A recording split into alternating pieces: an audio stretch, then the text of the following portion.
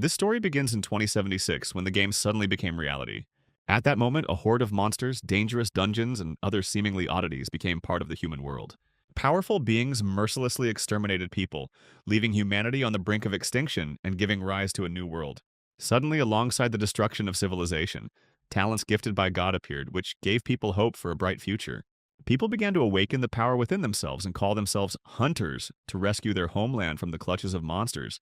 And since then, order has reigned in the world. From that moment on, the strong began to be revered, and survival became above the law, so hunters had to constantly improve themselves and strengthen their positions. In pursuit of power and wealth, hunters descended into dungeons to kill bosses, loot treasures, and level up, ushering in a new era, the Age of Hunters. However, not everyone succeeded in becoming an outstanding hunter, like, for example, our young man, the main character named Su Yang. The young man hoped to gain a prestigious profession in order to join a guild and become a recognizable hunter, but he became only an ordinary warrior. Warriors once faced difficulties in close combat and suffered many losses, and even after putting in all their efforts and spending time on improvement, their results still could not match those of other professionals. So the warrior became the most primitive profession. And of course, those who had such an ordinary profession were despised in every possible way in society. Su Yang couldn't just ignore the insults directed at him, so he decided to respond to his offender, Wang Fei, who became a magician. A conflict arose between the boys, and it was almost a fight, because Su Yang wanted to prove to Wang Fei and the others that although the warriors were not outstanding, they had more than enough physical strength. But it didn't come to blows because at that moment they noticed members of a raiding team from the Spirit Hunters Guild, the strongest in the eastern city, climbing the steps. The vice guild leader was Zhao Ming, a level 95 storm archer. Upon seeing him, Wang Fei immediately tried to ask to be accepted into the guild, saying that he had always admired their exploits. However, he was quickly disappointed, being told that the person responsible for the recruits was downstairs and they had nothing to do with it. However, Zhao Ming, having learned that the young man possessed the rare gift of an ice mage, still asked for a card for entry. After this, several more guys tried to follow Wang Fei's example, including Su Yang, but in response they were only told to wait. Su Yang was disappointed because the reality now was that only strength mattered in the world, and the chosen profession determined a person's future potential. So for him, everything was already predetermined. Meanwhile, he overheard the other boys talking about how the hunters were planning to raid the Black Dragon's lair today. The Black Dragon's lair is the largest S-tier dungeon in City C, filled with countless small monsters and elite, powerful creatures. Of course, death in the dungeon is not the end. The hunter will only lose level and experience until the entire reserve is empty to zero. No one has been able to defeat the dragon itself, the dungeon boss named Athos, and yet the guilds are at each other's throats, especially considering the risk of losing expensive and rare equipment. The Spirit Hunters Guild is full of hunters with skills level 4 and above who have never failed a raid, so most were confident that they would defeat Athos today. But suddenly Su Yang received a strange notification that resembled a system window.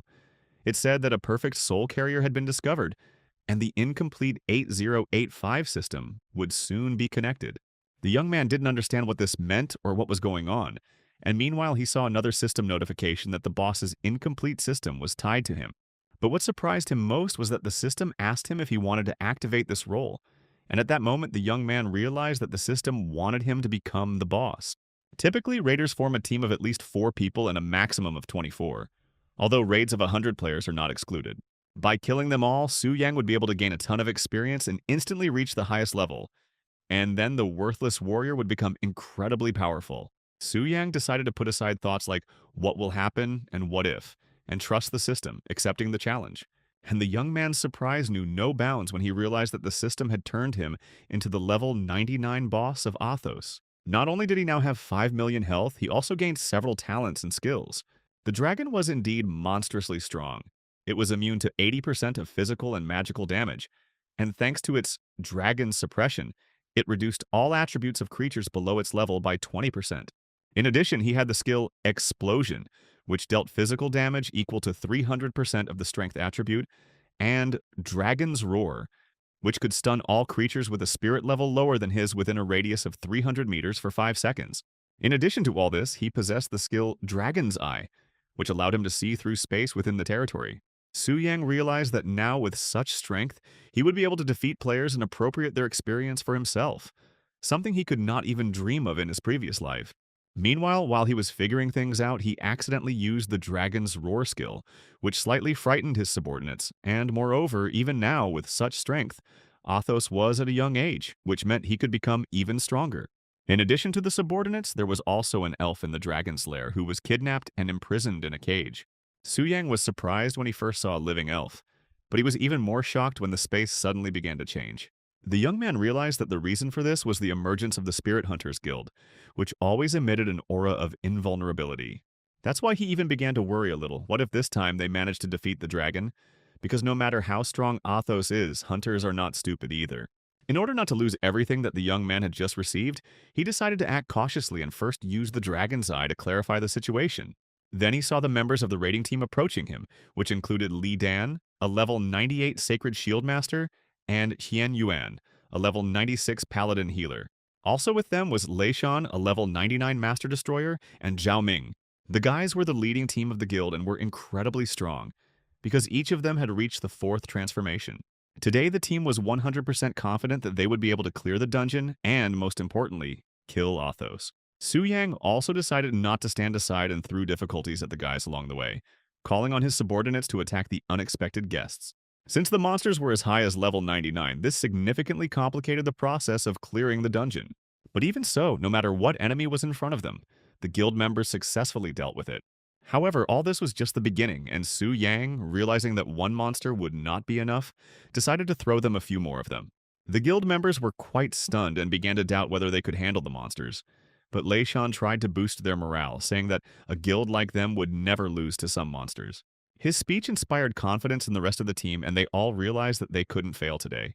Su Yang, meanwhile, noticed something strange, as if they were trying to fool him and were not heading exactly towards him. Using his skills, he realized that the hunters were heading to the Dragon Slayer's tomb, where the quest item Dragon Slayer's Heart was located, allowing the owner to ignore the talents of dragons. The young man did not want to allow this to happen, so he left his lair and decided to deal with the hunters himself. This was a real shock, because the dragon had never left his place before. Of course, Su Yang could continue to harass the hunters by throwing his subordinate monsters in their path every time, but he didn't want them to get an item that could increase their chances of defeating him. Meanwhile, the team was searching for the tomb, but things were not going well for them, as the consumption of materials and weapons exceeded their reserves. However, Lei Shan was confident that they were on the right track. This was because he had previously exchanged the Universe Ring for the reference book from the Heavenly Pavilion and had complete trust in them. Moreover, they were sure that the dragon would never leave its lair, which meant that they were in a more or less safe place. Qian Yuan, meanwhile, noted that he also trusted Lei Shan and was eagerly awaiting the completion of the Elven Maiden's Easter Egg quest so that he could obtain the elf herself along with the pass to the Elven Palace. Suddenly, the boys noticed something strange, as if something was watching them from the sky. At first, they thought that these were just some small dragons guarding the area, but when they saw that Athos itself was in front of them, they were extremely surprised. And the most sensible decision would be to flee, since without the Dragon Slayer heart, the battle with Athos would be quite a task, but Lei Shan ordered no one to retreat. Lei Shan told everyone to take their positions because they were the Spirit Hunters Guild, the strongest of all, and if they wanted to get money, equipment, respect, and women, then they needed to defeat the dragon. Despite the fact that the guys were facing Athos, whose health amounted to 5 million, they still dared to challenge him. The difference in strength between them was like a chasm, and it didn't take long to realize how strong the dragon was. But even so, the guys still did not retreat and decided to attack him together. Despite all the team members unleashing their strongest attacks on the dragon, they were only able to take off 10,000 of its health. Their attacks had no effect on the dragon, for to him it was more like an attack by a swarm of mosquitoes. As a result, the Spirit Hunters Guild's confidence and fighting spirit did not help them defeat Athos, and they were defeated. Lei Shan was exhausted, but he still tried to stay in line and asked others to get up, but it was all in vain. But as soon as he got up, the dragon attacked him again and put an end to this battle. After this, Su Yan felt like he was showered with experience. He rose level after level and had already reached level 20. But this was only the beginning. Moreover, he also received a lot of new high-level equipment that belonged to the guild members. Of course, warriors cannot use all the equipment, but unnecessary ones can always be sold at the auction and earn enough money. On top of all this, Su Yang also obtained the Broken Boundless Gem, a special item that can eliminate the level limit when embedded into equipment. Among other things, there was also the Fiery Two-Handed Sword, a platinum weapon of a fire giant that had seen hundreds of enemies and possessed a considerable number of features. Su Yang was beside himself with joy because he couldn't even imagine such a thing before, but Now it was all happening in reality. The system notified the young man that his dual tasking time was coming to an end and that he could return immediately, but he didn't think the system would return him back home. However, with his new characteristics, he will be able to become a completely different hunter and not just a simple warrior. The first thing Su Yang did was to throw 100 points into strength and the same amount into soul, and the difference between his first level and his current level 20 was simply incredible. And since it was already late at night, there was no point in going anywhere. And this meant only one thing. From tomorrow, the young man would have a bunch of urgent matters to attend to. When the raiding team members returned to the guild, it was a real surprise because no one thought they would return so quickly, and they even prepared a sign congratulating them on their victory. However, when the others saw the state in which the squad members returned, it left them in shock. Lei Shan was furious, believing that they had failed because of the tricks of the Heavenly Pavilion, who had sold him a cheap strategy. He also stated that he would not rest until they experienced everything that he experienced during the battle with the dragon. Meanwhile, Su Yang went to the Nanshan orphanage and ordered a small gift there. The appearance of the young man was a real surprise for the others, and many children were happy to see him. But most of all, they wanted to know where Su Yang got so much money that he could afford such gifts. To which the young man replied that he had simply earned a little money recently. The young man couldn't tell what happened to him and how he suddenly ended up with 60 million on his card, so he had to lie. At the same time, everyone was talking about how the Spirit Hunters Guild managed to lose to Athos, as well as what their relationship with the Heavenly Pavilion would be like. The Sky Pavilion was the best raiding organization in the world, and for this reason they were given such close attention, so next time Su Yang would definitely encounter them. Meanwhile, at the temple, Su Yang met Wang Fei, and the conversation between them was not the warmest. Wang Fei was still hostile towards him and wanted to teach him a lesson for what he said to him yesterday. But before he could finish his cumbersome speech, Su Yang immediately punched him in the face. After such a blow, Wang Fei only had 5% of his health left. His henchmen were extremely surprised and did not even want to go into detail about how he managed to defeat Wang Fei with one blow, so they decided to simply run away. Meanwhile, the temple guide approached the young man and asked him if he had any questions. Su Yang replied that he wanted to change his profession, after which the guide asked him to follow her. The girl, meanwhile, was surprised when she saw Su Yang, because at first glance he seemed like a newbie, but his aura was like that of a seasoned professional at level 20. She thought that his strength was inherited, and yet she had never seen anything like it before. Approaching the place where the divine statue of transformation was located, the guide explained that the sculpture itself determines the hunter's profession and level, and then issues a quest, the reward of which will be what he needs. She also explained that the tasks were divided into 4 levels, and before he started, she advised him to take the 3-star task based on his performance. Su Yang didn't quite understand what she meant, so he asked why he couldn't take a 4-star quest. The guide noted that her words might sound harsh, but nevertheless, a 4-star task was too much for the young man, since his profession related to weak warriors. After this, the young man activated the statue and began the process of changing his profession. Moreover, he noticed that, in addition to the 4-star quest, there was another 5-star one, which, upon completion, would allow him to take advantage of some of the temple's privileges. The guide explained to him that the 5-star quest did indeed exist, but it was extremely difficult, and throughout the country, no one had dared to take it on for a year, and only the abbot knew about the privileges. She also noted that nowadays a country's strength is determined by the strength of its people, and in order to allow potential professionals to maintain level 20, they are warned against choosing the wrong task. The difficulty of the 5-star quest was truly hellish. You had to kill not only a lot of monsters, but also hunt the boss alone, and what's more, it was a solo quest. The guide tried to convince the young man to take on a 3-star task, saying that 4 stars were too much for him. And the girl's surprise knew no bounds when she saw a notification that the young man had accepted a 5-star task. Su Yang said that she didn't have to worry about anything, because he would be back before the quest time was up, and what's more, he was extremely interested in learning about the privileges. The girl could not believe what was happening and wanted to report what had happened to the abbot as soon as possible. Meanwhile, the young man went to the teleportation center to complete the mission, but due to an energy fluctuation, the center's gates opened several minutes late. Besides Su Yan, a B-class member of the Ghost Rain Guild, also came to the teleportation center. Along with Xu Yan was Gu Xiaoqian, Su Yang's classmate. Xiaoqian was slightly embarrassed when she saw Su Yang, and upon noticing this, Xu Yan immediately began to ask her who it was. It was also a great surprise to them when they saw Su Yang enter the portal inhabited by level 20 monsters, even though the youth was a newbie. Meanwhile, Su Yang had already arrived at the Moon Jungle, which was recommended for hunters of at least level 20 to enter. Before the young man had time to look around, he was immediately attacked by one of the local monsters, an azure wolf. However, with new skills and equipment, such wolves were almost like puppies to the young man. Besides, he had spent a lot of effort and money on improving his sword, so he wanted to try out the fruit of his labor as soon as possible. Meanwhile, he also put Zhao Ming's bow up for auction, and if someone bought it, the young man would not have to worry about expenses for a long time. However, his time was limited, so the young man decided to deal with the wolves as quickly as possible. And to speed up the quest process, he used the Monster Summoning Stone, which summons monsters of different classes. After just 5 minutes, more than one crowd of azure wolves had gathered around Su Yang, and this was only to his advantage. In order to kill them all at once, Su Yang decided to use the level 71 time use scroll, Baptism of Flames. After using it, several azure wolves died instantly, which could not but please the young man. Moreover, he had many such scrolls, which meant that the quest would be completed even faster and more successfully. Besides Su Yang, there were other hunters in the Moon Jungle, and upon learning that someone had used the Monster Summoning Stone, they wanted to teach him a lesson for his greed. However, as soon as a huge fiery explosion appeared in front of them, as if a volcano had just awakened, thoughts of punishment immediately disappeared. Meanwhile, Su Yang was close to completing the quest. He had already fulfilled the first two conditions by killing 100 azure and mad wolves. The final requirement for completing the quest was to kill a boss-level alpha wolf, which requires a minimum of 3 people to complete. Meanwhile, a team of 3 guys gathered near the boss's lair. A level 22 mage named Zhang, a level 21 defender named Li San, and a level 21 jungle archer named Zhao Wu.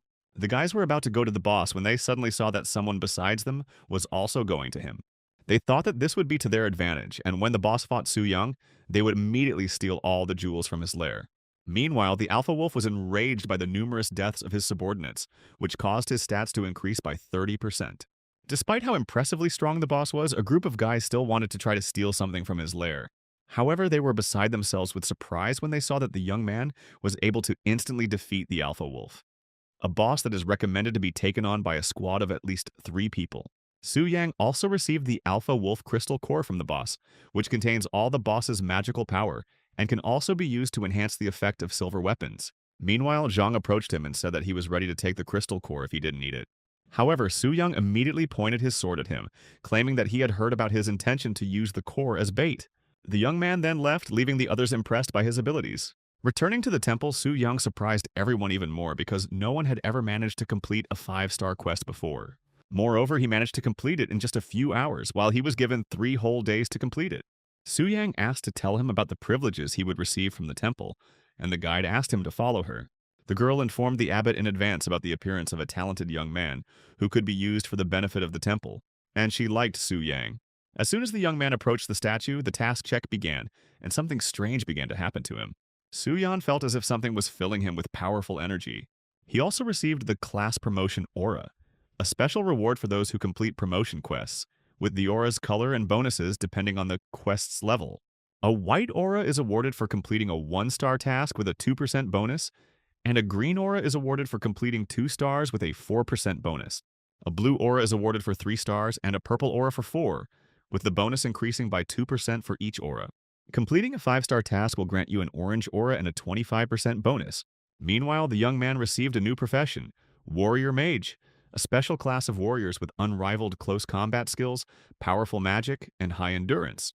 In addition, he instantly leveled up to 34 and received a Warrior Mage spellbook as a reward. In addition, he received the epic level skill Magic Blade, which transforms weapons, dealing full magical damage, with the damage proportional to the soul stats. Su Yang was glad that he now possessed rare and powerful skills, and what's more, he could level them up. Moreover, that was not all, because for completing a 5-star task, the young man was entitled to special privileges of the temple. The abbot of the temple, Bailing, himself spoke about the privileges he received. Bailing suggested that Su Yang move to the special guest room, and he agreed. The young man was surprised at how Bailing used spatial transfer magic, but at the same time, it wasn't surprising because she was an abbot. Bailing noted that she was not that powerful, but had only redirected the statue's energy, which could not be said about the young man since no one except him had been able to complete such a quest in the past 10 years. The abbot spoke about the privileges he received, a monthly allowance of 10 million and an 80% discount at the store. In addition to the allowance and discount, Su Yang could join any A-rank guild. Bailing noted that joining is not mandatory, but it will provide additional experience, buffs, and reliable protection from the team. Su Yang was thinking about joining a guild because if a threat from stronger players appeared, the guild would be useful, and it would be the first step to becoming the king of the region. At the moment, there were two A-rank guilds, and Bai Ling invited the young man to join the Spirit Hunters. The second guild was Phantom Cloud, the main rival of the Spirit Hunters. Su Yang decided that it was better to choose Phantom Cloud, and Bai Ling arranged for him to become a member. Meanwhile, Bai Ling warned that Phantom Cloud only consists of women. The Phantom Cloud Guild itself was located in Tianling City, where Su Yang headed. The guild leader was Lin Yu Yu, a level 85 hunter. Besides her, the leader was also Lin Yu Yun, a level 99 hunter. Meanwhile, Shu Yan came to them to introduce the new guild member, Xiao Tian. Lin Yu Yun exclaimed in surprise that a guy had joined their guild. She also said that the young man came to them through the temple and completed a 5-star quest, so he is now considered a special guest, which allows him to choose any guild. Lin Yu Yun pointed out that for the same reason, she couldn't reject his application, so she would have to meet with Su Yang anyway. Xiao Qian was surprised when she heard his name and said that she had a friend with that name.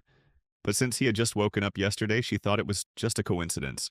At the same time, Mu Rongshui, a level 95 hunter, entered and told them that the spirit hunters had been defeated in the Black Dragon dungeon. Rongshui pointed out that something seemed to have happened to Zhao Ming's Stormcaller bow, and since there was only one bidder in all of Tianling, she raised the price so high that he had to spend a lot of money. Meanwhile, the members of the Spirit Hunters Guild were heading towards the Heavenly Pavilion to hear their explanations. The leader of the Sky Pavilion Strategic Group and a level 110 5-star bloodthirsty warrior was Zhuo Tai, who denied all of Lei Shan's accusations. Lei Shan noted that he did not question their professionalism, but their strategy, which he exchanged for his ring, turned out to be a deception. Liu Zi, a level 103 hunter known as a 5-star shadow assassin, called them a bunch of idiots and said that they were to blame for what happened. Zhuo Tai asked everyone to be quiet and stated that the Heavenly Pavilion had always done its job efficiently and accurately, so he would send a research team to reconnoiter everything and formulate a new strategy. He also noted that tomorrow, 4 of them would take Lei Shan with them on a reconnaissance mission into the dungeon. One of them would be Zhang Keixin, a 5-star healer of level 108, and also Zhuangzhen, a 5-star level 104 defender, and of course, Liu Qi. However, suddenly, someone oozing dark magic invaded the pavilion's meeting room. That someone was Chen Lun, a 5-star level 115 necromancer from the Sky Pavilion Guild, who had come to tell Zhuo Tai that he should inform him if he was going to the Black Dragon Fortress. Zhuo Tai explained to him that only his research group would be going to the fortress, but Chen Lun noted that no apologies were needed, since he himself would go with them tomorrow. Chen Lun himself wanted to go to the fortress in order to strengthen his army and, moreover, to get a black dragon for his collection. Lei Shan was slightly surprised and at the same time glad that several professionals from the pavilion wanted to go to the dragon's lair because there they would understand how big a mistake their strategy was. Meanwhile, Su Yang was already lying in bed and enjoying his rest, while simultaneously scrolling through the guild chat, where everyone was doing nothing but discussing him. Moreover, the auction notifications kept coming in, which was starting to look more like a race, with everyone wanting to get their hands on the Call of the Stormbow. In addition, the original price of the onion increased by as much as 40%, and the young man sold it immediately. Meanwhile, since Su Yang was an outstanding member of the alliance, he was exempted from all auction house transactions, and also received a bonus of 5% of the auction price. The next morning, Su Yang woke up to see a system notification that 5 members of the A-rank guild's exploration team had gone to a B-rank dungeon. The young man decided not to waste time and immediately connected with the body of the Black Dragon, already ready to complete a new quest. Once again becoming a dragon, he saw that the deceased elite monsters had been resurrected. But this was not surprising, for all kingdoms are renewed, except for those secret ones that are of star level or higher. However, Su Yan did not understand what the elf was doing in the lair and how she was kidnapped, because Athos acts according to the established rules of the lair. However, now was not the time to think about such things, as a research team of level 5 professionals was heading straight towards him. Moreover, their combat power was much stronger than last time, but as long as they didn't reach the Dragon Slayer's heart, Su Yan had nothing to worry about. And to make sure the hunters didn't get to the heart, Su Yang decided to send several monsters to deal with them. As soon as the boys saw how many monsters suddenly attacked them, they were extremely surprised and yet prepared for this. They were a little surprised that there were many more monsters than last time, but even so, it didn't seem like a problem to them. After all, be that as it may, these are not simple hunters, but true professionals in their field. So slaying a couple of dozen monsters, even elite ones, is as easy as pie for them. Su Yang realized that this time he would also have to take part in the battle, so he decided not to delay. The elf could not understand what had suddenly happened to the dragon, and why his behavior had changed so drastically, because when he caught her, he was completely different.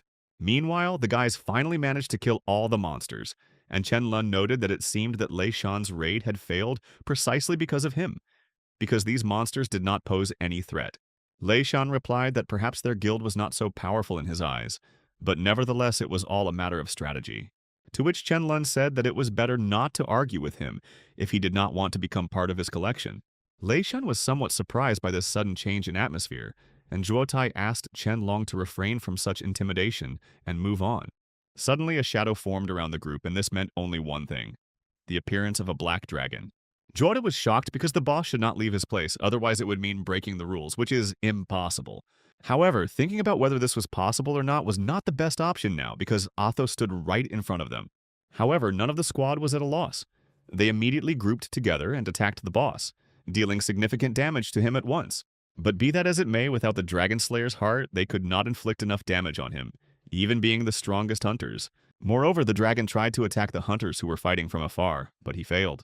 Liu Zi wanted to suddenly strike the dragon to inflict as much damage as possible, but he only managed to hit it once, after which it attacked back and almost killed him.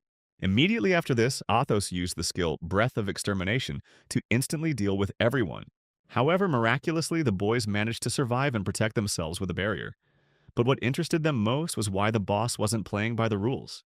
Chen Lun, meanwhile, decided to act alone, believing that the others would be of no use. Using his necromancer magic, Chen Lun summoned the bone dragon Malthus, and now it was like a battle between two dragons. Su Yang was surprised to see a necromancer, as it was an extremely rare profession, and there were rumors that high-level necromancers could even summon deceased bosses. However, now he could not let his guard down, for he was not fighting with simple hunters but with a dragon whose strength could be compared to his own. But no matter how terrifying the dragon summoned by Chen Lun seemed, it was still inferior in strength to Athos. However, Malthus also had his own skills, one of which was the Corpse Cloud. Su Yang responded to his attack with his Breath of Extermination. When the two monstrously powerful energies collided, a powerful explosion occurred that seemed likely to destroy the entire lair. Once everything became clear, Su Yang was a little surprised, because he had never seen Malthus anywhere and had already thought that he had managed to deal with him so easily. But suddenly something grabbed his leg and that someone turned out to be Malthus.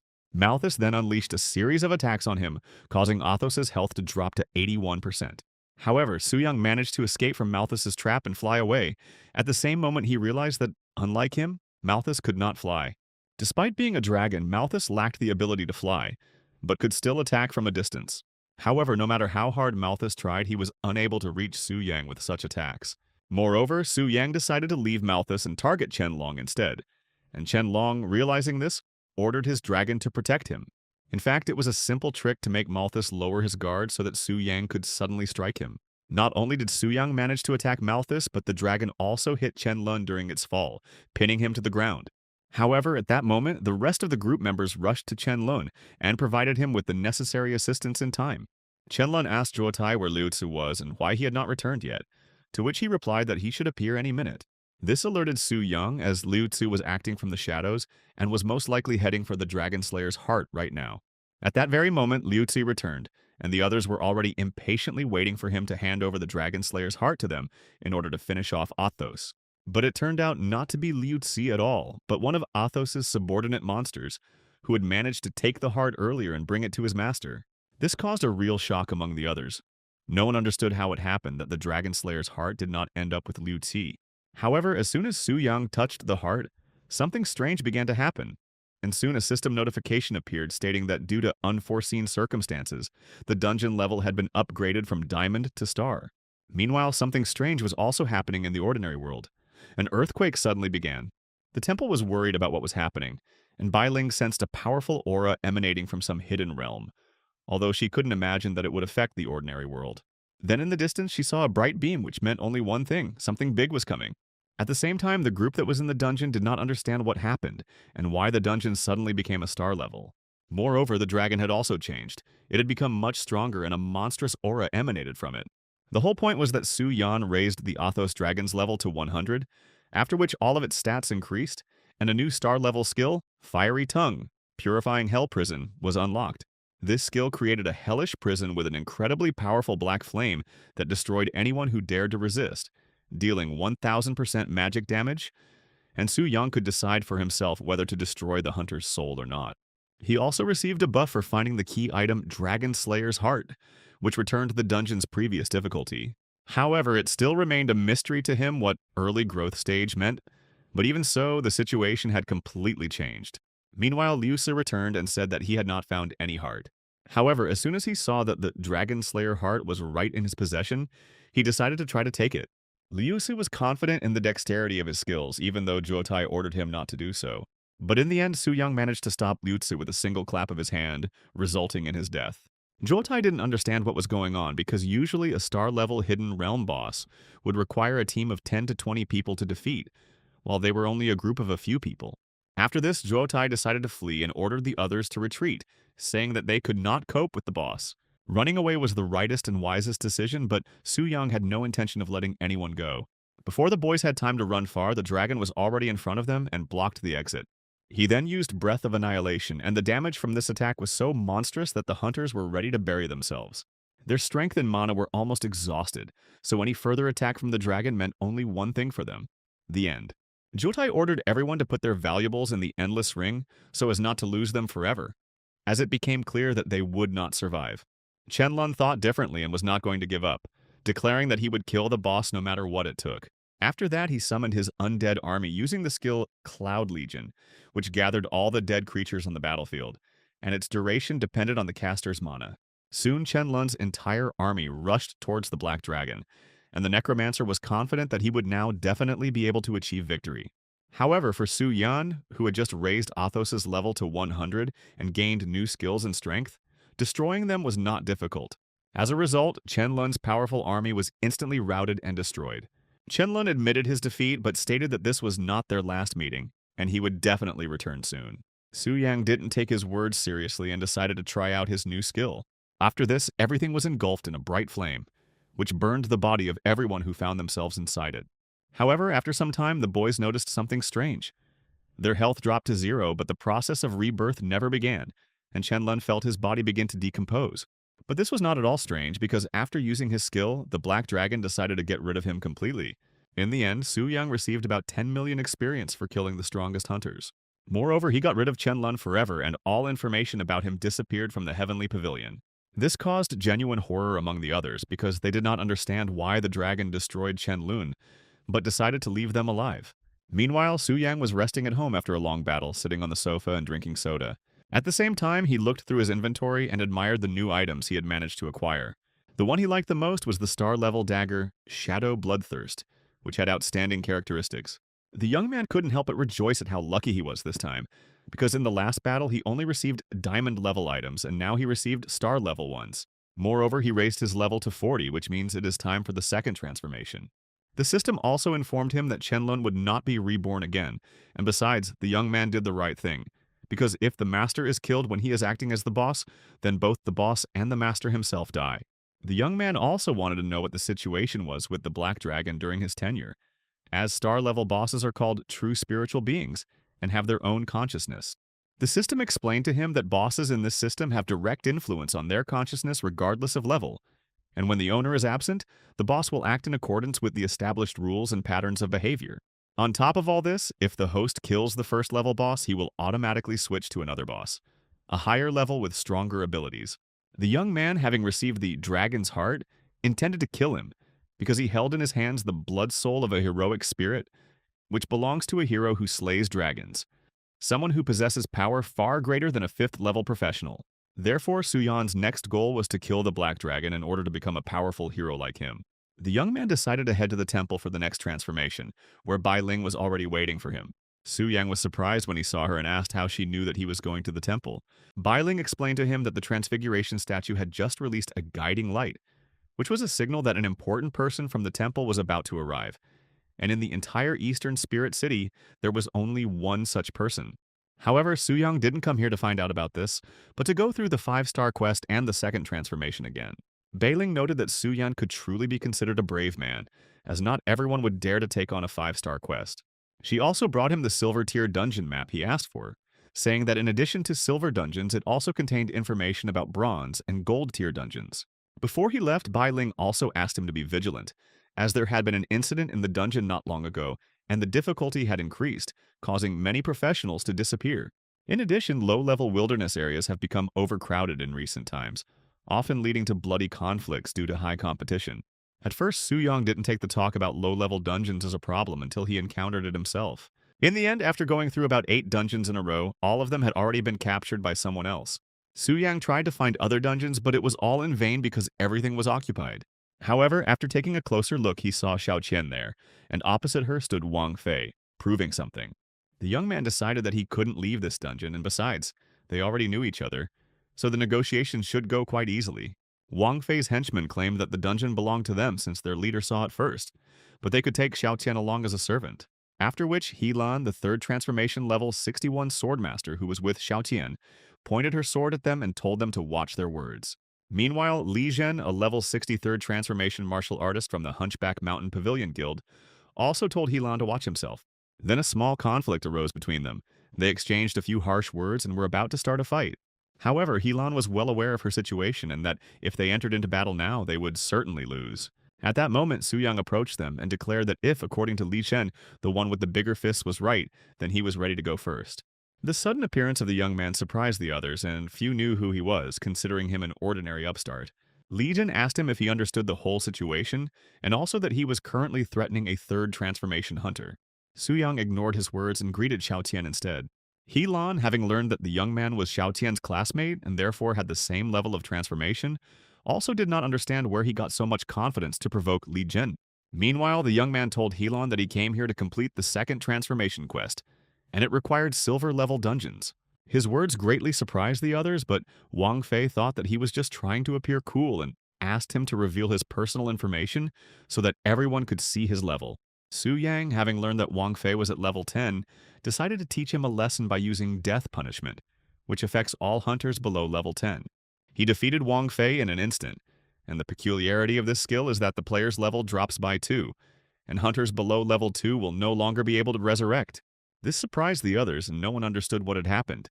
Moreover, no one wanted to let the young man get away with it, so Li Jin immediately rushed at him with his fists. However, no matter how strong Li Jin was, it would be difficult for him to resist Su Yang. Moreover, Su Yang said that Helan could also join them if he wanted. This made Helan very angry, so she wanted to teach the young man a lesson for being so arrogant in provoking 2 third transformation hunters at once. As a result, Li Jin and Helan decided to join forces to teach the young man a lesson. But no matter how hard Li Zhen tried, Su Yang's agility allowed him to easily dodge all of his attacks. Not only did the young man manage to dodge all of his attacks, including the super powerful one, he also counterattacked him. Helan tried to attack him from behind, thinking that now was the best moment to strike, but it was no use.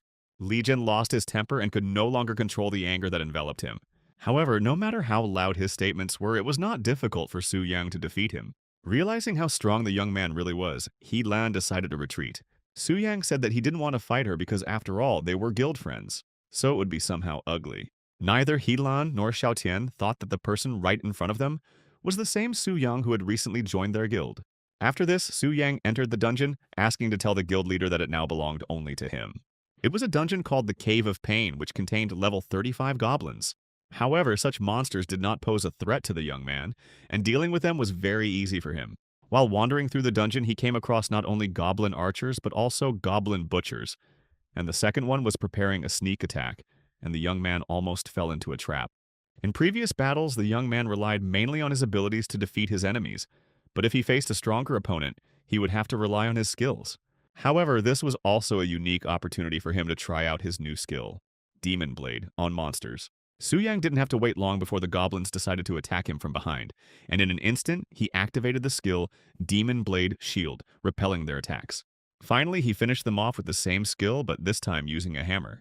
The archers also attacked him from behind, but the young man used the skill Demon Blade Crossbow and managed to kill them all. On his way to the boss's room, Su Yang killed the goblins one after another, receiving very little experience from them compared to what he earned in the dragon's body. After some time, he finally reached the dungeon boss, a giant level 40 ice tiger. But no matter how strong the boss was, he was never able to defeat the young man.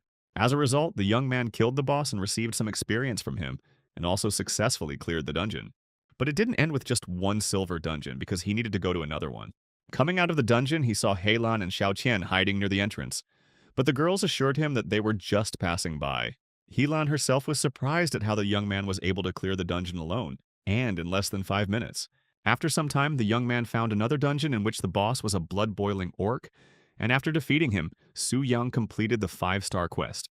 In addition, since the young man perfectly completed the quest to overcome the 5-star barrier, a hidden mission was unlocked. The first phase of the secret quest was to find a lost, rusty key. Successful completion would increase all of the young man's attributes by 5%, and he would also receive a legendary skill book for warrior mages. Since secret missions only became available after completing 5-star quests, and the rewards for them were quite valuable, Su Yang simply couldn't refuse them. The description said that the young man needed to go to a wild place in the city of Tianling, where there was a terrible beast that was hiding something. Su Yang decided that this was a good way to test his new weapon. But to use a weapon of such a high grade, not only a full set of limitless gems was required, but also a Grandmaster blacksmith to craft them. Meanwhile, in Tianling, there is a branch of the Heavenly Pavilion, which sells not only dungeon-crawling strategies, but also other important information, which is where the young man wanted to go. Moreover, the Sky Pavilion was one of the members of the X-Alliance, so Su Yang was curious to see how they would react when they saw his black X-Alliance membership card. Arriving at the location of Alliance X, the young man was surprised to see how many people wanted to purchase the strategies, which also testified to the merits of the strategy group. There were indeed quite a few people, and everyone wanted to buy a strategy and go to the dungeon as soon as possible. Among the hunters, Su Yang also saw Zhuo Tai and Liu Si, and was slightly surprised as he didn't think they would cross paths so soon. While Zhuo Tai continued to remain calm and tried to control the situation, Liu Si did not hide his emotions after his recent defeat. Meanwhile, Liu Si kicked a tree stump which flew right towards Su Yang, but he managed to catch it and told him to behave more decently. Liu Si didn't like this attitude towards him, and he wanted to remind Su Yang of the difference between a beginner and a professional hunter. Things could have come to blows, but at that moment, Zhuo Tai intervened and told Liu Si to think about his reputation first, rather than doing something thoughtless. The young man asked Zhuo Tai if the famous Heavenly Pavilion really treated all its customers like this, to which he apologized and said that they were a high-level strategy group and that they did not sell strategies for completing dungeons of his level. Su Yan had something to say in response to this, and he took out his Black Alliance X membership card to show them that he was not just a newbie. Liu Si didn't quite understand what kind of card it was and simply knocked it out of the young man's hands, saying that it looked ridiculous. At that moment, the chief manager approached them, and the card fell at his feet. The first city's chief manager, Yunfen City, was a level 120 hunter, Jia Yue. He was somewhat outraged by Liu Xi's behavior, for which he gave him a dressing down, despite the fact that they were brothers. Meanwhile, Jia Yue approached Su Yang and apologized for all the inconveniences his subordinates had caused him. He also noted that despite his age, the young man already had a black membership card of the X-Alliance, and asked him if he had managed to complete the 5-star transformation quest and received special privileges from the temple. Realizing that this was indeed the case, Jia Yue ordered Zhuo Tai and Liu Zi to treat the youth appropriately. After this, Jia Yue left, taking Liu Zi with him to tell him about the next dungeon, and Zhuo Tai asked the young man how he could help him. Su Yang said that he wanted to know where the master-level blacksmith was in Tianling City, and whether there were any precious stones there. Zhuo Tai explained to the young man that information and precious stones were not a problem, but it would cost a lot of money. But after Su Yang showed him his savings, the financial issue was settled. After this, the young man received a map with the location of the Old Wolf's master-level forge, which was located in a rather inconspicuous place. Meanwhile, the young man also overheard a conversation between other hunters about how the research group was once again going to the Black Dragon's lair. Su Yang was surprised by how strong the research team's fighting spirit was, because even after Chen Lun's death, they still continued to immediately explore the lair. Meanwhile, the young man went to the forge to find a master of his craft named Gu Yan. When he entered, he saw Gu Yan, and next to him were two girls, Mu Ronghui, a level 95 hunter, and An Yu, a level 92 hunter, both of whom were from the Yu Yun Guild. The young man found out which guild the girls were from, and calling them sisters, asked them if they were also here to have equipment made for them. This made An Yu seem to burst into joy, and she suddenly jumped up to the young man, bombarding him with questions about how he was doing on the personal front. Rongshu stopped her and told Su Yang that it seemed like it was too early for him to come here at his level, and suggested that they go to a regular blacksmith shop on Commercial Street. Su Yang decided not to spend much time explaining this, but to immediately show off his equipment, so that the others would no longer have any questions about whether he had the right to be here. Gu Yan was incredibly surprised when he saw the weapon the young man wielded, saying that he hadn't seen one like that in a long time. Su Yang then handed over his blade to him, to which Gu Yang declared with all confidence that he would put all his life's work into it and would not disappoint him. After Gu Yan started working, a bright glow appeared around him, a special effect of enhancing star-level weapons that captivated everyone. After several hours of painstaking work, Guyan finally completed his creation, and it was truly amazing. Moreover, Guyan said that he had put a lot of effort into this weapon, and if it were a normal case, he would have asked for 1 billion. But today he felt a surge of strength, so he would not charge for it. The young man was pleasantly surprised and noted that he had not even thought of using his services for free. Moreover, money was not a problem, while finding a good blacksmith was quite a task.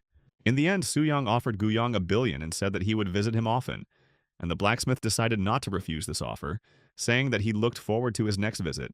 At this time, Anu did not hold back her admiration for the young man, and did not hide the fact that she had truly fallen in love with him, while Rong Shui did not understand what was happening and whether Su Yang was really an S-rank hunter. After that, Su Yang went to the outskirts of Tianling City, where there was a wild spirit mountain range, which was recommended for hunters of at least level 40 to enter.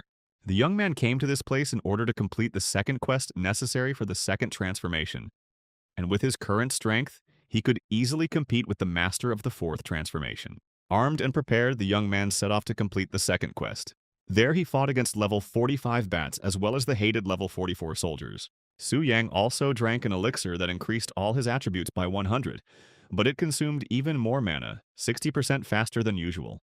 As a result, defeating the monsters was no problem for him, and using only the basic warrior skill Double Strike, enhanced by a star-level weapon, he easily dealt with them. Moreover, the young man didn't really want to go through the cave, so he decided to blow everything up in order to break through the area in one fell swoop. Since it was the terrifying Beast Cave, and considering the quest plan, the young man assumed that its level would be at least 50, which made him curious about how long it would take him to clear this cave. Moving further through the cave, the young man came across an interesting place where he saw the main boss. It was a level 55 mutated beast that devoured an unknown piece of flesh belonging to the undead race, but its health, skills, and stats were hidden, which made the young man wary. Su Yang realized that he needed to obtain a higher level skill book for clairvoyance, but first he had to defeat the boss. The young man decided not to underestimate his enemy, so he wanted to finish everything with one blow, and suddenly attacking the monster, he placed the ghost mark on it, which increased the damage dealt by 300% if the attack was carried out unnoticed. However, he was unable to finish off the boss with one blow, and the first blow only made the monster even more angry. However, no matter how scary the boss seemed, Su Yang was still a head stronger, and as if in an instant, Su Yang managed to defeat the mutated beast and obtained a couple of interesting items from it. One of these items was an ancient key, from the description of which the young man understood that it was necessary to open a certain unknown door. The second item turned out to be an unknown, rotting piece of flesh. Once powerful, but now its power had dissipated, and it had become a symbol of decay, the origin of which could not be determined. Su Yang noted that the quest description mentioned a key, but he didn't understand what kind of piece of flesh it was. But from the description, it was clear that its previous owner was incredibly powerful. Meanwhile, the young man decided to put all new subjects aside for now and return to the task of the second transformation. The young man successfully completed a 5-star quest again, and all of his attributes increased by 25%, in addition to receiving an exclusive passive skill, Double Spirit Enhancement, which increases his spirit and strength attributes by 10%. Now, all of his attributes have surpassed 400, and his spirit attribute is approaching 600. In addition, he has received the legendary skill Blade of Double Annihilation, which combines the blade with the weapon to carry out a powerful attack that deals 200% damage from the strength and spirit attributes. Meanwhile, Bai Ling approached him and congratulated him on completing his second 5-star transformation, and also told him that he would now receive 1.5 million monthly, and would also receive a discount of up to 30% in the X Alliance. Bai Ling also asked him what he would do next, to which the young man replied that he would take a short break for now, as he had become a little tired over the past few days. However, he didn't plan to lie on the bed all day, but wanted to visit the Heavenly Pavilion and buy some things to prepare for slaying the dragon. Meanwhile, Jia Yue gathered Zhuotai and Liu Sai to tell them about the next expedition to the dragon's lair. This time, about 30 hunters will join the research team. Moreover, headquarters has already prepared countermeasures and equipped them with life rings that will activate the boy's resurrection. Jia Yu also noted that he relied on them, and if he had a little more time, he would gladly spend it with them to stretch his decrepit bones. However, their conversation was interrupted by a girl who suddenly burst in and said that it was not their turn to attack the dragon's lair. It was Miss Luo Ling a level 130 beastmaster and also the daughter of the owner of the Heavenly Pavilion. Jia Yu immediately bowed his head to her and apologized, saying that they didn't know about her plans to visit them, so they greeted her in such an inappropriate manner. Linger noted that she had not informed anyone of her intention to visit in order to prevent news from leaking, and from now on she forbids anyone from entering the Black Dragon Fortress without her permission. To which Jia Yue asked her if someone had allowed her to do this, and the girl took his question as an attempt to challenge her father. However, Jia Yue apologized and said that he was just curious, after which Ling Er left and ordered that all known information about the Black Dragon, as well as a rest room, be prepared for her. Liu Si was still stunned by the appearance of Lin Er, as this was the first time he saw the daughter of the pavilion owner, as well as the World Beast Association. The World Animal Association, in turn, was the largest association specializing in collecting exotic animals. And thanks to her unprecedented talent, the girl joined it at a very young age. And today, Lin Er has come to defeat the Black Dragon, and if everything goes well, she will become the best Beastmaster on the entire continent. The first thing Jia Yue ordered was to bring Ling Er the Dragon Training Manual, but Zhuo Tai and Liu Tzu discovered that someone had already bought it, and that someone turned out to be Su Yang. Jia Yuka noted that this seemed like a simple coincidence, as the young man had no way of knowing about the lady's arrival, and yet he was curious as to why Su Yang needed guidance. Zhuo Tai suggested asking him to return the book, but Jia Yue said that would only create a stir, so they needed to find other sources of information. Meanwhile, Su Yang was already studying the manual and was quite satisfied with his new purchase, for the contents of the book justified its cost of 5.1 million gold. After some time, he finally found the page with the Black Dragon and was immediately surprised, because nowhere was there mentioned the dragon's talent in the form of reducing damage by 80%, given the professionalism of the Heavenly Pavilion. Su Yang began to wonder if the research team had been unable to discern the further characteristics of the Black Dragon, and that they did not know all the information.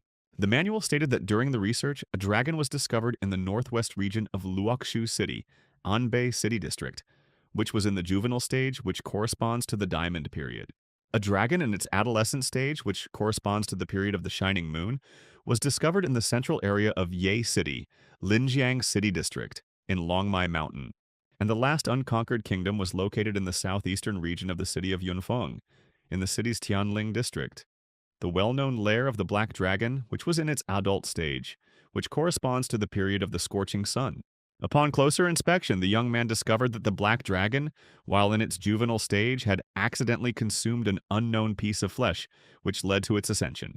This gave Su Yan the idea that he could use the previously obtained unknown flesh for his own purposes to become even stronger, and then even the fifth transformation hunters would not be his rivals. At the same time, the system notified the young man that by killing the dragon, he would be able to get it as a pet, which surprised and pleased him at the same time. Meanwhile, a new message came into the guild chat, where the other members were discussing a secret diamond-level kingdom located in the forest, and the young man was thinking about joining them. As soon as Su Yan wrote something in the guild chat, the others immediately began to vigorously discuss it. However, it wasn't just the Phantom Cloud Guild that was planning to head into the forest, but also the guys from the Spirit Hunters Guild. More precisely, they wanted to go into the dungeon in order to kill the members of the Phantom Cloud Guild there, claiming that this way they could even the score. The secret kingdom was called the Giant Primeval Forest, and the recommended level to enter was 90.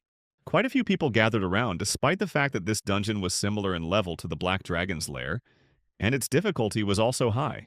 Moreover, this was not just a dungeon but a trial secret realm, a special task carried out by the temple, and it opens only once a year, and only guilds above rank A and with the fifth transformation have the opportunity to participate in it. The guild that entered the top 3 would receive very valuable rewards and resources. In addition, this was also a great chance to show off, and as the only A-rank guilds in Tianling, Phantom Cloud and Spirit Hunters intended to crush each other. Initially, the Spirit Hunters were an order of magnitude stronger, but after their defeat in the Black Dragon's lair, a drop in levels and the loss of equipment, they found themselves at a disadvantage. However, as soon as they arrived, Lei Shan immediately ordered the others to leave, saying that he and Phantom Cloud would handle everything themselves. Su Yang had no intention of leaving, and one of the Spirit Hunters didn't like this. However, he decided not to bother with him, and to clearly demonstrate the difference in strength, so that the others would understand that it was better not to mess with him again.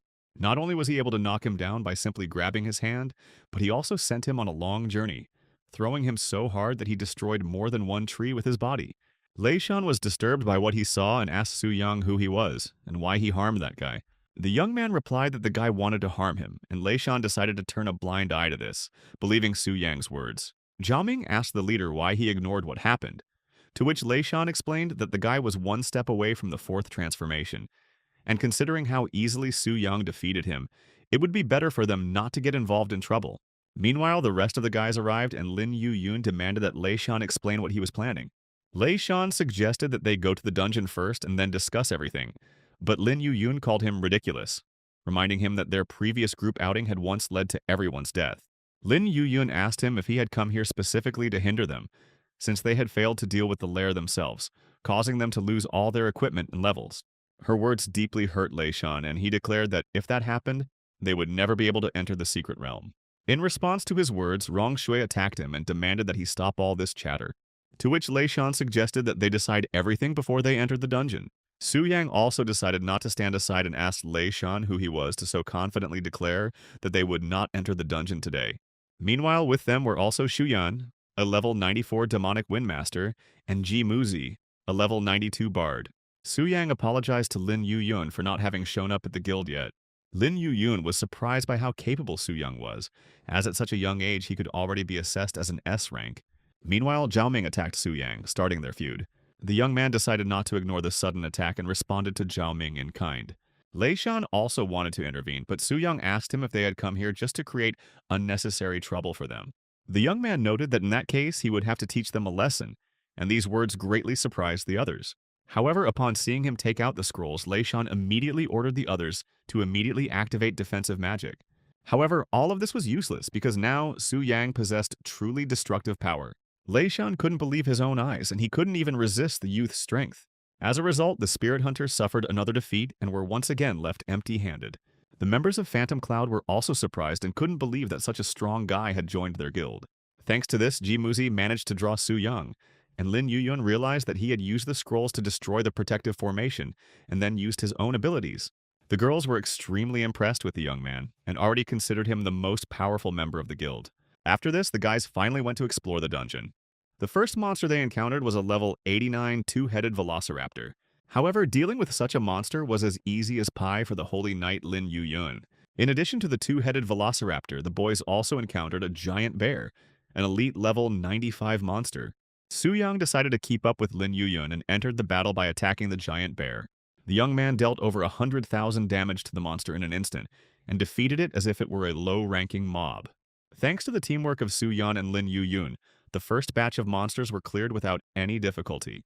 After some time, the guys reached the dungeon boss, the failed hybrid giant level 98, with 4.5 million health. Despite the boss's terrifying appearance, Su Yang assured everyone that they would defeat him today. Meanwhile, Zhao Tai reported to Jia Yue that according to a tip-off, the Spirit Hunter and Phantom Cloud guilds had recently clashed in a battle in the giant deep forest. Jia Yu was not surprised to learn that the Spirit Hunters had fallen, for the more people despair, the more they commit rash acts.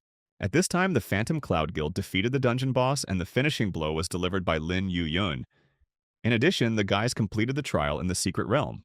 Lin Yu-yun thanked Su Yang for the opportunity to deal the finishing blow, and in doing so, raised her level to 100. The young man became a real hero in the eyes of the others, and almost every girl wanted to ask him at least something.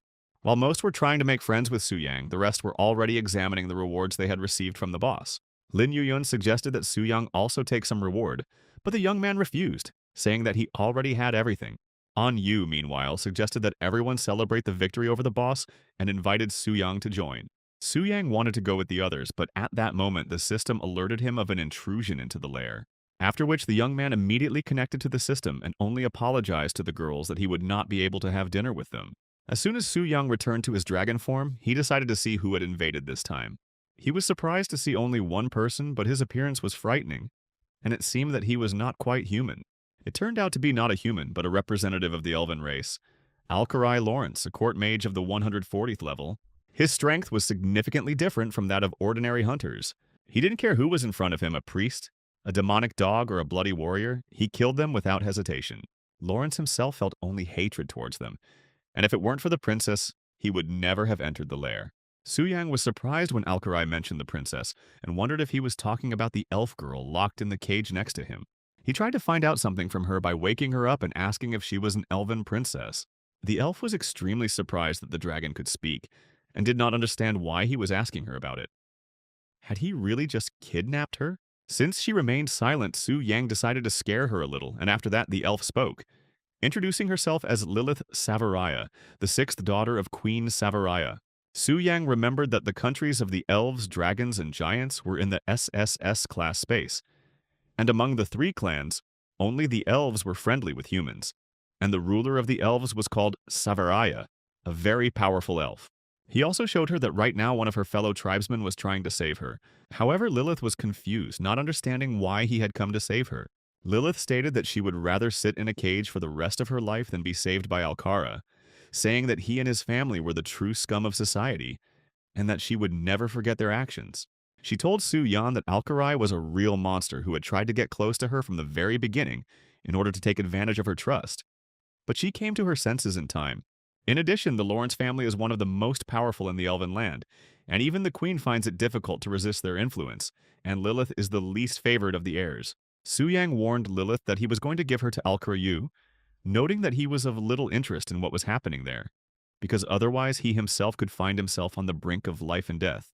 However, Lilith asked him not to do this, promising to tell him everything she knew.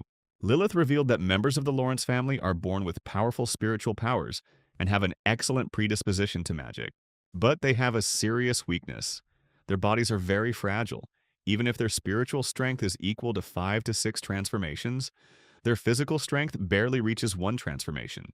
For this reason, the Lawrence family had long covered their bodies with a powerful barrier of mana. Lilith had lost all hope of salvation and was already preparing to accept her fate. Su Yang thought about consuming the unknown piece of rotten meat to advance to the next stage and become even stronger. However, even after absorption, the dragon will move into a new period, providing only external protection. It cannot be called complete. Meanwhile, Su Yang was wondering if he could use his weapon. Lilith wanted to ask for her release, but turning around she saw that the dragon had suddenly disappeared. Meanwhile, Su Yang's suspicions were confirmed. He was indeed able to use his equipment in dragon form. Thanks to the Shadow Kill and Shadow Body equipment, his stats have increased significantly, and the attributes of the equipment, weapons, and his own skills have also been transferred to the dragon. Alcarai was looking forward to meeting Athos so that he could rescue the princess and marry her as soon as possible. He didn't care whether she survived or not. But suddenly, when Alcarai did not expect it, a black dragon appeared above him. With just one blow, he pretty much battered Alcar, leaving him with only 6% health. In the blink of an eye, Alcarai was defeated and incinerated by the black dragon. By killing Alcar, Su Yan obtained the first forbidden curse, Thunder's Delusion, a spell that activates the movement of heaven and earth, capable of inflicting devastating damage on all enemies.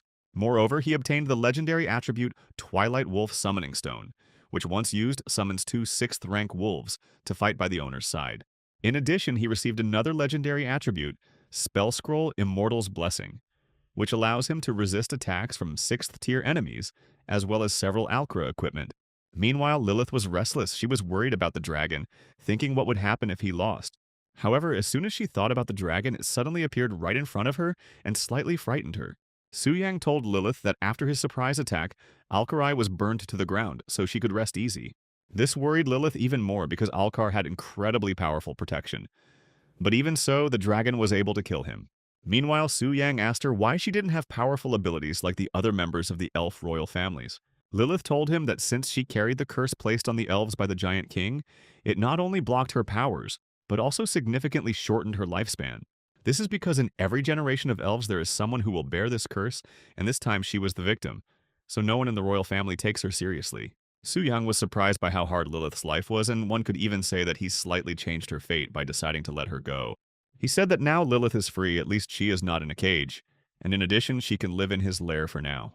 Lilith didn't quite understand what had happened and why the dragon had suddenly become kinder, and she wanted him to explain everything to her.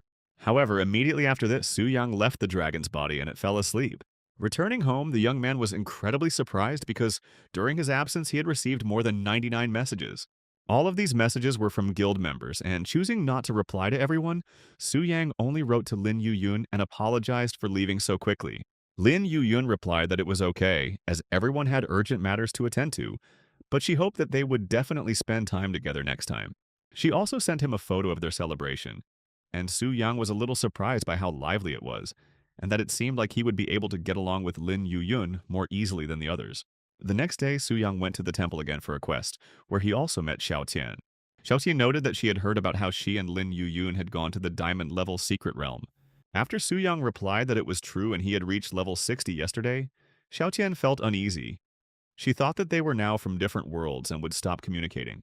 However, Su Yang praised her, saying that reaching level 20 was also very difficult, and that there was potential in her profession, and he believed that she had a bright future. These words truly ignited a spark of hope and confidence within Xiao Qian that she could achieve great things.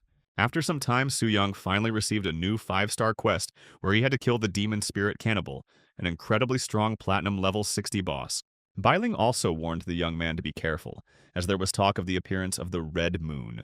She told him that the Red Moon was a special phenomenon in which the monsters of the secret realm became extremely wild and dangerous, and in the dilapidated mansion, the largest number of monsters succumbed to its influence. Bailey noted that there is no specific pattern to the occurrence of a red moon, and it only becomes clear in the early morning. Su Yang thanked Bailing for her concern, but he did not take her warning seriously because he was confident in his own strength. The quest took place in the secret kingdom of the half-ruined mansion, a level 60 mansion that once belonged to a gardener. According to legend, the nobleman was driven mad by a curse, and, going mad, killed everyone who lived in the mansion in one night. Bailing's fears were not in vain. The blood moon had indeed risen. The guard wanted to warn that a particularly dangerous phenomenon had begun, but before he could do anything, someone had already entered, despite the red moon. That someone was Su Yang, whom the guard didn't notice because he was very drunk. The young man fought with the ghost boys, and at first glance they seemed quite weak to him, but there was one but. Due to the influence of the red moon, monsters suddenly went mad, and their levels were raised. The monsters were significantly different from their former selves. They became faster, stronger, and much more dangerous. Suddenly, the demon blade activated on its own, as if a defense against attacks had been activated. The system then informed the young man that 10 points had been taken away from his 100 points, and when his points reached 0, the system would go into a frenzy. Su Yang didn't quite understand what this meant, but one thing was clear. He had underestimated the effect of the red moon, and didn't even think that the monster's attack power and defense would be doubled. Now the young man needs to be much more serious and remain vigilant, so as not to fall into the clutches of monsters. After some time, Su Yang defeated a few more monsters and his points dropped to 60, and his mana reserve was about 20%. Su Yang was surprised at how difficult this quest was because he hadn't even gotten close to the boss yet, and he had already lost a lot of strength. Moreover, suddenly another level 82 elite monster, a giant corpse, appeared in front of him.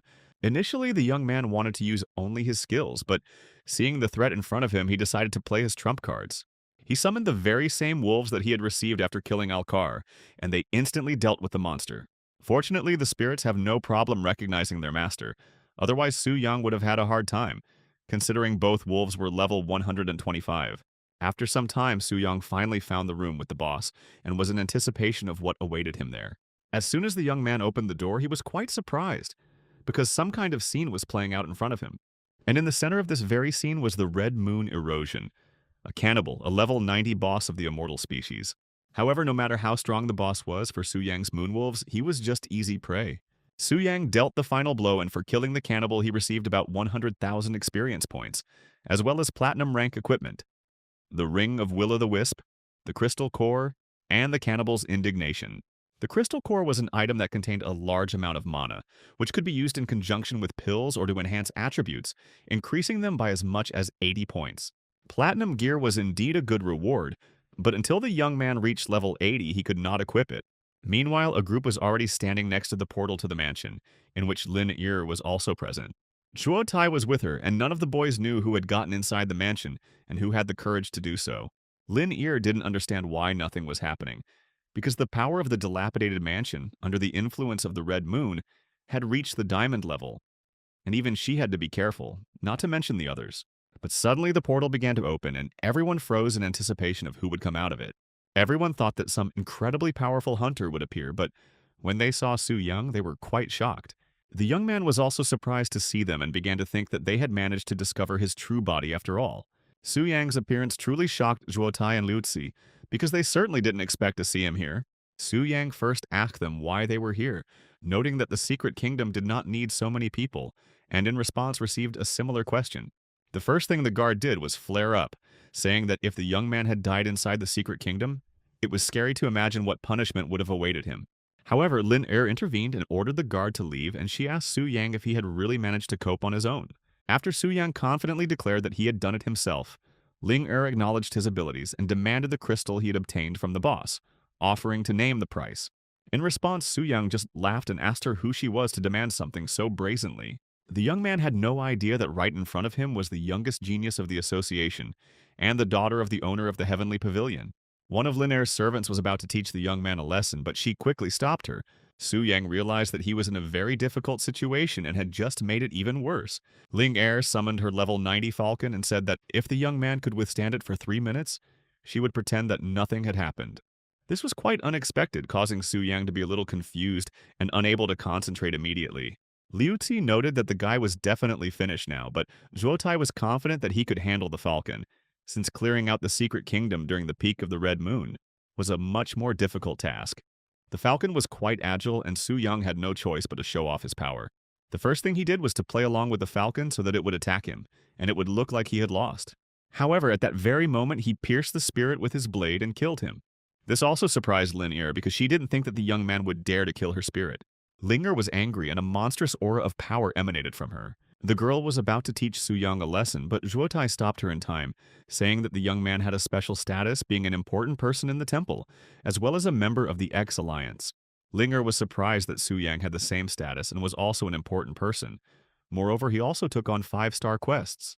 Moreover, she herself had a hard time during the first 3 transformations, and even needed the help of the Heavenly Pavilion, while Su Yang went through it all alone. This hurt and angered Lin Er, but she did not want to stay here any longer and told everyone to return. The young man planned to go and kill the Earth Dragon that was in the Stone Abyss and finally complete the 5-star quest for the 3rd transformation. Meanwhile, Lin Er and the others arrived at the place where the dragon was located. The girl was eager to defeat the monster since Su Yang had outsmarted her back then in the mansion, but she didn't want to let that happen again. However, not everything was as smooth as she thought, and then she was informed that someone else had also come here, and that someone turned out to be none other than Su Yang, who had come to kill the dragon. As soon as Lin Er saw him again, she was beside herself with rage. Su Yang asked her what brought her to this low-level wild boss area, and whether she was itching to torture newcomers. Shuotai told the young man that Ling Er was preparing to subjugate the Black Flame Wing, and that she only needed this Earth Dragon for practice, and asked him not to interfere, but the young man declared that this dragon was his goal. Linger said that in that case, let him do as he saw fit, and warned him that once she subjugated the Black Flame Wing, even the temple would not be able to protect him. In the end, the young man only told her not to boast about what she had not yet done and entered the portal. In fact, Ling Er's statement that she wanted to subjugate the Black Dragon made Su Yang wary, because with her strength and the support of the research team, she could really do it. However, his main goal now is the Earth Dragon. The Rocky Abyss Earth Dragon was a level 61 wild boss, and although the youth couldn't use the Moonwolves and Demon Blade, he wanted to finish it off with a star-level weapon. Su Yang dealt him a lot of damage, and the dragon immediately woke up. Moreover, despite its size, the dragon was quite agile and could even have harmed the young man if he had not dodged. But be that as it may, Su Yang was now at a fairly high level, and defeating such a boss alone was not difficult for him. As a result, after just a couple of attacks, he left the boss with only half health.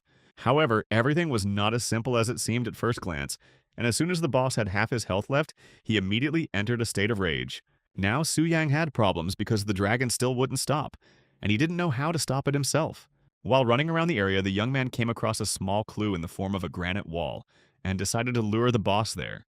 The dragon crashed into the wall, which stunned him and increased the damage dealt by as much as 20%. On the other side of the portal, the rest of the guys were still waiting for him. They were interested to know if he could handle the dragon.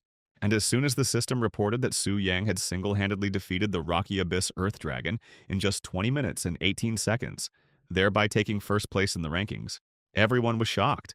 Meanwhile, Su Yang was already leaving the portal, and everyone was in anticipation of what kind of person he would appear from there. Seeing that the young man was wearing the armor of the Rocky Abyss Earth Dragon, the boys were surprised, and the armor looked quite funny on Su Yan. Liu Zi didn't even try to hide his emotions, which didn't surprise Su Yang. The young man forgot to empty his inventory and didn't notice how it suddenly became full. And as luck would have it, the dragon's armor had good characteristics, but looked ridiculous. Meanwhile, Lin Er said that she acknowledged his small abilities, but she saw no reason to be proud, because he was just an Earth Dragon, which was far from her goal. In response, Su Yang declared that he would subjugate the Earth Dragon much sooner than she did, which angered her even more. However, full of confidence, he told Ling Er to remember his name, because he was not only a VIP in the temple, but also the one who would subjugate the Black Dragon. Su Yang himself planned to go on a secret quest. According to legend, in the deepest part of the Sleeping Mountains lies an underground prison that no one dares to approach, where once stood the secret laboratory of a great magician who researched the power and glory that comes from blood. Su Yang said goodbye to Ling Er, wished her good luck, and headed to Sleeping Mountain. Ling Er was angered by the young man's insolent behavior and ordered Zhuo Tai and Liu Tzu to keep an eye on him and to inform her immediately as soon as he was ready for the next stage of his career advancement. Meanwhile, the young man was finally able to hide the armor and now did not look so ridiculous. The armor itself is incredibly strong for its rank, and it should last the young man until his fourth transformation. And if it didn't look so ugly, everything would be much better. However, Su Yang headed to the Sleeping Mountains where the eternal fog reigns, and it is even said that countless living beings are buried here, and some researchers once went here to find out the truth about it. But as a result, no one ever saw them again, and the recommended level for walking in these mountains started at 70. The fog was so thick that the young man could hardly make out his surroundings, and it was also quite gloomy, cold, and quiet, just like in a cemetery. Su Yang decided to look at the map to see where this dungeon was, and when he saw how far away it was, he was stunned. Moreover, he also shouldn't let his guard down because there were monsters secretly hiding in the fog, waiting for the right moment to attack. The young man sensed the presence of the monster and was about to strike him down, when suddenly someone did it instead of him. That someone was Zhao Yan, a level 75 Thunder Sword Master, and seeing that a youth with such a low level had gone to the Sleeping Mountains, she was quite surprised. Su Yang thanked her for her help and said that he came here to complete a mission, which surprised Zhao Yan, who asked what quest could be completed in the Sleeping Mountains at level 60. Zhao Yan told him that she had also come here to collect materials for the fourth transformation quest and invited him to join her. However, the young man said that his assignment did not involve team play, so he was forced to refuse. In reality, Su Yang simply wanted to use his abilities without any problems, and to prevent anyone else from seeing his true power. Moreover, he wanted to head to the dungeon as quickly as possible, so he summoned the Moon Wolves using their high-speed dash. The young man was surprised when he saw the red light emanating from the Soul Summoning Stone, and began to think that the object was under the influence of the red moon, which he wanted to ask about later at the temple. Perhaps it was a time bomb. After a short time, he reached the door of the dungeon and went inside. Su Yan didn't like it inside from the very beginning, because the smell in the dungeon wasn't the most favorable. There were a lot of human corpses around, and it looked like they had died instantly and something had sucked the blood out of them. But be that as it may, the young man came here not to see what happened to the dead, but to find the one who did all this. Walking a little further, the young man saw a level 75 boss, a dead mage possessed by a zombie. Previously, he was a mad mage who once sought the glory of blood, but for some special reason he inevitably died. However, even after death, his evil intentions did not dissipate, which is why he kills anyone who breaks into his place. However, even though the monster was quite terrifying and powerful, it posed no threat to Su Yang. In the end, the young man easily defeated him and received the Mad Magician's Experiment notebook from the monster. After reading his notes, Su Yang realized that he was simply a crazy mage who wanted to become incredibly strong and was willing to sacrifice everything for it. Su Yang also received the Blood Blessing Ritual as a reward, a special ritual described in a mystical book that allows a person to gain power from blood and restore the glory of their family. To use the ritual, you must stand in the Blood Blessing spell circle, drink the blood of a powerful creature, and begin the ritual. This led Su Yang to think that the madman most likely died because he used the blood of ordinary people, while the youth had the blood of an earth dragon with him. However, when it comes to powerful beings, there is hardly anyone who can compare to the Wing of the Black Flame, Athos, which gave the young man a bold thought. So the young man decided to contact the system and asked if he could connect to the boss, when there were no strangers in his lair, and fortunately for him, it was possible. Su Yang decided not to hesitate and immediately began connecting to the dragon's body. Meanwhile, Lilith continued to sit in the lair waiting for the dragon to help her get out, but he continued to sleep. But as soon as Lilith thought about this, the dragon immediately woke up, which slightly frightened her. However, it didn't end there. Lilith was shocked when she saw how the dragon pierced its own belly with his own hands. Su Yang did this in order to check what kind of blood was flowing inside the dragon, and was pleasantly surprised to learn that it was golden blood. Immediately after this, Su Yang left the dragon's body, and it fell asleep again, without answering Lilith's questions. Returning back, the young man was glad that there were no intruders nearby. But even if there had been, the Moon Wolves would have dealt with them in an instant. Having prepared himself, Su Yang stood in the spell circle, and then, following the quest description, he needed to drink the life force and blood of a powerful creature. Throwing all doubts aside, the young man immediately drank the blood of the black dragon. After that, something strange started to happen. Su Yan's body seemed to scream in pain, and everything inside was turning inside out. It was an indescribable feeling, as if the body was immersed in lava, causing everything to melt. The blood clung to him as if trying to absorb him, merging into one. The wolves suspected something was wrong, but the young man assured them that everything was fine and that it was just part of the ritual that he needed to endure in order to become stronger. After some time, the weaving of the so-called cocoon was completed, and Su Yang was covered in blood. In an instant, the cocoon of blood began to crumble, and the young man seemed to be reborn. Su Yang felt as if he had been completely reborn and could now match the strength of a 5-level strongman. After completing the ritual, all of Su Yan's stats increased by 50%, and he also gained a new skill, True Black Fire, the destructive power of black flames wielded by Athos, allowing him to instantly burn everything in his path. As the boss, Su Yang didn't feel anything special, but now everything seemed to have turned upside down. Meanwhile, he decided to immediately test his new skill, but he went a little overboard with the force.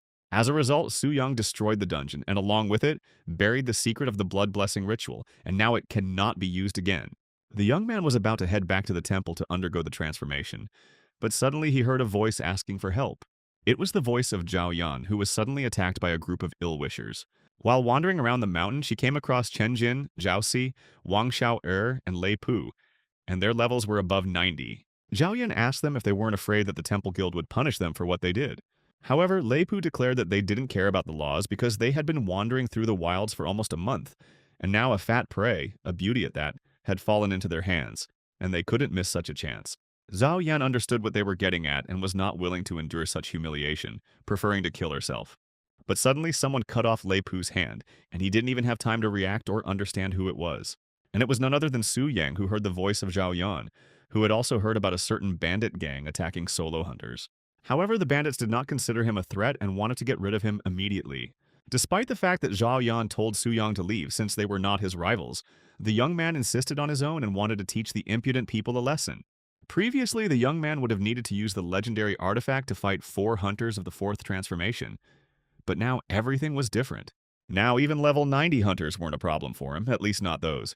As a result, the young man instantly defeated 4 hunters with the 4th transformation and saved Zhao Yan.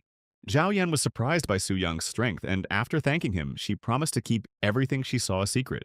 The girl was even more surprised when she learned that the young man's name was Su Yang. Zhao Yan told Su Yang that Yu Wen had been out with the girls yesterday, and An Yu had gotten so drunk that she had started telling everyone about his exploits. Su Yang was surprised by how talkative An Yu actually was, but he still wished Zhao Yan good luck while heading into the city himself. After returning to the city, Su Yang went to the temple to complete the transformation stage. The young man not only increased his transformation level, but also his profession level, and now he is a mysterious warrior mage. Moreover, a new level limit of up to 80 has been opened for him. In addition, he has another 7.2 million reserve experience. Su Yang gained the skill Legendary Level All Spell Destruction, which allows him to neutralize magical attacks and deal double damage in response, as well as the epic skill Armor of Magic. In addition, he received the skill book he had been longing for. The young man had become so strong that now, given his current stats, his physical attack damage increased by 248%, and his magical attack damage by 159%, and he could easily crush an Earth Dragon right now. Bailing also congratulated the young man on becoming even stronger again, but she looked upset. She told Su Yan that the temple in the eastern city only provided services up to the 3rd transformation, and now, in order to further develop, he needed to go to the city of heaven, which made her sad. But suddenly the statue began to glow in a special way, and something strange began to happen. The statue's beam pierced Bai Ling's body as if it was a blessing from a divine statue. What was happening reminded Su Yang of that very scene of the blood blessing ritual. Only one was sinister and mysterious, and the other holy and bright. After completing the blessing ritual, Bai Ling became a priestess of the Temple of 5 Transformations, and was immediately sent to serve in the City of Heaven. Now, with renewed strength and as a priestess of the City of Heaven Temple, Bai Ling will stay with Su Yang, continuing to watch him become the strongest. At the same time, the rest of the hunters rebelled because they also wanted to take the transformation quest, but they could not enter the room where the statue was located. However, after some time, Su Yang came out from there holding Bai Ling in his arms, which raised many questions from the others. One of the hunters began to threaten the young man, saying that if he did not tell what had happened between them, he would pay dearly for it. However, as soon as he sensed Su Yang's terrifying aura, he immediately retreated. Meanwhile, Su Yang was approached by the former temple guide, now a new priestess after Bai Ling was sent to the City of Heaven. The girl was very upset that she would hardly be able to meet him and Bai Ling again, but Su Yang replied that this was not so, because he would definitely return. For her, this was the most joyful news, and also a hope that she still had a chance to get to know the young man better. Meanwhile, Suyang carried Bai Ling to the temple in the City of Heaven, as she was still unconscious. There he met a former temple priest who assured him that everything would be fine, and as soon as Bai Ling woke up, she would replace him in the City of Heaven. And since Suyan's base would now be in the City of Heaven, he began to think about buying a house there and also resolving issues with his grandparents. After which he sent them a letter and told them where he was and what he was doing now. And in addition, he sent them some money.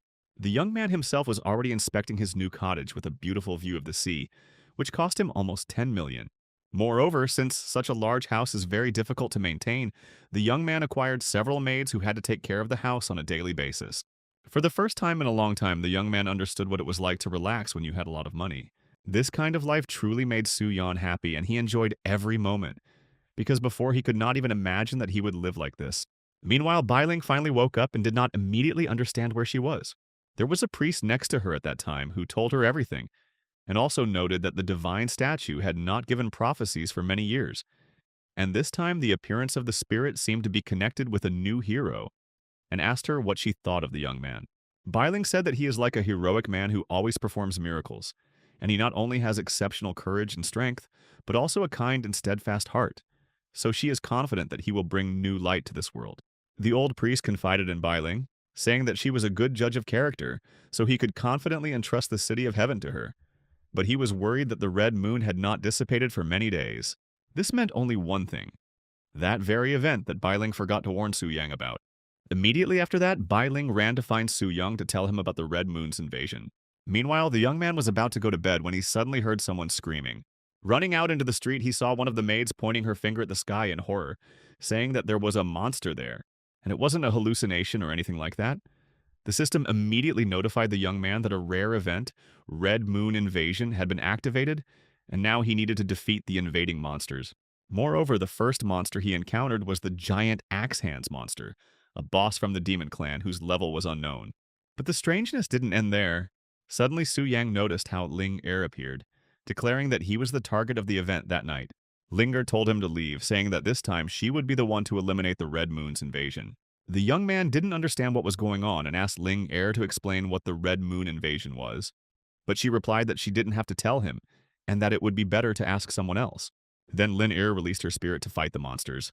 After that, a battle began between the monster and the spirit, and it seemed like they were about to destroy everything around them, which did not make Su Yan happy at all. Meanwhile, Bai Ling finally found Su Yang and ran to him to tell him everything. Bai Ling told him that after the Red Moon appeared, monsters from an unknown space called the Scarlet Withering would emerge for a certain period of time. Monsters invade the areas where the heroes are located in order to kill them, and only they can destroy these monsters. This is what the Red Moon Invasion is. Furthermore, heroes killed by the Crimson Withering cannot be resurrected. And according to stories from the temple so far, all such invasions have occurred after the hero has achieved the third transformation. However, as a third transformation, this event was too crazy, and Bai Ling noted that perhaps Ling Er wanted to get the Red Moon Crystal to be her equal. Su Yang realized that the monsters that were originally at the third transformation level had suddenly risen to the fifth, which was absolutely impossible under normal circumstances unless their level changed dynamically. Meanwhile, Lin Er was unable to resist the monster and was in a very disadvantageous position. The young man decided not to stand aside and also join the battle, declaring that he could deal with the monster alone. After that, Su Yang released his energy and prepared to deal a crushing blow to the boss. However, the boss was also no slouch and skillfully fought off all of the young man's annoying attacks. However, it didn't help, and the young man was able to deliver a powerful blow, leaving him with about 40% health. Linner couldn't believe what she saw. The young man was able to reduce the boss's health to less than half with just one blow. Su Yang's guess that the monster's strength changed depending on the current target was also confirmed, and right now he was fighting against a boss that was only in its third transformation. This in turn meant only one thing. Now for the young man it was just a monster and not a demonic boss. However, just 2 or 3 blows were not enough, and after the last blow the boss went into a rage. But even in his rage, it did not help him defeat the young man, because his strength was many times greater than his. Bai Ling was amazed at how quickly Su Yang was able to defeat the boss without even blinking an eye. Ling Er was also happy for him, but not from the bottom of her heart. And she also became curious about what kind of person this Su Yang really was. However, she planned to deal with this later, and immediately after the death of the boss, she left, only saying at the end that next time she would show him what she was capable of. Meanwhile, Su Yang took out the red moon crystal and asked Bai Ling what was unique about it. However, before Bai Ling could say anything, something strange happened, as if the crystal had activated on its own. Following this, the young man fell to his knees and could not move. His body seemed not to obey him. Su Yang lost consciousness and woke up on the bed next to Bai Ling, which made him very confused and scared. But she explained to him that she had only performed the purification ritual. Bai Ling told him that according to Article 992 of the Temple Rules, when a hero fights a Scarlet Wither, he will be infected by its scarlet power, and accumulating too much of this power could cause him to turn into a Scarlet Wither himself. Therefore, after the battle with the Scarlet Withering, the priest is obliged to free the hero from its influence. However, such a ritual requires close contact between two people, but there is no other choice. Moreover, this also has consequences for the priest. However, the priest's body is special, and with the help of the divine statue is able to independently cleanse itself from the infection of the scarlet power. But this requires at least a day or two. Su Yang pointed out that she should not take such a risk under any circumstances, because if something happened to her because of him, it would be on his conscience. This made Bai Ling quite embarrassed, and in the meantime she decided to change the topic of conversation and tell the young man about the privileges of the third level of the 5-star transformation.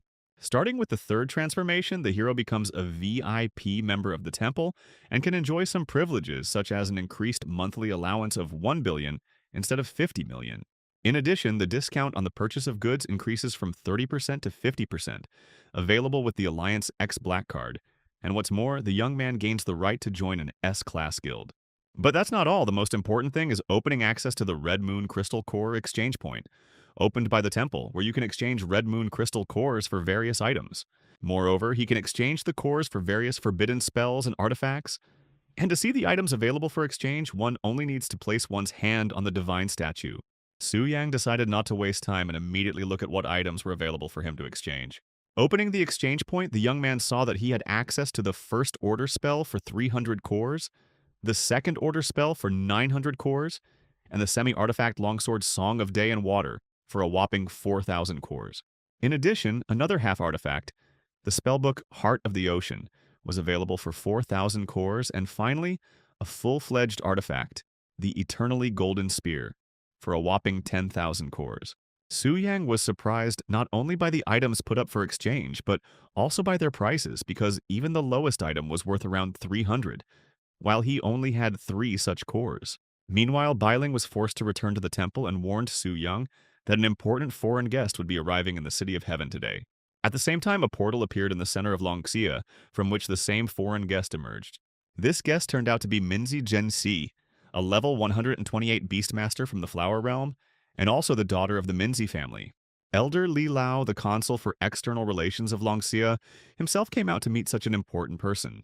Li Lao hinted to one of Genxi's servants, Wuzi, that she should think twice about her decision regarding her intention to tame the most merciless black dragon. To this, Wuzi replied that if Ling Yi didn't succeed, it didn't mean that Genxi wouldn't succeed. Meanwhile, Genxi intervened, asking if they had really become friends just by meeting for the first time. Li Lao himself was surprised at how naive the daughter of the Minji family really was, and how completely different she was from her father. However, Li Lao told Genxi that the Black Dragon's lair was outside the City of Heaven, in the City of Eternal Winds, and the teleportation point was right in front of them. Afterwards, Li Lao wished them good luck, saying that, unfortunately, he would not be able to accompany them due to government duties. Hearing Genxi's boys whispering behind her back about how strange Li Lao and the people from Longxio were, the girl told them to stop such talk and show respect. Ling Er, who came to look at her from the outside, could not miss such a visit either. But what worried her most was Su Yang. Chuotai reported to Luo Liner that they had conducted a small investigation, during which they found out that Su Yang had again become several times stronger, but he had no support. Even in the guild, he had only gone into the dungeon once. After learning how amazing Su Yang had become, Ling Er became even more angry and was sure that he was hiding something. Meanwhile, Genxi went into the portal and before entering looked at Ling Er and waved her hand. This surprised Ling Er and Zhuo Tai because they used items to hide, and even so, Genxi was able to see them. Meanwhile, Ling Er said that she had changed her mind and told Zhuo Tai to immediately gather all the people and meet at the entrance of the Black Dragon's lair in half an hour to prepare to seize the secret kingdom. Meanwhile, Su Yang continued to enjoy his carefree days surrounded by maids. However, upon receiving a system alert about an intrusion into the lair, he immediately connected to the boss, and his sudden disappearance greatly frightened the maids. This time it was the S-Rank Guild Exploration Team, whose leader was Lin Ir. Returning to the dragon's body, the first thing Su Yang saw was two elite monsters he had never seen before, and they confidently declared that they would deal with the invaders themselves. Meanwhile, Lilith explained to him that on the day he suddenly went berserk and started harming himself, the two licked his blood and thus mutated. However, only they were able to successfully mutate while the rest turned into a useless bunch of monsters. Su Yang was quite surprised by this situation and ordered the two mutated ones to head towards the invaders and, if possible, detain them or eliminate them. At the same time, Lilith looked dissatisfied but did not reveal the reason for this. This was because the hero squad was incredibly powerful this time, and they might be able to defeat the Black Dragon, which was what was bothering Lilith. Meanwhile, Linner and the others continued to kill the monsters one after another, breaking through to the dragon. After some time, those same two elite mutated monsters appeared before them, but even so, Lin ordered no one to retreat. Even though the monsters were significantly different from the previous ones, Lin was confident in her strength and believed that today was the day they would slay the dragon. As a result, with the combined efforts of the two, the monsters were defeated instantly, just like low-ranking mobs. Lin also decided to try to tame the fallen monster and make it part of her army. The monster tried to resist Lin pressure, but it was to no avail. As a result, one of the monsters succumbed to the girl's charms, becoming her servant. Su Yang was not happy with this outcome and decided to resort to extreme measures and eat that piece of flesh. Even though the taste was a little peculiar, he had no other choice, or he would lose. Immediately after this, his body began to change, and a beam from the sky pierced him, as if endowing him with an unknown power. Now it was not just the dungeon boss, Black Flame Wing, Black Dragon Athos. But Athos had risen to the level of the Shining Moon, becoming the level 150 boss Black Flame Wing, Black Dragon Athos. This sudden change caused great shock and surprise among the heroes, and they did not understand what to do next. Seeing that the dragon had mutated and was now about to strike them, the heroes immediately began to erect a shield. However, despite the fact that they were high-ranking heroes, they were no match for a level 150 boss, and with one attack he managed to kill 10 people, leaving 6 more on the brink of death. But this time, the heroes were prepared, and Zhuotai decided to use the Emerald Circle of Life, which restores full health after death, but can only be used once. After this, he restored the health of the remaining heroes and told them to prepare for battle. Then all the heroes attacked the dragon again at once, inflicting a colossal amount of damage on him. But even so, the dragon stood confidently on its own 2 feet. To him, their attacks were more like mosquito bites, so he decided to swat them away. Linger couldn't believe what was happening and that her group had lost so easily to the dragon. Meanwhile, Zhuotai told Linger to leave here as quickly as possible while they delayed him. For against a monster of the Shining Moon level, they had no chance or even a hint of success. Lin didn't want to admit it, but Zhuotai was right, and she decided to listen to him. However, Zhuotai and the others were unable to stop the dragon, as it instantly incinerated them with its flames. Moreover, Ling was unable to escape either, because as soon as Su Yang dealt with the others, he headed towards her. Ling thought that she would be able to escape and return safely, find a next-level dragon and tame it. But in the end, she ended up in the clutches of a black dragon. The dragon wanted to swallow her, saying that she would pay with her own life for her stupidity and naivety. However, he was unable to eat it because Ling was so frightened that she began to sob uncontrollably. Su Yang noted that he understood her desire to win, but he could not let her go, so he gave her a quick death. Meanwhile, Su Yan's experience was around 32 million, and his level had risen from 72 to 79. Meanwhile, with Ling he received the ring Whisper of Dong of the Shining Moon level. The ring had no restrictions and endowed the wearer with a number of effects and enhancements. In addition, he received a first-tier spell scroll, Wind God's Fury, a scroll that would tear to shreds anyone who dared challenge him. Lilith was also glad that the dragon had defeated the invaders again, and was waiting for the moment when she would finally receive the promised true freedom. Su Yang, meanwhile, left the dragon body and returned to his house, frightening the maids with his sudden appearance. Besides, if before he just lay down on the bed and rested, now he had people who could take care of him. Meanwhile, the heroes were angry because they lost to the dragon again, and the dungeon level suddenly changed. Zhuotai told everyone to stop complaining and asked if any of them had seen Ling Meanwhile, Lin hid from other people's eyes and was upset because all her work had gone down the drain. It was difficult for the girl to accept defeat, because she was ready to tame the black dragon, but in the end she lost and hardly had the right to continue to be called a brilliant master of beasts. Seeing Zhuotai, Linger became frightened and ordered him to go back and tell Jia Yue everything. Zhuotai tried to console her, saying that no one expected such an outcome, and that the dragon had suddenly leveled up, and that losing to a boss of such a level was not at all shameful, and also suggested that she choose another target to tame. This made Ling Er think that neither Gensi nor Su Yang would be able to defeat the Black Dragon of the Shining Moon. So if she managed to tame the other dragons before them, she would remain the first genius beastmaster in Longxia. After all, besides the Black Dragon, in Longxia there's also a red and even a silver dragon. Of them, the red one is a little weaker, the silver one is stronger, but they are both star level. And if Ling Er can tame the silver one, she will be the first one to do so. After this, Ling Er came out to the other heroes and declared that all the lost items would be compensated, and told everyone not to despair. However, it didn't end there because suddenly Gensi, the one Ling Er wanted to see the least, came to them. Gensi tried to befriend her while Ling Er decided to simply leave, not wanting to get closer. Wuzi laughed, saying that Ling Er probably failed at taming the dragon, for which she was immediately hit on the head by Gensi, who told her not to gloat. Meanwhile, Gensi also asked to open the dungeon so she could go and tame the dragon. But when Wuzi saw that the dungeon level was a Shining Moon level, she was shocked, as it was previously said that this was a star level dungeon. They immediately reported this to Li Lao and demanded an explanation, to which he suggested that they rest in the City of Heaven and discuss everything later. Li Lao himself didn't understand why the dungeon had risen from the diamond level to the Shining Moon, because this had never happened before. The next day, Su Yang went to the portal to the dragon's lair to challenge him. After all, despite the fact that even the strongest heroes couldn't defeat the boss, the young man was confident that he could handle it. Entering the dungeon, he was slightly surprised because, for the first time, he saw it from the hero's side, and not from the height of the dragon's fortress. The first thing Su Yang did was demonstrate his strength, an energy reminiscent of the aura of Athos emanating from him, which surprised the local monsters. The young man decided to focus on the dragon, and to keep the smaller monsters from interfering, he summoned the moon wolves and ordered them to deal with them. Su Yang himself decided to possess the boss and start the battle while in his body. When he appeared before the moon wolves, they were frightened, not knowing what to do, since they were unlikely to defeat the dragon. What amazed them even more was that the dragon suddenly pierced its own body. One day, the young man realized that the dragon's damage reduction talent did not work on him, and that if his health was significantly reduced, it could affect critical equipment. Meanwhile, he ordered the black dragon to stay put, suppress the health regeneration, and ordered the other monsters not to move. After this, Su Yang left the dragon body and returned to human form.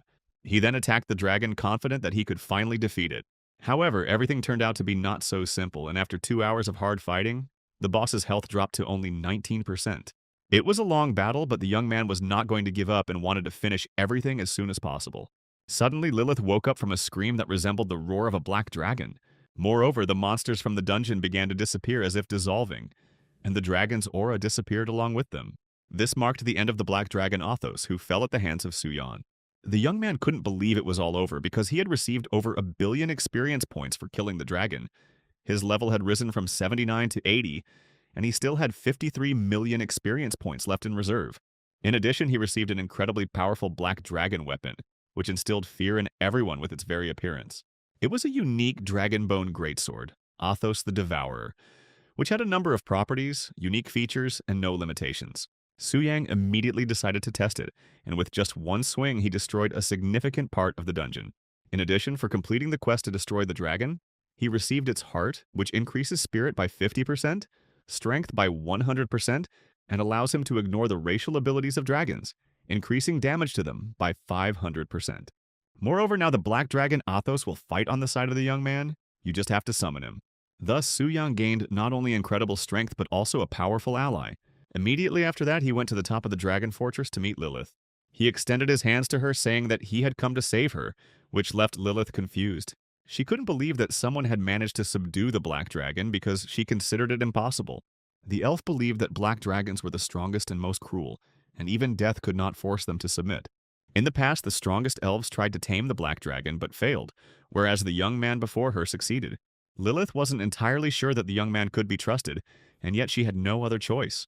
This ended the Black Dragon's lair dungeon, Athos fell, and the kidnapped elf Lilith was freed. Meanwhile, in the wasteland beyond the Black Dragon's secret realm, a group of hunters fought. And seeing that the boss himself appeared right in front of them, the guys were shocked and immediately started running. Meanwhile, Su Yan suggested that Lilith go to the city authorities' residence so that they could help her return to the land of the elves, but she refused. Lilith asked if she could go with him, but she did not reveal the reason, not wanting to reveal that she had vowed to marry the savior. The elf also wanted to know how he managed to subdue the black dragon, but the young man avoided answering, calling it a secret. However, he decided not to rush back to the city, but instead to disturb the hunters and local residents a little. Hearing the roar of the black dragon, the boys became alarmed and went to the lair, thinking that it was trying to escape. Seeing the dungeon boss come out, Jia Yue and Wei Ming were shocked. Wei Ming asked if the young man had actually tamed the dragon, as it was beyond the realm of possibility. Su Yang didn't hesitate to demonstrate the dragon's roar and how it obeyed his orders. Wei Ming was even more surprised to see the elf princess, who could only be saved by defeating the dragon, and with an extremely low probability. He was stunned and did not understand how strong the young man was, since he was able to do what no one else had ever been able to do. He wanted to come closer, but he tripped over a stone, and it looked as if he bowed his head before it. Su Yang extended his hand to him, and at the same time received a notification from the system about the new boss of the next stage. Wei Ming even thought that the young man was the head of the Global Beast Conqueror Association and apologized, introducing himself as the mayor of Heaven City. Su Yang didn't quite understand what was going on when Gen Si intervened in the conversation. She also greeted the young man, introducing herself as a beast conqueror from the Land of Flowers, and asked about his experience. However, the young man replied that he was not a beast slayer, which surprised everyone present even more. He added that he had his own secrets that he was not going to share, and asked Wei Ming to warn the city's residents. Wei Ming was pleasantly surprised that the young man thought about the safety of ordinary people even after taming the dragon. Meanwhile, Gen Si asked if she could tell her teacher about all this, but he did not immediately understand what was going on. Wei Ming explained that Gen Si was a member of the Global Beast Conqueror Alliance, and her teacher was one of the 9 leaders. The young man was surprised, but did not want to meet the leader of the association yet, and flew away on the dragon. As soon as he arrived in the city, Lin Er noticed him and couldn't hold back her tears of envy, but she wasn't going to give up. Wei Ming meanwhile announced that the black dragon's lair had been cleared, the dragon had been tamed, and there was no need to fear it. The first thing Su Yang did was go home, and as soon as one of the maids saw the dragon, she was shocked. The young man was glad that despite her origins, Lilith turned out to be modest and sweet, without a princess complex. Finally, after returning home, he immediately moved on to the new boss. It was the Demon Abyss boss, the divine level original Sin Lord. The young man was surprised because he didn't know what a divine level was, since according to the system above the 5th transformation, each one is equal to 50 levels. There are also 6th, 7th, and 8th transformations called the Starlight, Shining Moon, and Scorching Sun levels, which together form the legendary stage. Only by passing the so-called Test of God can one attain the status of a demigod, and then, by overcoming the long path to God, reach the divine level. Su Yang was excited to see how strong his boss would become and decided not to waste any time. Having connected to the boss, the young man immediately understood the difference between him and the black dragon, because his stats were several times higher, and he also had resistance to physical, fire, water damage, and the elements of darkness and light. In addition, he possessed a number of special talents, such as immortality, and the ability to resurrect any demons in the abyss. The Demon Abyss is not an ordinary dungeon in a secret realm, but a huge astral rift similar to the elven or dragon kingdom. But unlike them, it is connected to the human world like a secret dungeon. Moreover, each country has a portal to enter the Demon Abyss, and starting from level 1, you can fight endlessly, gaining experience and rewards for killing demons. But at the same time, the difficulty of the Abyss is extremely high, and the average level of demons at the first level is 40. And the human record for exploring the Abyss is 386 levels. Su Yang was a little shocked that this record was set by the combined SSS rank guilds, Circle of Mages, and Knights Sanctuary, and he didn't understand how he would move on to the next boss if even they couldn't do it.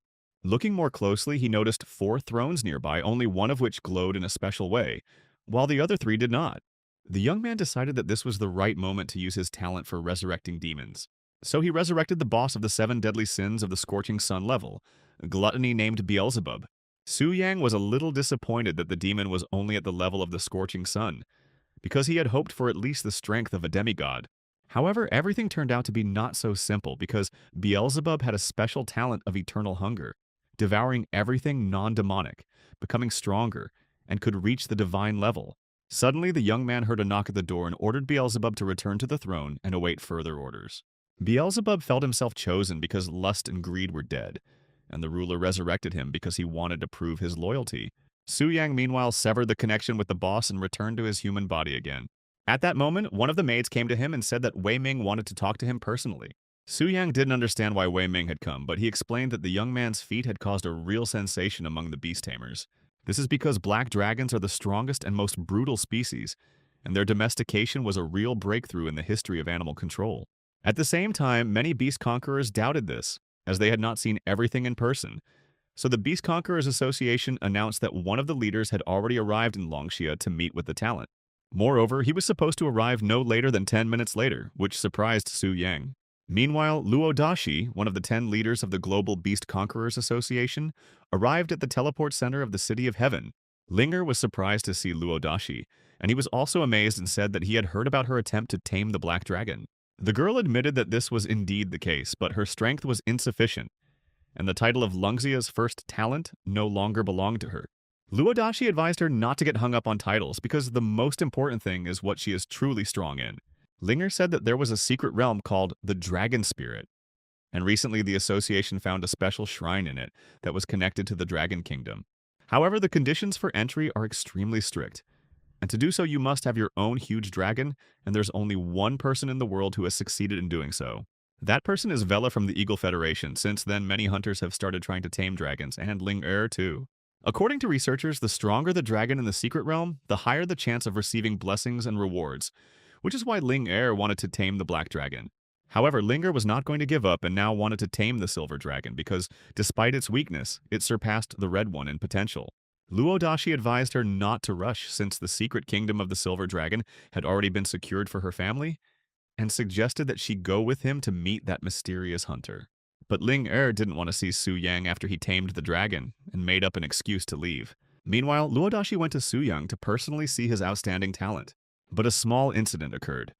The Black Dragon reacted aggressively to the Phoenix Luo Dashi, frightening the bird and causing it to fly away. However, Luo Dashi managed to calm the Phoenix and returned back to Su Yang and Wei Ming. He noted that true hunters are born with talent, and despite his young age, the young man managed to subdue the Black Dragon. He was pleasantly surprised by Su Yang's success and said that he should not be modest, because he became the first person in the world to tame a Black Dragon. Luo Dashi wanted to invite him to join the association, but Su Yang replied that perhaps he shouldn't join since he wasn't a beast subjugator. Luo Dashi almost lost consciousness from what he heard, not believing that the Black Dragon had not been tamed by a beast conqueror. He didn't know what to do, so he turned to his colleagues for advice and told them the whole situation. The chairperson of the association from northern Siberia, Karolina, suggested inviting the young man as an honorary participant, and the others supported her. Luo Dashi extended an offer to the young man to join the association as an honorary member with certain privileges, and in exchange, they would like to receive lessons from him on how to tame a giant dragon. Su Yang couldn't refuse, as the privileges of an SSS-ranked guild were quite tempting, although he said he wasn't sure if his lessons would be useful. Luo Dashi remarked that there was nothing wrong with that, since even Velia had given them lessons that had been of no use, and they still wanted to hear the young man's personal experience. Since monster hunting became a reality and statues of job changes appeared all over the world, the Job Change Temple was founded, which was allocated a site in the center of the world by the decision of the World Council. Thus, the Holy City came into being, the headquarters of the Temple of Change of Profession, and its supreme leader is the sacred Great Priest, who never left the city. The priest's origins, status, and power remain unknown, as do those of the Holy High Priestess Euphemie Vega, who appeared only once 10 years ago.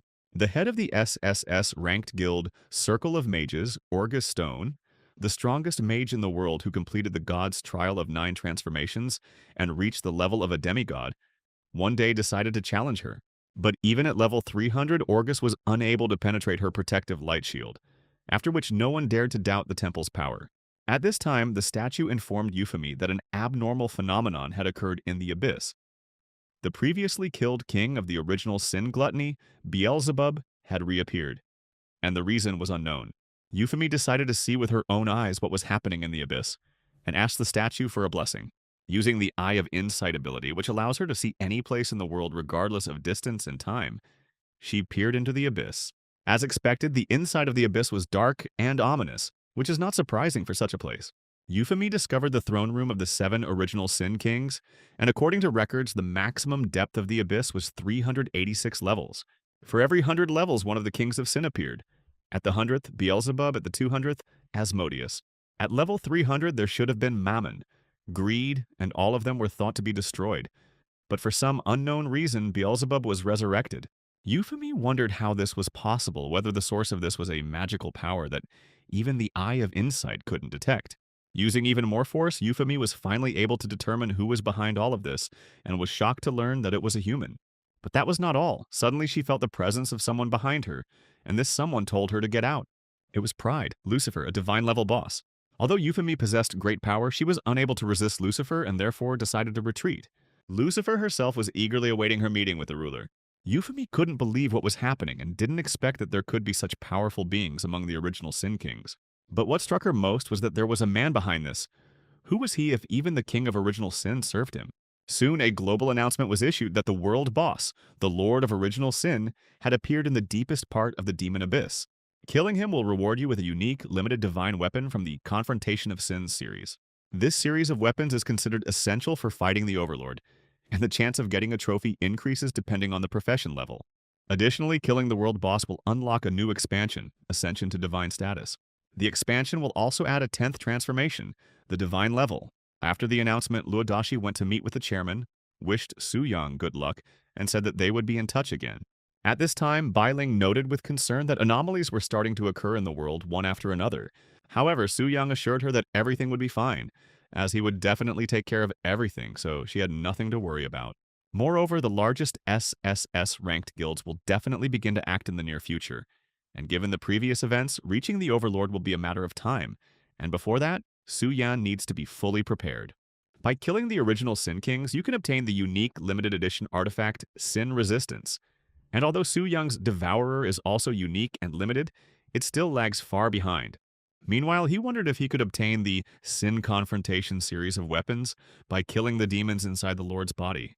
The weapons of the Sin Confrontation series have unique, limited, and divine wombs, and their power is beyond the realm of possibility. That's why the young man wanted the demons who obeyed the Lord to sacrifice themselves. And besides, he would be able to resurrect them later, although the recovery would take a long time. The young man also thought about the fact that at the moment, the strongest hunters in the world have only reached the level of demigods, and the next expansion is called Ascent to Divinity, and is connected with the assassination of the Lord of Original Sin. Su Yang was curious to see if he could kill the Overlord alone and thus become the first to attain divinity, because after all, he was the real cheater in this world. However, for now, the young man decided to put such thoughts aside, and instead complete another 5-star quest for the 4th transformation. Meanwhile, some guild leaders were summoned to the temple to discuss further actions, and among them was Orgus, the leader of the Circle of Mages Guild, a 9th transformation holder with the Elemental Destroyer profession. Besides him, Carolina, the chairperson of the Global Association of Beast Conquerors and the holder of the 9th transformation, was also present. Tangjon, a 9th transformation hunter and the head of the Eternal Battlefield Guild, also couldn't miss the meeting. The 4th and last leader to arrive was Bo Qi, the leader of the Knights Temple Guild and a 9th transformation master. The appearance of the SSS rank guild leaders surprised everyone, as seeing the strongest hunters is a rare occurrence. However, not only the heads of guilds but also heads of state were present at the meeting, which caused even greater surprise. Meanwhile, Euphemie also arrived and thanked everyone who responded to the call of the temple and came to the meeting. She explained to everyone that the reason for such a sudden meeting was that the once defeated sin of gluttony, Beelzebub, had been resurrected. And most likely this was due to the appearance of the world boss, the Lord of Original Sin. Euphemia noted that, as the deity statue stated, only by killing the original Sin Kings and obtaining the Sin Confrontation series weapon would it be possible to destroy the Overlord. And to increase the chance of getting a weapon of this series, the boss must be killed by a high-level hunter. And everyone present at the meeting is precisely the elite of the modern world. Euphemie asked all the hunters to unite and defeat the absolute evil, and the current record for completing the Demon Abyss is 386 levels, during which time the 3 sins, gluttony, lust, and greed, were killed. Furthermore, it's reasonable to assume that there are another 100 levels to complete before meeting the next king of the 7 original sins, meaning there are 314 levels to complete before reaching the boss at the end. Meanwhile, the priestess asked Orgus and Tangjon, both level 372, how many levels they thought they could clear in the abyss. Orgus replied that he was already quite old and would be able to complete a maximum of 3 levels, no more. Tangten noted that the deeper you descend into the abyss, the greater the difference in strength between levels, and even by joining forces they would not be able to overcome much. Euphemie wasn't too happy with these answers because it meant that to reach level 700, hunters would need to level up another 100, which would take a very long time. Bouquet noted that killing a sin would give enough experience to raise the average party level by several points. And if the kings could be re-resurrected, they would significantly shorten the time.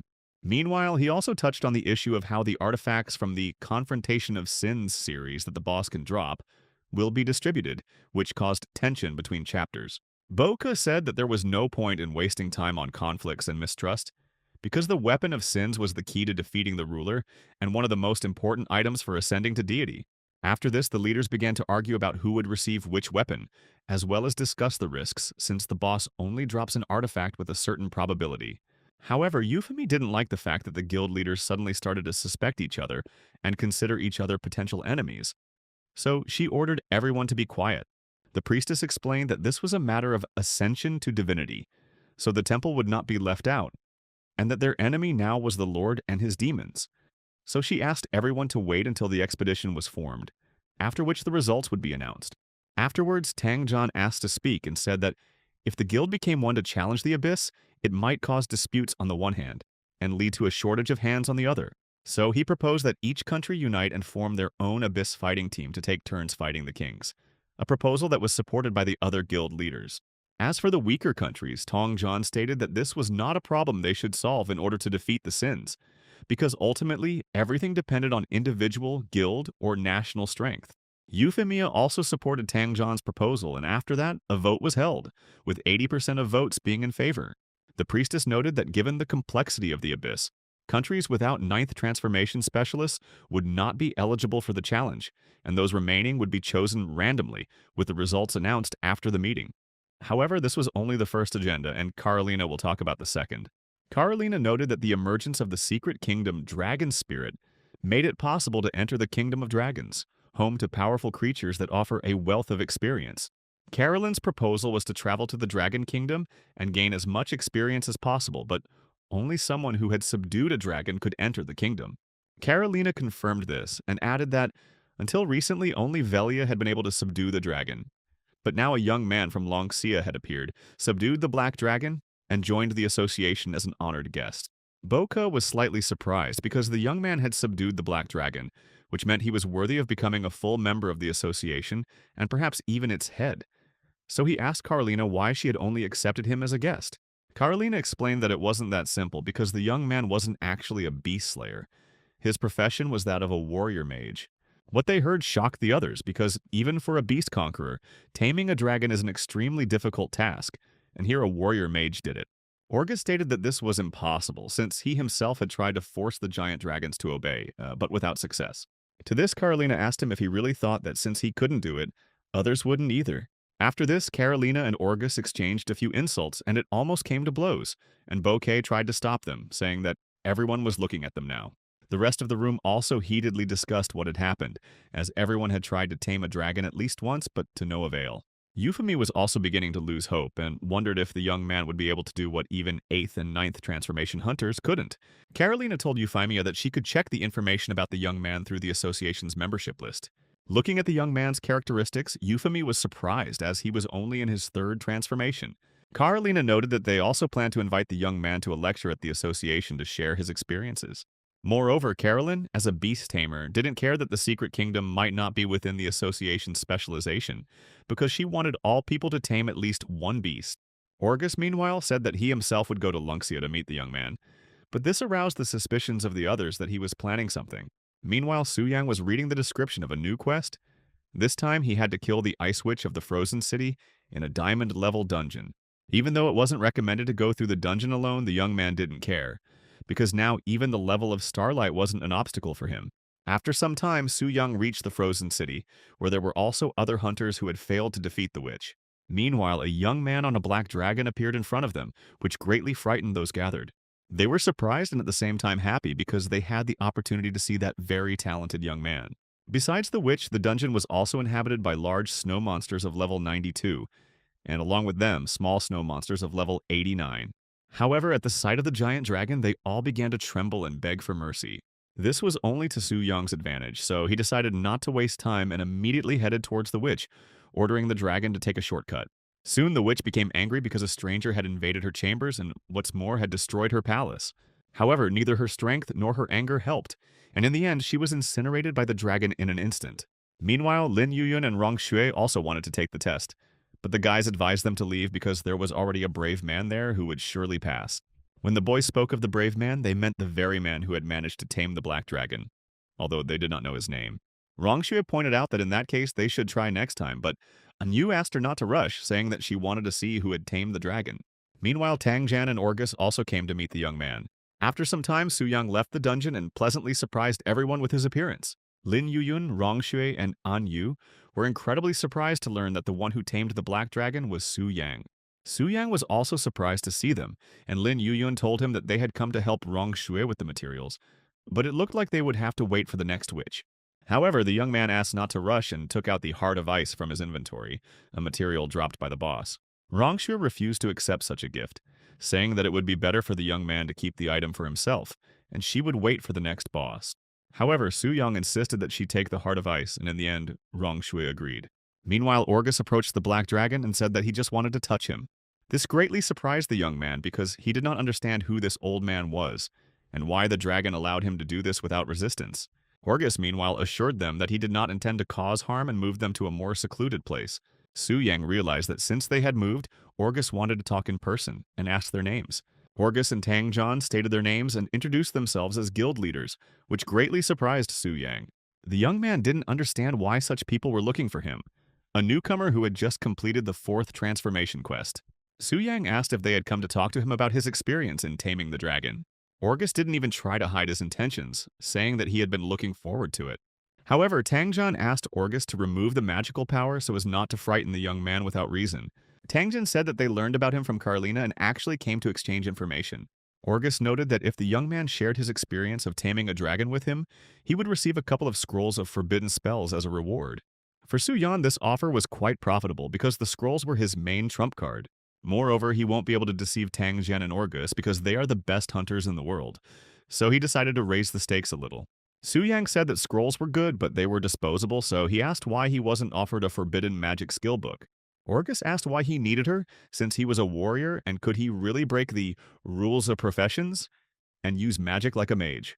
Tangjan said that there was nothing strange about this, because the warrior profession has 2 paths, and one of them is a warrior mage. Orgus then decided not to hesitate and was ready to give the young man a 2nd-level skill book of forbidden spells. Lightning Destruction Technique. He also warned that such spells required high mental strength, and the young man might have to wait a long time to achieve the desired transformation. Su Yang replied that he knew about it and was going to save the book for the future. After this, Orgus erected a small soundproof barrier so that no one could overhear their conversation. A few minutes later, the young man finished his story, after which Orgus immediately went to look for the giant dragon to try to tame it. Tangjan admitted that he had doubted it at first, but now he realized that the young man really knew the Black Dragon dungeon like the back of his hand and had talent. Before leaving, Tangjan gave him a 2nd-tier warrior skill book, Ultimate Destructive Strike. The young man had previously heard that Tangjan was a 9th transformation master, the Tyrant of the Extreme Path, but he didn't expect him to be so generous in his gratitude for the information. Tangjan nodded that since the young man had tamed the dragon, he would soon receive a notification about access to the secret realm of the Dragon Spirit, which was only open to dragon owners. Meanwhile, he added that after the incident with the world boss, experience and drop rates in the Abyss were increased, and an official decision was made to form a team of talented guys to train in the Abyss. Tangjan noted that Su Yang was just one of those, as all of his transformation quests were 5-star, meaning he was definitely worthy of participating. To this, the young man asked why they chose the Abyss, because if the goal is training, then the location doesn't matter, and experience and drops are not the most important thing. Tangjan told the youth that his point was correct, and since he had completed the 3rd 5-star transformation, he had most likely already survived the Red Moon invasion. He also explained to Su Yang that although several hundred years had passed since the Age of Hunters began, it was still unclear what the Red Moon was, and even the temple did not give a clear answer. As a result, all they know is that with each new 5-star transformation, the chance of encountering an invasion increases, and those killed by the Scarlet Withering die forever. Tangjan suspected that the Red Moon's goal was to eliminate the most talented hunters, so they couldn't sit still. And since the monsters in the Abyss were most similar to the Scarlet Withering, they decided to go there. Su Yang then wondered if the temple really had a purpose since they opened a shop, where rare items could be exchanged for Red Moon crystals.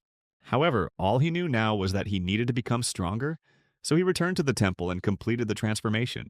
The young man once again enhanced his stats and also received a legendary level active skill, Spirit of the Warrior Mage, which allows him to generate a fighting spirit equal to 50% of his stats.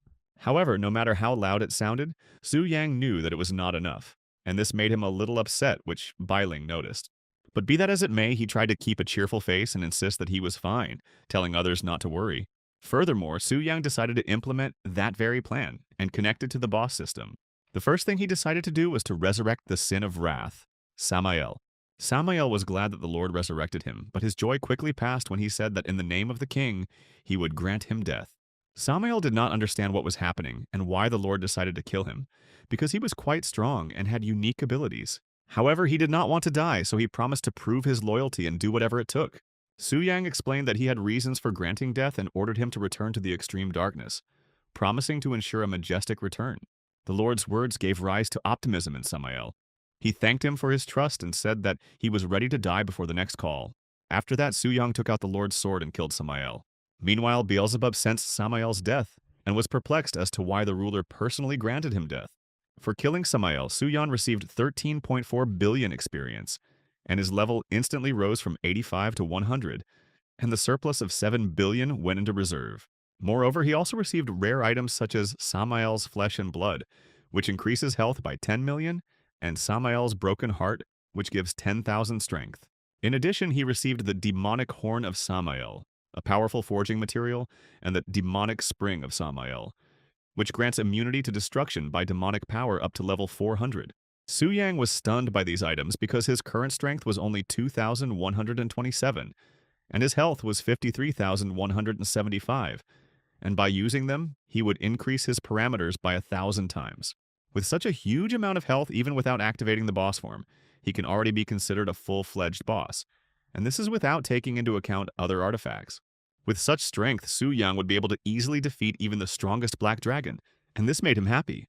He wanted to use the demonic horn of Samael as a material, but there was a problem. He needed a demigod-level blacksmith, and he hadn't met one yet.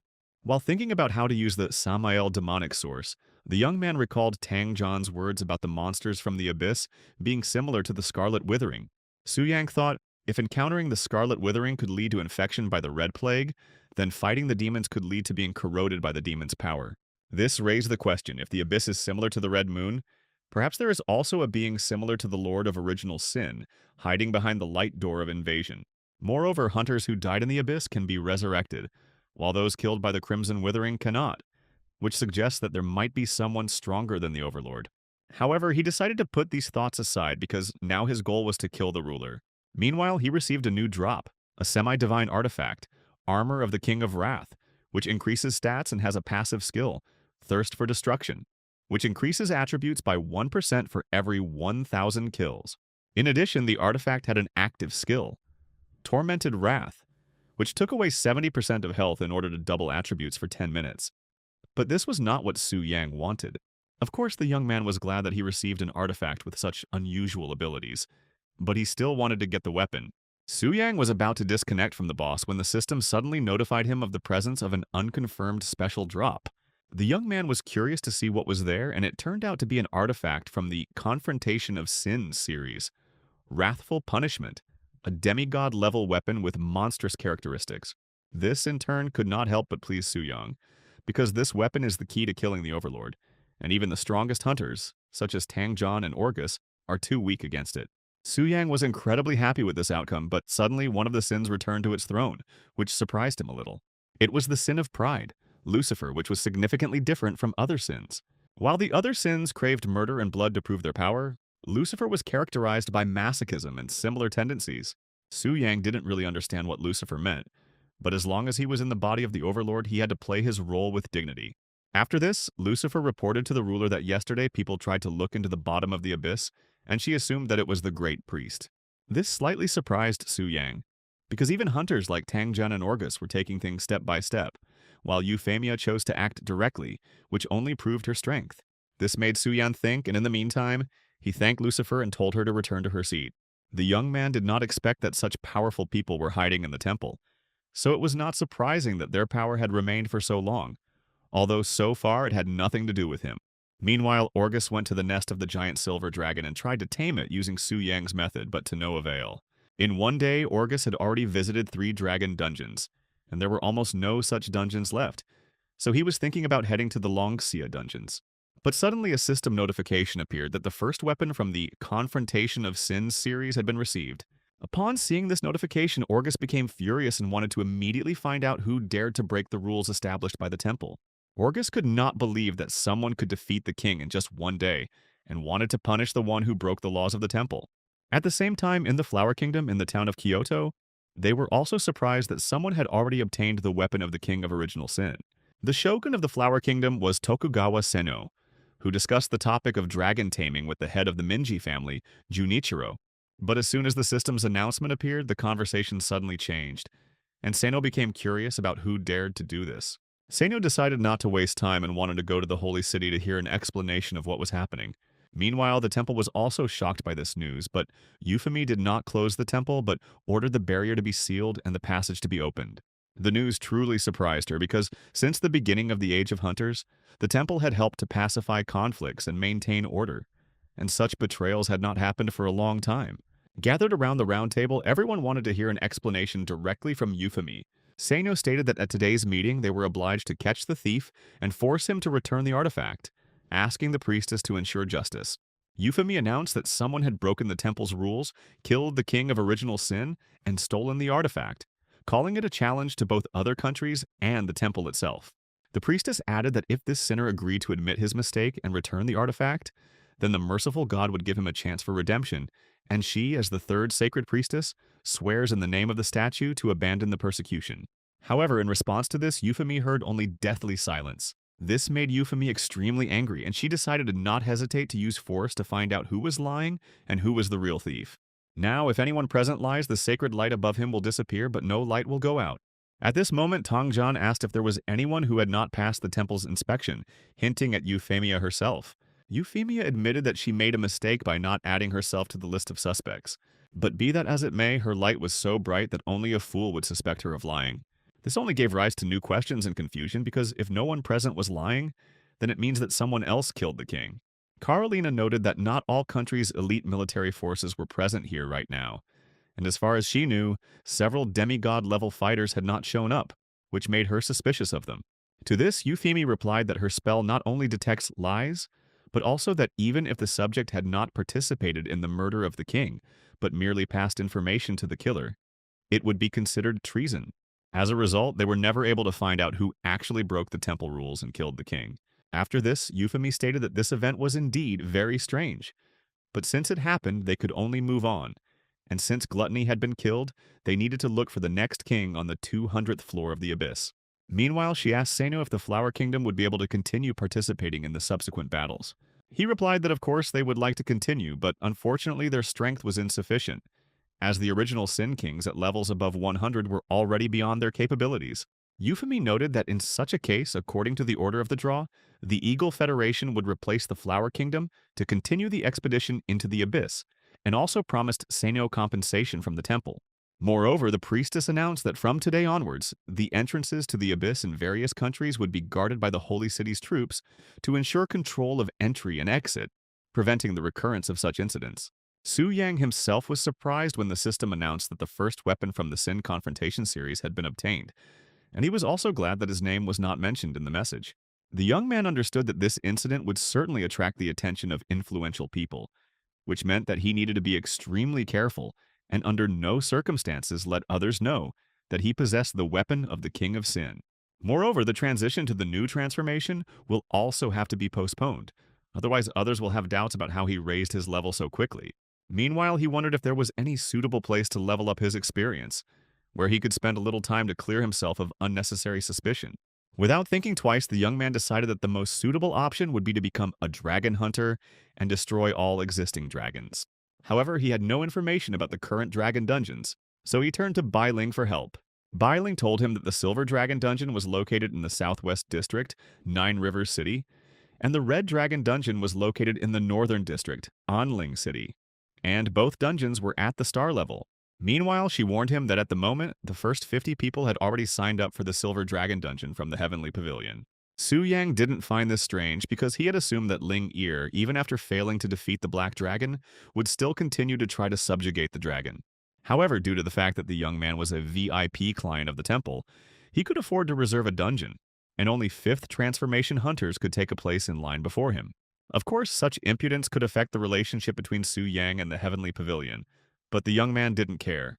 After all, no matter how strong the guys from the Heavenly Pavilion were, the young man had several aces up his sleeve that would make him a winner ahead of schedule. Now the young man had a question.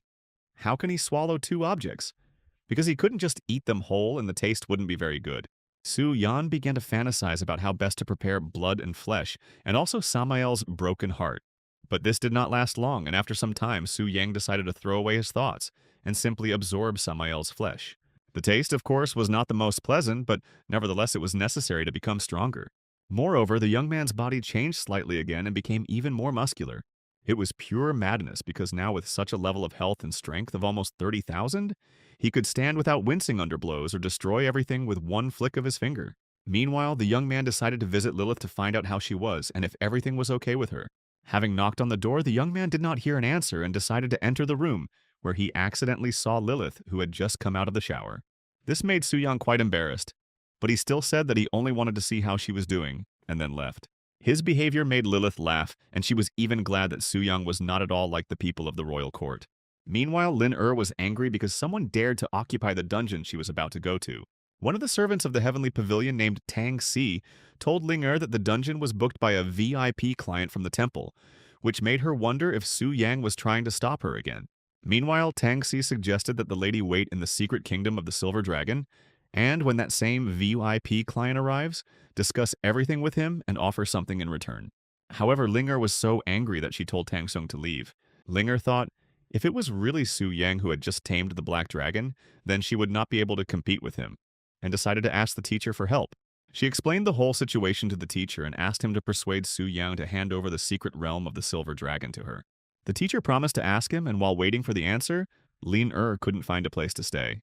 However, despite her hopes, the teacher reported that the young man had refused him, despite his status as the leader, and noted that he was now at the peak of his popularity.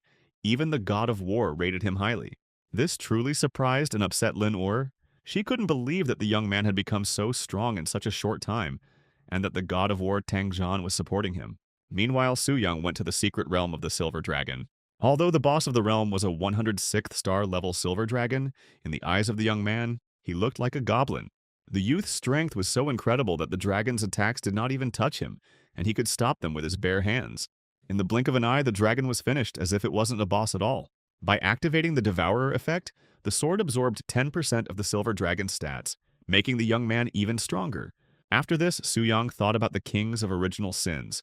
Beelzebub and Samael possess the gift of royal tribute, which allows them to take away characteristics and health, giving them to the ruler, but they rarely participate in battles and cannot often present tribute.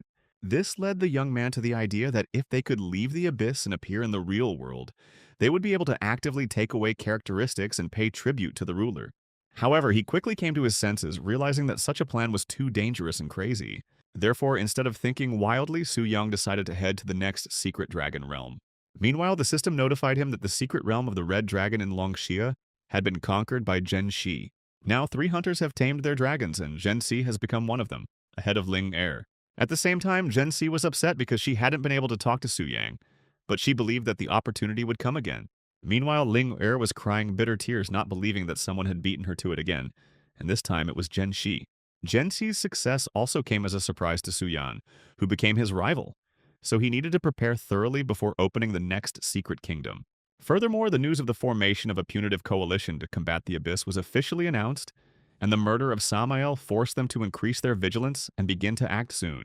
The young man understood that Beelzebub's power would not be enough to repel the coalition's attacks, so he decided to sacrifice him himself so that he would not fall into the hands of others. Meanwhile, Beelzebub was dying of boredom in the abyss because no one came to fight him. However, he was glad because if Carolyn had come to him again, he would certainly have died. At that moment, the ruler called him, which delighted and frightened Beelzebub. Was it really his turn to meet death like Samael? And everything happened exactly as he thought. The ruler decided to kill him. By killing Beelzebub, Su Yang obtained the essence of flesh, which, when consumed, permanently increases HP by 5 million and base stats by 2,000. In addition, a living body fell from the body, allowing it to bind targets weaker than the scorching sun level, shackling them with captivity. Also dropped was Demonic Source, which protects against demonic power within a 100-level radius. The demonic horn of Beelzebub is also a powerful forging material that can be used by legendary blacksmiths to create artifacts. The icing on the cake was the artifact of resistance to the sin of gluttony, which increases health, resistance, and stamina. The artifact had a special feature. When equipped, 2% of the attributes of a killed object are absorbed and returned to the owner. The only downside is that the artifact can only be used at the demigod level, meaning the young man doesn't have the opportunity to equip it yet. Meanwhile, Euphemy was glad that no serious clashes had occurred between countries and organizations, although the identity of the killer and the thief of the first weapon of sin had still not been revealed. Now the entrances to the abyss in every country were guarded, and entry was prohibited to all but members of the punitive coalition. Meanwhile, Euphemy approached the Great One to check the temple's statistics and was surprised to see that the Red Moon's damage rate had reached 14%. Furthermore, no one has yet been able to complete a 5-star quest after the 8th transformation. And if the defeat rate reaches 50% and no VIP reaches the Ascension of the Gods level, the inevitable awaits. After the release of another expansion, the main mood will remain despair. At that moment, Euphemy was shocked again. The system announced that the second weapon of the Sin Confrontation series had been acquired. Euphemy didn't understand how this could happen, since they had posted guards and banned entry to anyone who wasn't part of the coalition. The priestess became worried and wondered if this incident was connected with the man she had seen in the abyss. Everyone was alarmed by the situation, so Euphemy decided not to delay and announced an attack on the abyss with several squads at once. At this time, Su Yang was thinking about how soon the coalition members would attack the abyss, and in the worst case, the attack could happen as early as tomorrow. The abyss consists of 700 levels, with every 100th level containing a king of one of the 7 original sins, with gluttony and wrath already under the influence of the ruler. Lust and greed have not yet been resurrected, so the coalition can penetrate up to level 500. Su Yang thought about placing the strongest sin, Lucifer's pride, into the realm of gluttony, so that no one would advance past level 100. Meanwhile, the coalition had already set out into the abyss to clear as many levels as possible. The coalition was joined by a temple knight, Manga, a blazing sun level, 8th transformation, level 301 from the knightly order. The boys confidently rushed into the abyss, thinking that they would easily reach the king. However, on their way, they encountered someone much stronger than gluttony. While the others were in a stupor, Mike rushed at Lucifer without thinking that he could easily defeat her. But before Mike could get close, Lucifer pierced his head with magic. This surprised everyone. Right before their eyes, the boss killed the knight of the 8th transformation with one blow. Orgus used the skill and obtained detailed information about Lucifer. She has a divine level of 400. Additionally, being the sin of pride, Lucifer despises all weak creatures and takes no damage from weak attacks. Upon learning this, the young man was surprised. There was no one now who could resist such a monster, and if Lucifer killed Orgus and Tangjan, Su Yang would be able to control them without restrictions. Therefore, Su Yang ordered Lucifer to replace Beelzebub at the 100th level of the abyss, so that anyone who dared to invade would deeply regret it. However, none of the guys gave up, despite the fact that Lucifer instantly killed a level 300 hunter. The strongest hunters tried to attack the boss at the same time, hoping to defeat her. However, they failed to even scratch Lucifer, and their attacks only made her even more angry. The guys didn't understand how this was possible and why the boss on the 100th level of the abyss was so strong. Lucifer didn't care what they talked about, she only wanted bloodshed and death.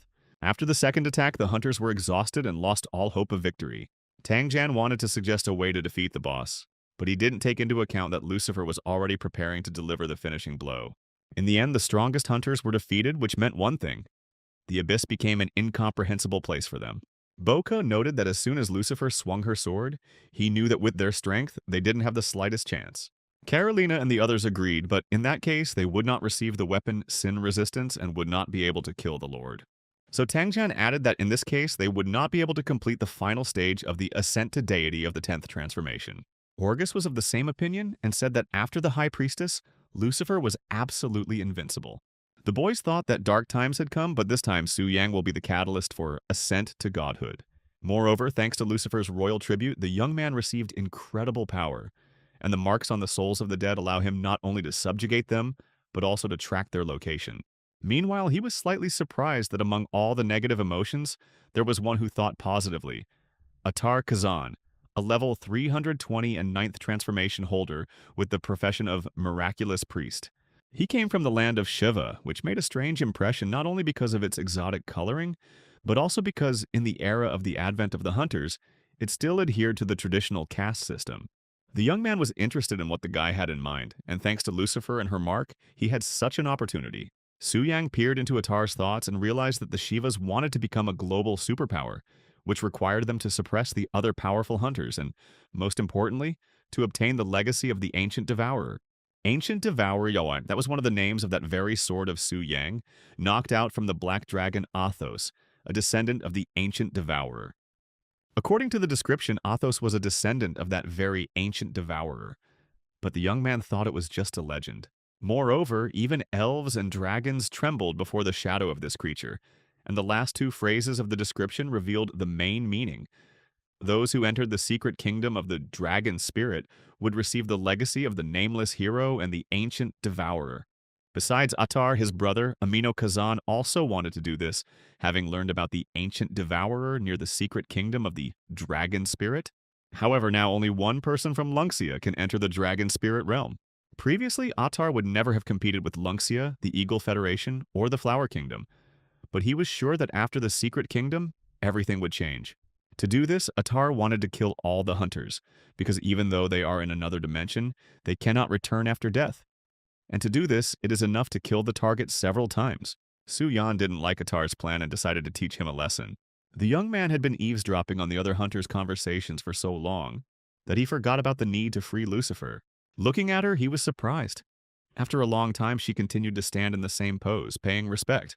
Lucifer, however, thought differently, because due to her tendency towards masochism, she considered the ruler a sadist who was trying to ignore her and mocking her. However, Suyan told Lucifer to come back and said that she had done a great job of dealing with the insolent people. To keep the spark of battle alive in her, he thanked her for her efforts. The young man didn't quite understand what was happening and why he was forced to play a role-playing game with a demonic boss, but he had no other choice. Meanwhile, something happened that the young man least expected. Suddenly, out of the blue, the high priestess Euphemy herself appeared before him, all because the priestess, having learned about the complete liquidation of the coalition, decided not to stand aside and went into the abyss. Using the statue's blessings, Euphemy upgraded her Eye of Insight skill to Eye of Truth, expanding her horizons even further.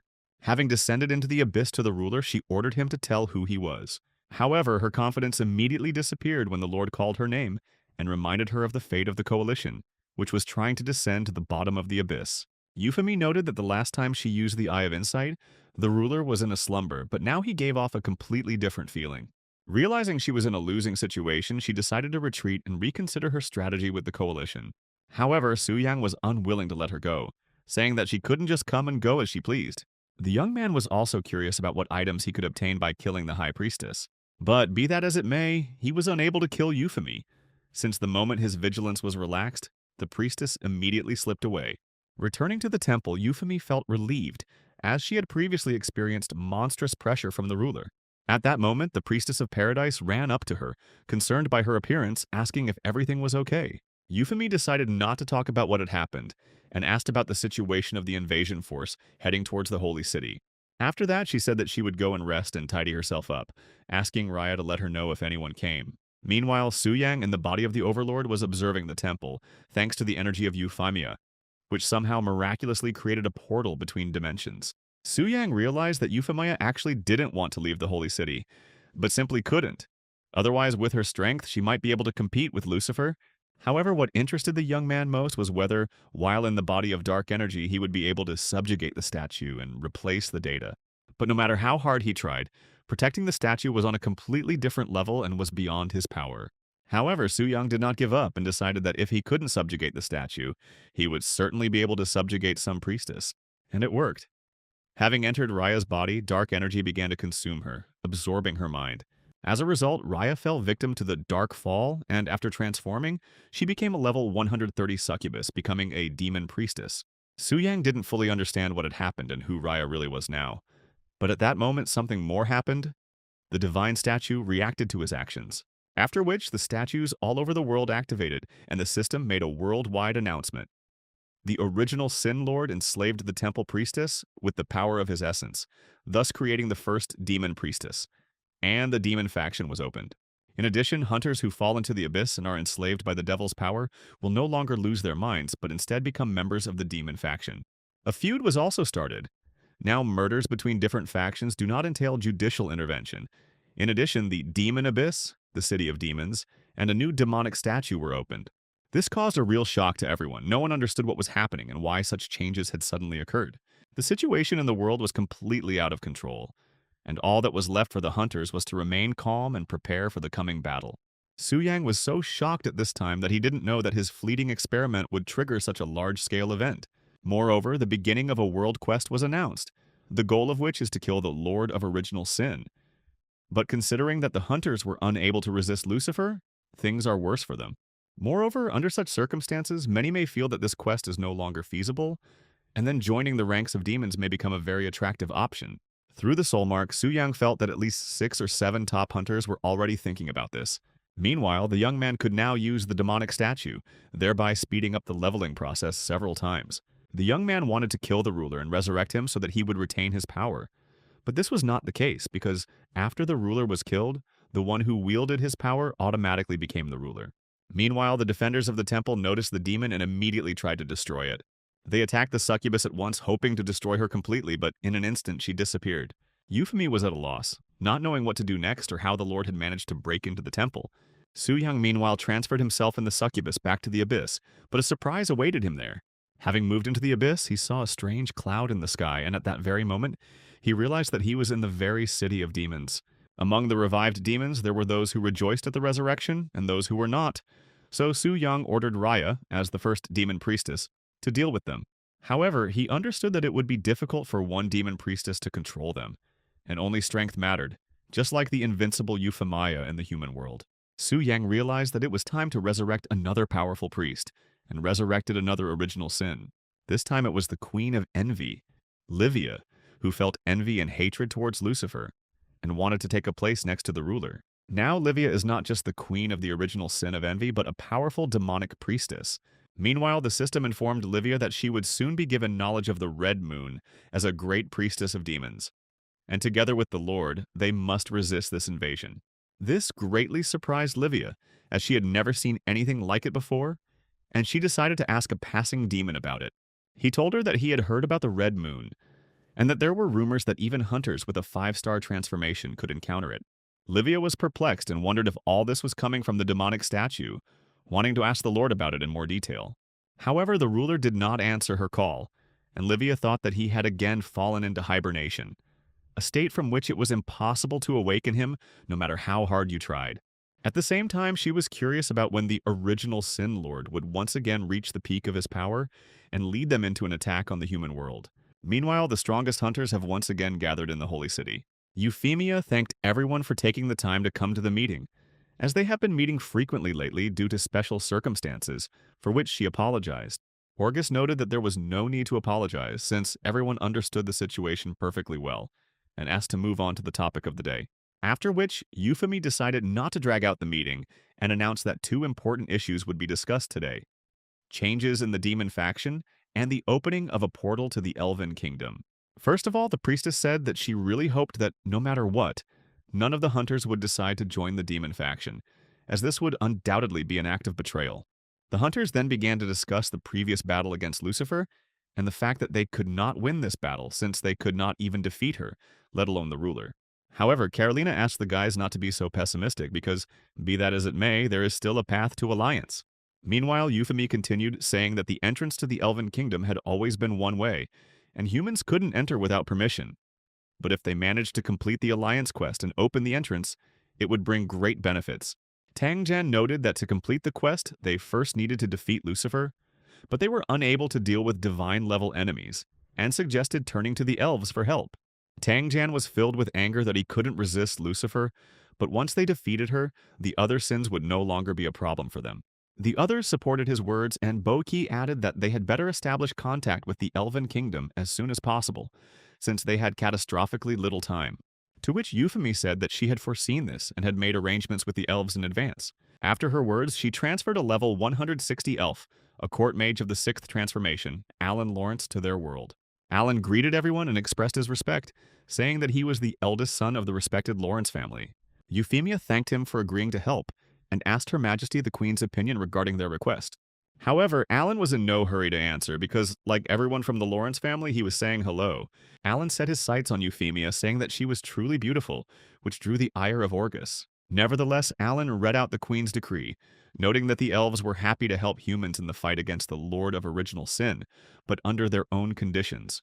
The first condition was that no humans other than elves would be allowed to visit the secret kingdom of the dragon spirit, and the second was to send humans to search for the elven princess Lilith and return her to the kingdom of the elves. The third and final condition was that the Temple of Job Change would donate 60% of the collected red moon crystal cores to the elven temple. This caused discontent among the others. No one wanted to agree to such conditions because it was literally robbery. A commotion broke out in the hall, but Euphemy immediately intervened and ordered everyone to be quiet. After which the priestess said that the temple had no objections to the second and third points. But the first point affected the interests of guilds from different countries, so she asked them to think it over again. Alan pointed out that in order to enter the secret realm of the dragon spirit, one must tame a dragon, to which Euphemy replied that Lunxia, the Eagle Federation, the Flower Kingdom, and the Shiva country already had dragon tamers. Smiling slyly, Alan went to meet them, but again put forward the condition that everyone would be able to enter the kingdom except the one who had subjugated the black dragon, and he must be delivered to the kingdom of the elves. This time, Tang John no longer ignored Alan's brazen statements and asked if this demand was directed against Longxia. Alan replied that this was not the case, since elves would not harm people, and stated that he was not obliged to explain the reasons for such demands. Tokugawa approached Tang John, saying that although he also did not understand why the elves were doing this, they certainly had their reasons, and besides, it was a worthy price to pay for an ally like the elves. Attar also tried to convince Tang John, saying that sometimes you have to make concessions and lose something in order to gain something more. However, Tang John was filled with anger and wanted to take it out on someone, choosing Tokugawa as his target. Tang John struck Tokugawa, causing surprise and bewilderment among the others. Attar wanted to stand up for Tokugawa and attacked Tang John, but he instantly knocked him to the ground. After which Tang John declared that no one had the right to teach them, the people of Longxia, how to act and what to do. He also noted that although he did not fully understand the intentions of the Elven Kingdom, this concerned all of humanity, and the Longxia were ready to take responsibility and make concessions. In conclusion, Tang John said that their conqueror would not go to the secret realm of the dragon spirit, but at the same time, they would never hand it over to the Elven Kingdom. Su Yang was watching everything that was happening, and upon hearing that Attar wanted to challenge Tang John and then their black dragon conqueror, he became very angry. The young man considered such behavior unacceptable, declaring that anyone who dared to challenge the monarch's authority should be severely punished and deserved a much more powerful blow than the one dealt by Tang John. However, he began to think that something was wrong here. He could still understand the position of Shiva and the Kingdom of Flowers, but he was haunted by why the Kingdom of the Elves had suddenly turned so sharply against them. That's why Su Yang decided to find out about this from Lilith, but the elf said that the other elves didn't care about Alkar's death, because his death would even benefit them. Lilith explained that even among the elves there is no unity for power, and although everyone is nice and polite on the surface, behind their backs they only plot and think about how to screw each other over. The young man realized that since Alkar's death had nothing to do with me, it was the black dragon itself that was the problem. Or rather, the elves were afraid of the one who had once brought boundless horror, the ancient devourer. Because of their fear of the ancient devourer, they are hostile and wary of all black dragons, and their high demands are understandable. The secret realm of the dragon spirit contains the legacy of the ancient devourer and the nameless hero, and to prevent it from falling into the wrong hands, the elves wanted to restrict access to outsiders. However, Su Yang had a completely different opinion and did not want to allow the elves to carry out their plans. Meanwhile, he said that one of the elves' demands was to find and return Lilith, but the elf said that she would never return to the kingdom of the elves. Su Yang understood everything without her because, given that she was burdened with the curse of the royal family, the court was clearly not looking for her with good intentions. The only problem is that Lilith has already shown herself to everyone when he subdued the black dragon, and if the Elven Kingdom shows her portrait, then sooner or later everyone will find out the truth. Meanwhile, he received a message from Tang John, who came to talk about something important. Tang John asked the young man to remain calm and said that he might not be able to enter the dragon spirit's secret realm this time. Su Yang was perplexed and did not understand why, after all, he had subjugated the black dragon, but still they did not let him into the kingdom. Tang John noted that he refused the elves' conditions because, despite slowing down the advancement into the abyss and for the common good, neither he nor the state of Longxia would agree to hand the young man over to the elves. He also asked Su Yan not to worry, saying that the Longxia would definitely compensate him for the damage. In conclusion, he thanked Su Yang for his understanding and asked him not to make any rash decisions. The young man wondered if the two ninth transformation hunters from the Flower Kingdom and the land of Shiva were ready to accept the surprise he had prepared in the secret kingdom. Meanwhile, Zhenxi was upset that Su Yang couldn't go to the secret realm, because she wanted to take the opportunity to communicate with him. The red dragon thought differently. He was glad that the young man would not come, because he did not want to fight with such a wild guy. In the land of Shiva, they were plotting something terrible and wanted to take the chance to get rid of the rest of the dragon slayers. The next day, another elf headed to the secret kingdom of the dragon spirit. Eric, the third prince of the elven kingdom, a level 220 elf dragon knight with the seventh transformation. However, no matter how noble the elves may seem, it is still better for girls to stay away from them, for their own good. At the same time, all the dragon conquerors gathered, and the entrance to the secret kingdom of the dragon spirit began to open, a truly significant moment. However, everything was not as simple as it seemed, because Su Yang's surprise was waiting for its moment. Suddenly, Atar noticed Orgus in the sky, who was about to use magic against him. He didn't understand what was happening and why Orgus decided to suddenly attack him. Orgus also probably didn't understand the reasons, because at that moment he was under Su Yan's control. Meanwhile, the young man ordered the black dragon to follow its nature, to devour everything in its path.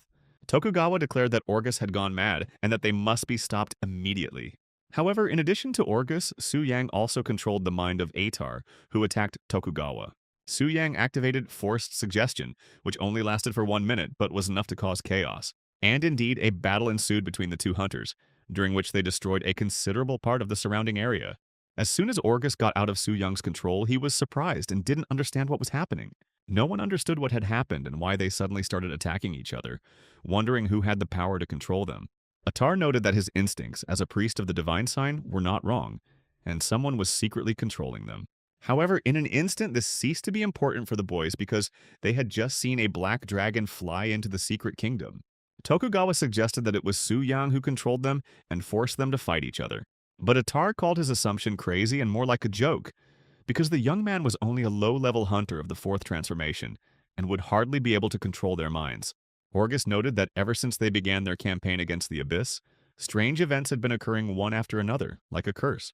Meanwhile, he stated that they had more important matters to attend to because of this control. They killed the elven royal guards, and now they must be reborn in the temple of the elven kingdom. And once the royal court learned of this, relations between humans and elves would, at best, simply worsen, so he suggested contacting them first. Meanwhile, the dragon slayers were busy exploring a secret kingdom that was significantly different from the others. Meanwhile, the elves had something insidious in mind and wanted to get rid of the rest of the boys by taking the dragons away from them. However, they were not the only ones who thought so. A tamer from the land of Shiva also wanted to use the stone tablet against them to take control of their dragons. But everything changed when that same black dragon appeared in the sky above everyone. The black dragon's roar terrified the other dragons, and Su Yang's presence caused everyone to be surprised.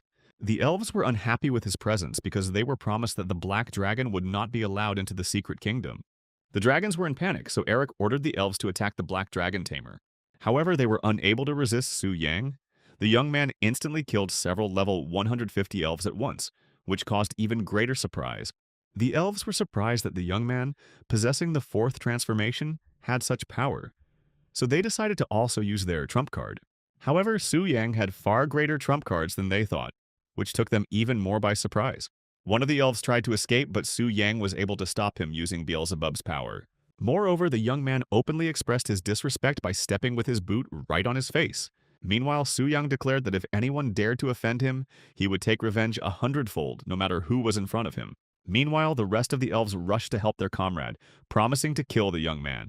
The elves were confident that they were many times stronger than Su Yang, and even though he was the owner of a black dragon, they would be able to defeat him.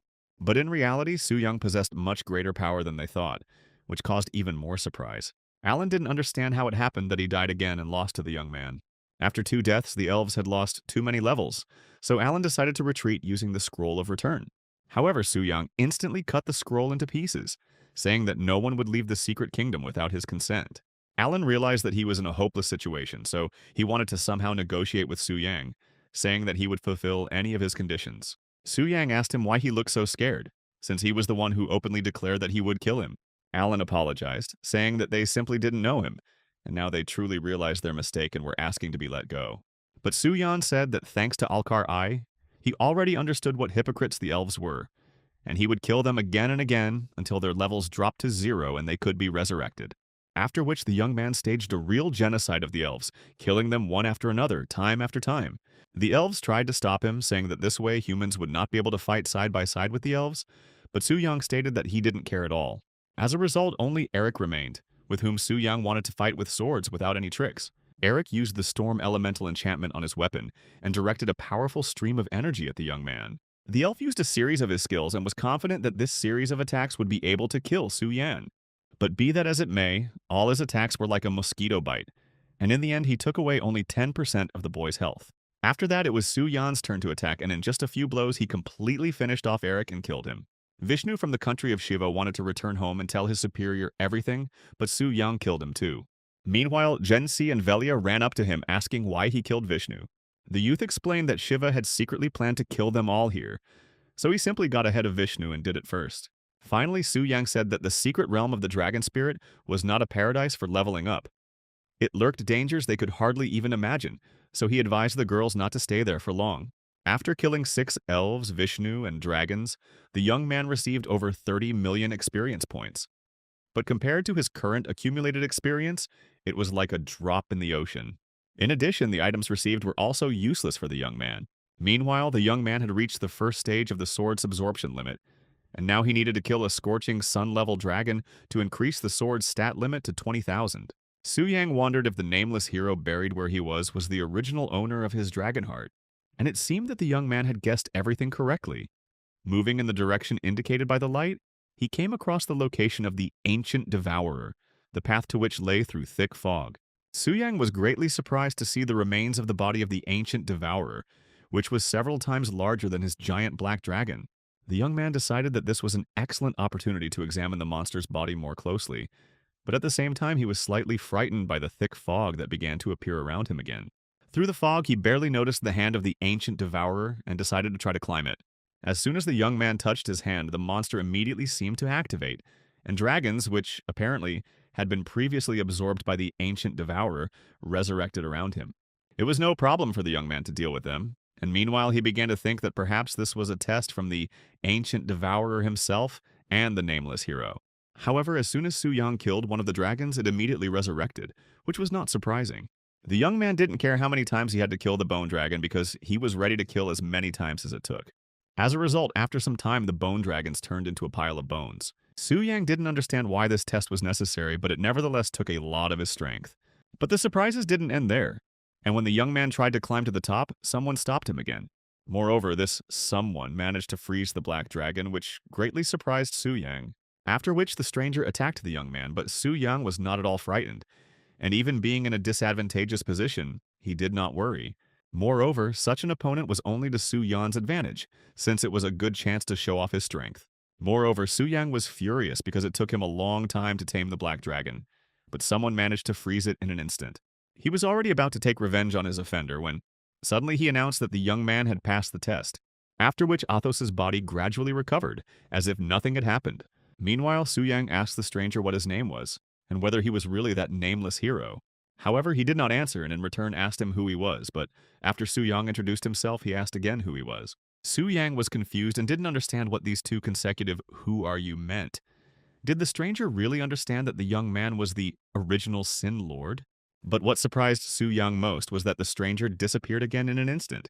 It was as if he had been transported back in time and pierced the young man's body with his sword. However, the oddities didn't end there.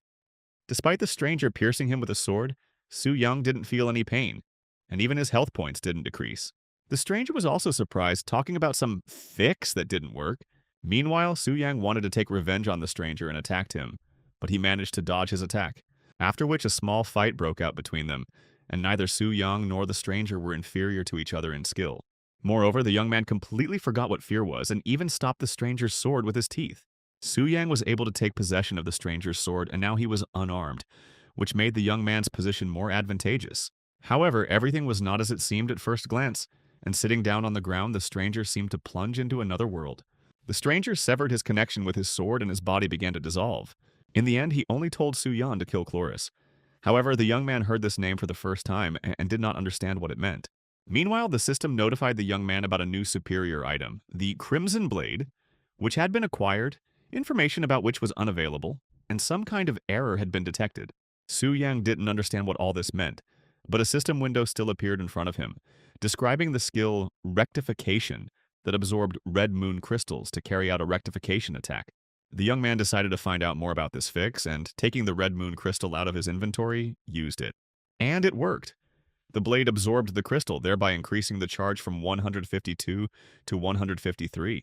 At the same time, Su Yang heard the roar of a dragon which belonged to a single black dragon, Athos. Athos also changed slightly due to the fact that he was able to absorb the dark flame, thereby preventing the immortality of those bone dragons. Moreover, these very same bone dragons have now been resurrected and have become Athos's minions.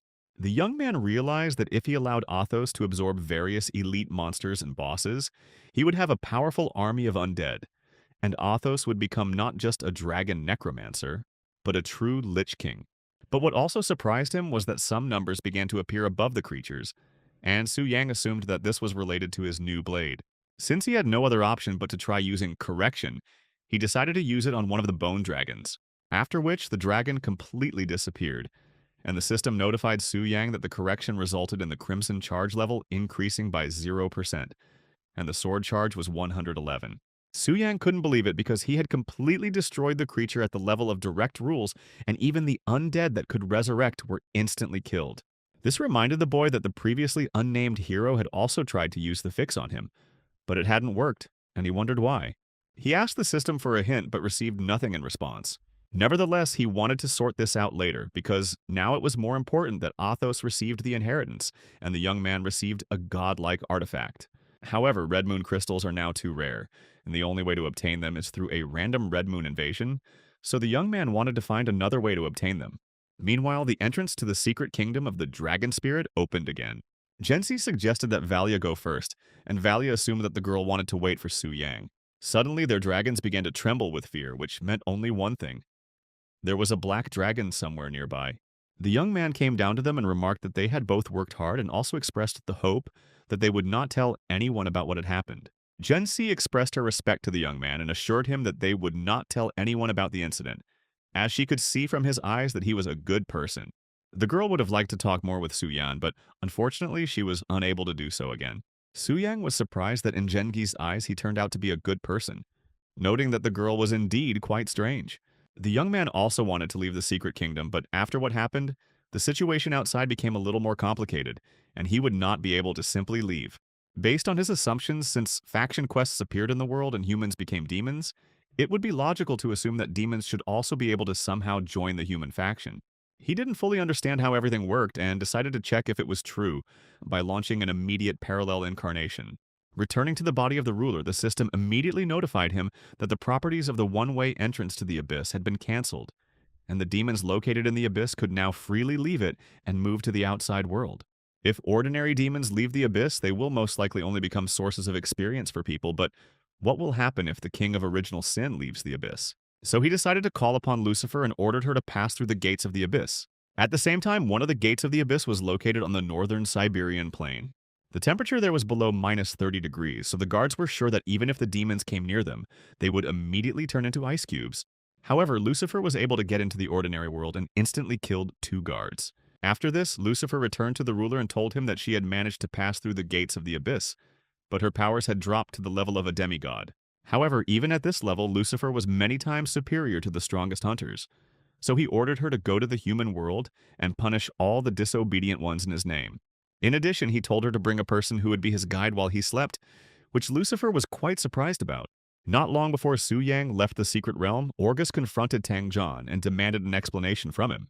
Tang Zhan was also perplexed, so he said that he had nothing to explain. The elves, in turn, demanded that the young man who tamed the black dragon be brought to the elven royal court for interrogation. Tang Zhan was also asked for an explanation, but he refused, saying that he did not have the strength to convince him. Just as the situation was escalating, Gensi and Velia emerged from the secret realm, not understanding what was happening. They were immediately asked where Su Yang was now, but the girls replied that they did not know, because they had gotten lost and their paths had diverged. Gensi noted that in the end, not only did they not find any treasure, but they also almost died. And after some flash of light, the entrance opened again. This led the elves to the idea that, most likely, someone had managed to obtain the inheritance of the secret kingdom. The elf captured Gensi and Vela, declaring that they would both go with him to the elven kingdom for questioning. However, after this, Orgus and Tokugawa intervened, saying that no one would go anywhere with them. After which the elves declared that in such a case, people could forget about the alliance with them, and if something happened to the third prince and the eldest son of the Lawrence family, they would be in great trouble. At this point, Atar intervened, telling Orgus and Tokugawa to imagine what would happen if they lost their elven allies, just as they would then confront the overlord. In fact, Atar said this only to show herself in a good light in front of the elves, and so that they would form an alliance with Shiva. Meanwhile, something strange suddenly appeared in the sky, emitting a monstrous aura. This aura belonged to none other than Lucifer, who had come to kill everyone. Orgus noticed that something was wrong here, and her aura was different from the one in the abyss. The guys decided to put aside all their differences and unite to destroy a common enemy. The Queen of Pride, Lucifer. After this, they rushed to attack Lucifer, and their attack was led by Tong Jon, who had earned the nickname God of War. Tokugawa and Atar did not stand aside either, but were ready to flee if something went wrong. Together they combined attacks and struck at Lucifer, confident that Pride would surely perish. However, their combined attack only slightly hit Lucifer, thereby further infuriating her. Lucifer used her unique skill, Dark Mastery, which trapped all enemies within a 500-meter radius in a barrier, reducing all stats by 50%. Despite the fact that they were the most powerful hunters of their time, they were unable to resist Lucifer's power. But it didn't end with Lucifer because Su Yang could still control those who died in the abyss after the failed campaign. This time, he decided to use his power for a good cause, and ordered Tang Jon to take Zhensi and Welia as far away from the battlefield as possible. The young man himself, meanwhile, came to the battlefield to see Lucifer, introducing himself as the guide of the Lord of Original Sin. The Queen of Pride's first impression of him was not very good. She was surprised that the ruler had chosen someone whom even calling a bug would be an exaggeration. Coming closer, Su Yang told her to put away her arrogance and help him take away one person. This surprised Lucifer. For a moment she felt the aura of the ruler, even though in front of her was the young man whom she had just called worse than a bug. However, she couldn't disobey Su Yang's order, so she went with him to his house.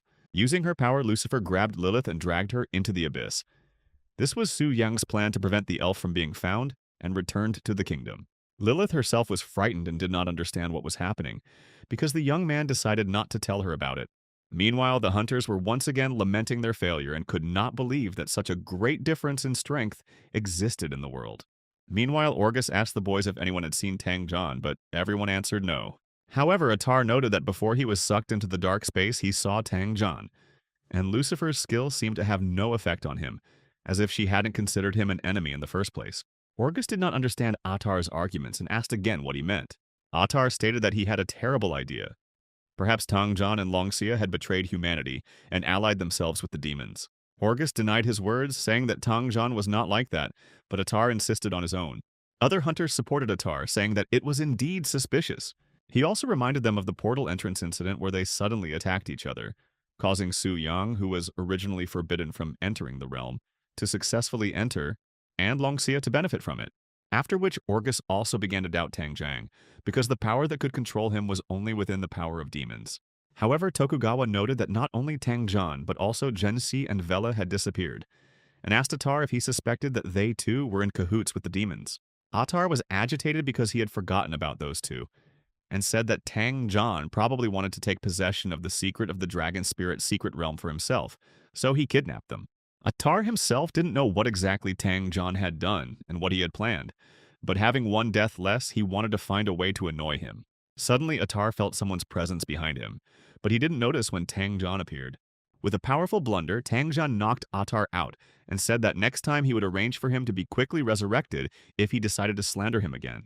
Orgus demanded an explanation from Tang Jon, which was not surprising, since many strange things had happened in the last minutes. Tang Jon replied that he had nothing to explain, and if they doubted him, they should go to the Holy City, where the High Priestess would judge everything.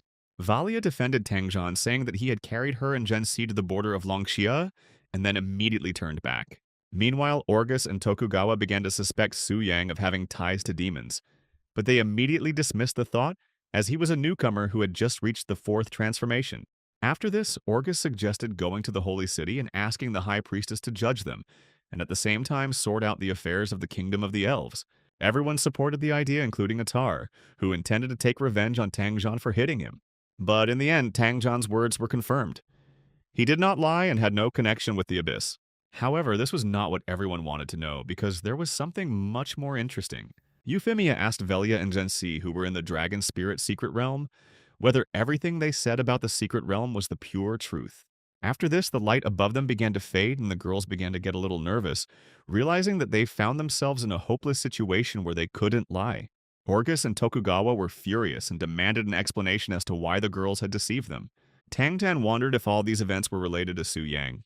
He carefully studied the boy's past and questioned everyone, from classmates and guilds to temple priests, and everyone spoke of him the same way. Talented, strong, not like a scoundrel.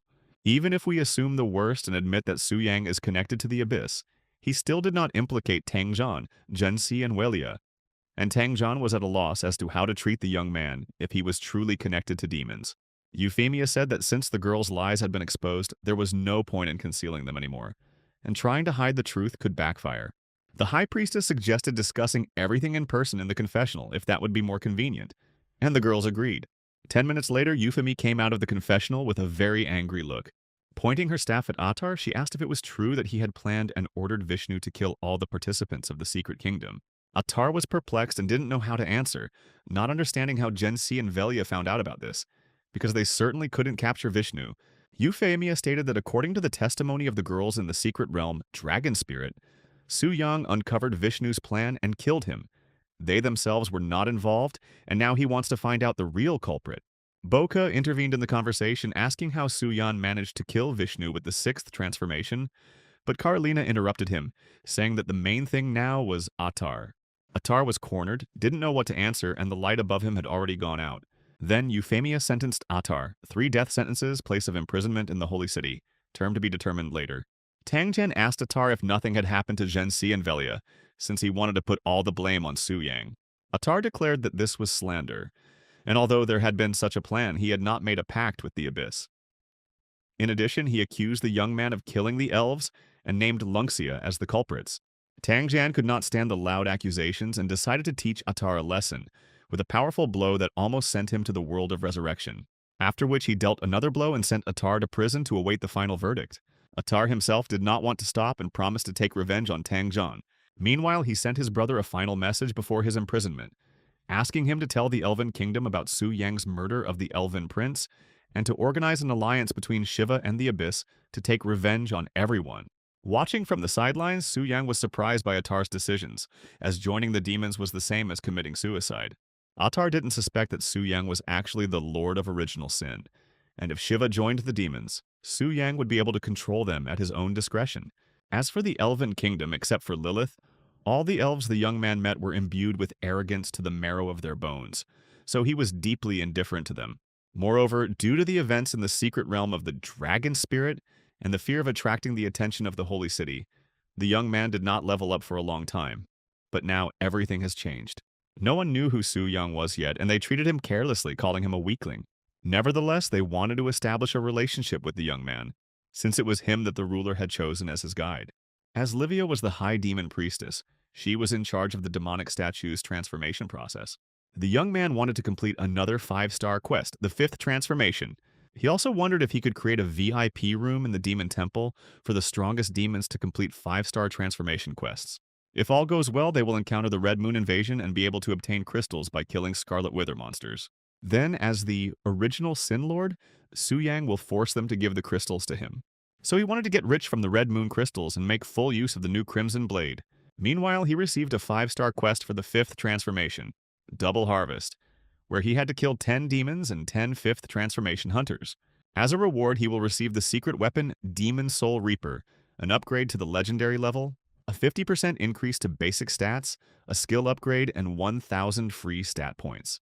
For Su Yan, killing a 5th transformation hunter was a piece of cake, so he decided to walk through the abyss to complete the first task. Meanwhile, Shiva was waiting for news outside, not yet knowing that Vishnu had been defeated. The news of Vishnu's death shocked his father. He could not believe that his brilliant son had died. Vishnu hoped to be promoted to the 9th transformation, but he died at the hands of a youth with the 4th transformation. This prompted the father to think about joining the demons despite the betrayal of humanity because, in his opinion, there was nothing left to lose. Meanwhile, Euphemia announced that Attar had been arrested and taken into custody, and now the matter concerning Su Yan needed to be discussed.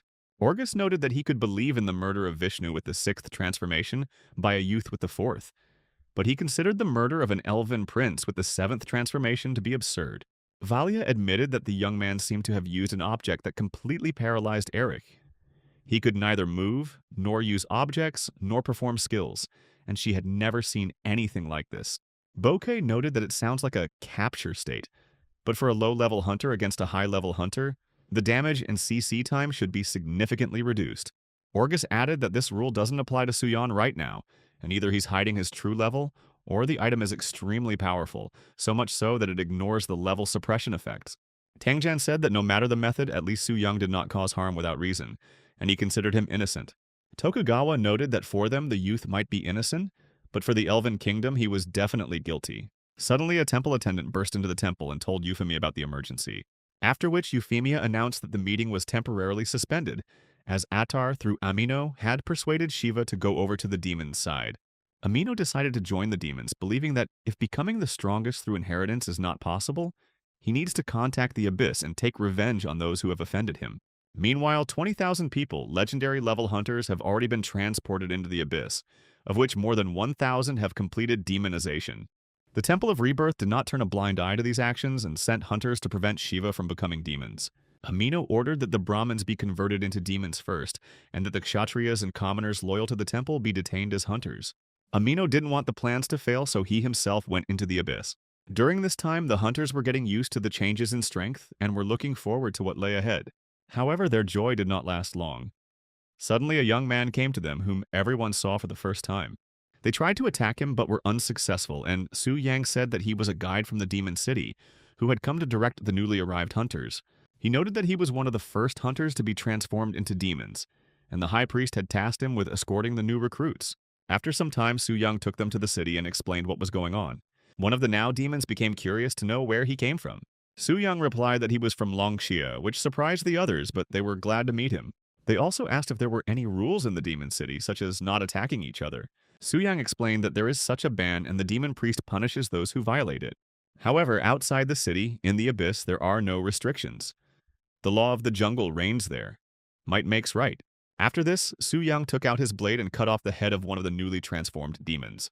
The rest were outraged and wanted revenge, but the same fate befell them. There is indeed a ban on attacks in the demon city, but not for Su Yan. He is the rule there. After being reborn, the boys wanted to tell Amino everything, but Su Yang killed them before they could leave the city. Thanks to this, he completed part of the first task of the 5-star quest, and if he continues at this pace, he will complete the quest today. Meanwhile, Livia became interested in Su Yang. At first glance, he seemed weak, but he killed with the 6th transformation, being the 4th. Su Yang had already completed the first task of the quest. Next, he needed to kill 10 hunters outside the demon camp. In the shallow layers of the Abyss, there were probably still many unconverted Brahmin aristocrats, killing whom would be enough, but there was one catch. After death, they were reborn in the temple of Shiva's reincarnation, and if rumors about it spread, problems would arise, so someone was needed to guard the entrance. Meanwhile, he noticed the presence of Livia, who was secretly following him. Livia was surprised that Su Yang noticed her and asked what he wanted from her. Su Yan, as the guide, ordered the publication of a quest. The demon hunters from the city must eliminate 10 unconverted 5th transformation Brahmin aristocrats. Livia was surprised and angry, considering the young man a weak guide, but he already dared to order her around. However, since the Lord had chosen the guide, she could not object and publish the task. The demons immediately set out to carry it out and began hunting the aristocrats. Even after death, they did not want to retreat, taking with them several Shudras as human shields. And before they could even understand what was happening, someone cut off their heads. It was Su Yang, who at first felt sorry for killing them. But then, after learning who they really were, decided that they did not deserve to live. An hour later, Su Yang completed the 2nd task of the 5-star quest, killing 10 hunters. After this, a hidden quest was revealed. Go to the 60th level of the Abyss, kill the primordial demon boss Abyssal Roar of the Abyss, and obtain the crystal core from it. The young man decided not to delay, took Athos with him, and set off to explore the Abyss. After descending to level 60, he encountered the 150-star level primordial demon boss, Abyssal Rage Roar. The boss was surprised and angry that the young man came alone and declared that he would kill him. 5 minutes later, the boss lay defeated on the ground. It seemed that the young man had come to the boss, but in fact, the main boss was himself. The boss dropped a crystal core, which the young man had to bring to the statue. However, plans changed, and instead of completing the quest, he decided to go to the very bottom of the Abyss. To obtain the dark power of the original Sin Lord, Su Yang must descend to the very bottom of the Abyss. He can't do that now, so all he can do is grant the power to the original Sin Kings and then ask them to pass it on to him. Besides, the connection time hadn't been updated yet, so he'd have to wait until tomorrow. But for now, the young man went to his now mansion. Lilith was waiting for him at the mansion, not understanding what was happening and demanding an explanation. Su Yang explained that she was now in the Demon City. He transferred her here because the Elven Kingdom was looking for her again, and asked her not to worry because she was safe with him, and the servants would help if anything happened. Lilith didn't fully understand what was happening and how Su Yang ended up connected with demons, but she believed him. However, Su Yang continued to assure her that she would always be safe with him. Meanwhile, in the Elven Kingdom, news of Prince Eric's death was received, and the news shocked everyone.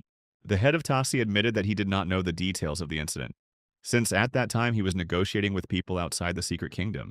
The queen was furious and ordered that the situation be dealt with immediately, and that those responsible be punished in the most severe manner. At this time, Euphemie was thinking about Shiva's Pandora's box, and what might happen if Shiva took advantage of it and joined the ranks of the demons, and other countries followed her. If this happens, the world will be plunged into chaos, and there will be no one to resist the invasion of the Red Moon. But the troubles were not over. At that moment, the elves, led by Carl Lawrence, entered the temple to find out the truth. Carl demanded that the killer of Eric and Alan be handed over immediately, otherwise their assistants would be replaced by slavery. Euphemie asked Carl to watch his words and said that, as far as she knew, although the elf temple allowed one to reach the divine level, the last transformation was 200 years ago. She hinted that the divine level might have fallen over the past 200 years and asked if he was being overconfident in calling them a godless race. Carl himself, a level 453 Great Archmage of the Ninth Transformation, replied that perhaps so, but they still had a level 500 demigod warrior and 2 strong warriors above level 450. This news shocked the rest of the hunters because in front of them was one of these powerful warriors. Tangjan stated that this was only suppression by level, and even if it was not divine, there was always hope of winning. But it wasn't just about level suppression. The elves had 2 artifacts that could be equipped during combat. Carl noted that, according to Tasi, the country of Shiva inspires the most trust among the elves, and asked who its representative is. Euphemie explained that Shiva no longer belonged to the human world, as she had chosen to join the Abyss. This surprised Carl, and he asked who among those present was sincerely inclined towards an alliance and ready to hand over the killer. Then Tokugawa, without hesitation, named the killer, Su Yang of Longxia. Tangjan was furious at Tokugawa's actions, but it was no use because Tokugawa had already told everything. Carl demanded that Tangjan tell him where Su Yang was now, but he refused. Carl was not satisfied with this answer and wanted to teach Tangjan a lesson, but one look from Euphemia was enough for him to change his mind and stop the attack. Meanwhile, Tokugawa pointed to Gensi and Welia, saying that they were survivors of the Secret Kingdom and could tell about Su Yang's crimes. As a result, Carl took the girls away for interrogation, which Euphemia could not resist. Meanwhile, Libya entered the world and headed to the Holy City. Livia was unhappy with Su Yang giving her orders one after another, but she couldn't disobey because he had a master behind him. This time, the young man told her to teach Carl a lesson, bring back Gensi and Velia, and was looking forward to seeing her strength. Despite the kindness and mercy of the elves, they were cruel and ready to kill anyone who disobeyed. Meanwhile, Libya found them to teach the impudent ones a lesson. Carl tried to attack, but it was useless because due to envy, Livia could seize the enemy's abilities and use them. So she took possession of Carl's abilities, albeit only for 10 minutes. After that, she refined the spell into the secret art, Forbidden Spell, Great Meteor Extermination. Carl wanted to use a shield to save himself from the attack, but it didn't work, and the elf was incinerated alive. Tokugawa tried to escape, but Livia caught up with him and used the Forbidden Spell, Wend God Choke. This frightened Gensi and Velia. They did not understand what was happening, and what would happen next, whether the same fate would befall them as the others. However, everything was different, and opening a portal, Livia told them to follow her. At this time, Euphemia felt an incredibly strong energy suddenly flare up, and the auras of Carl and Tokugawa instantly disappeared, after which Tokugawa found himself in the temple and told the high priestess about everything that had happened. Euphemia was surprised that she hadn't seen Gensi and Velia anywhere, and everything was the same as last time.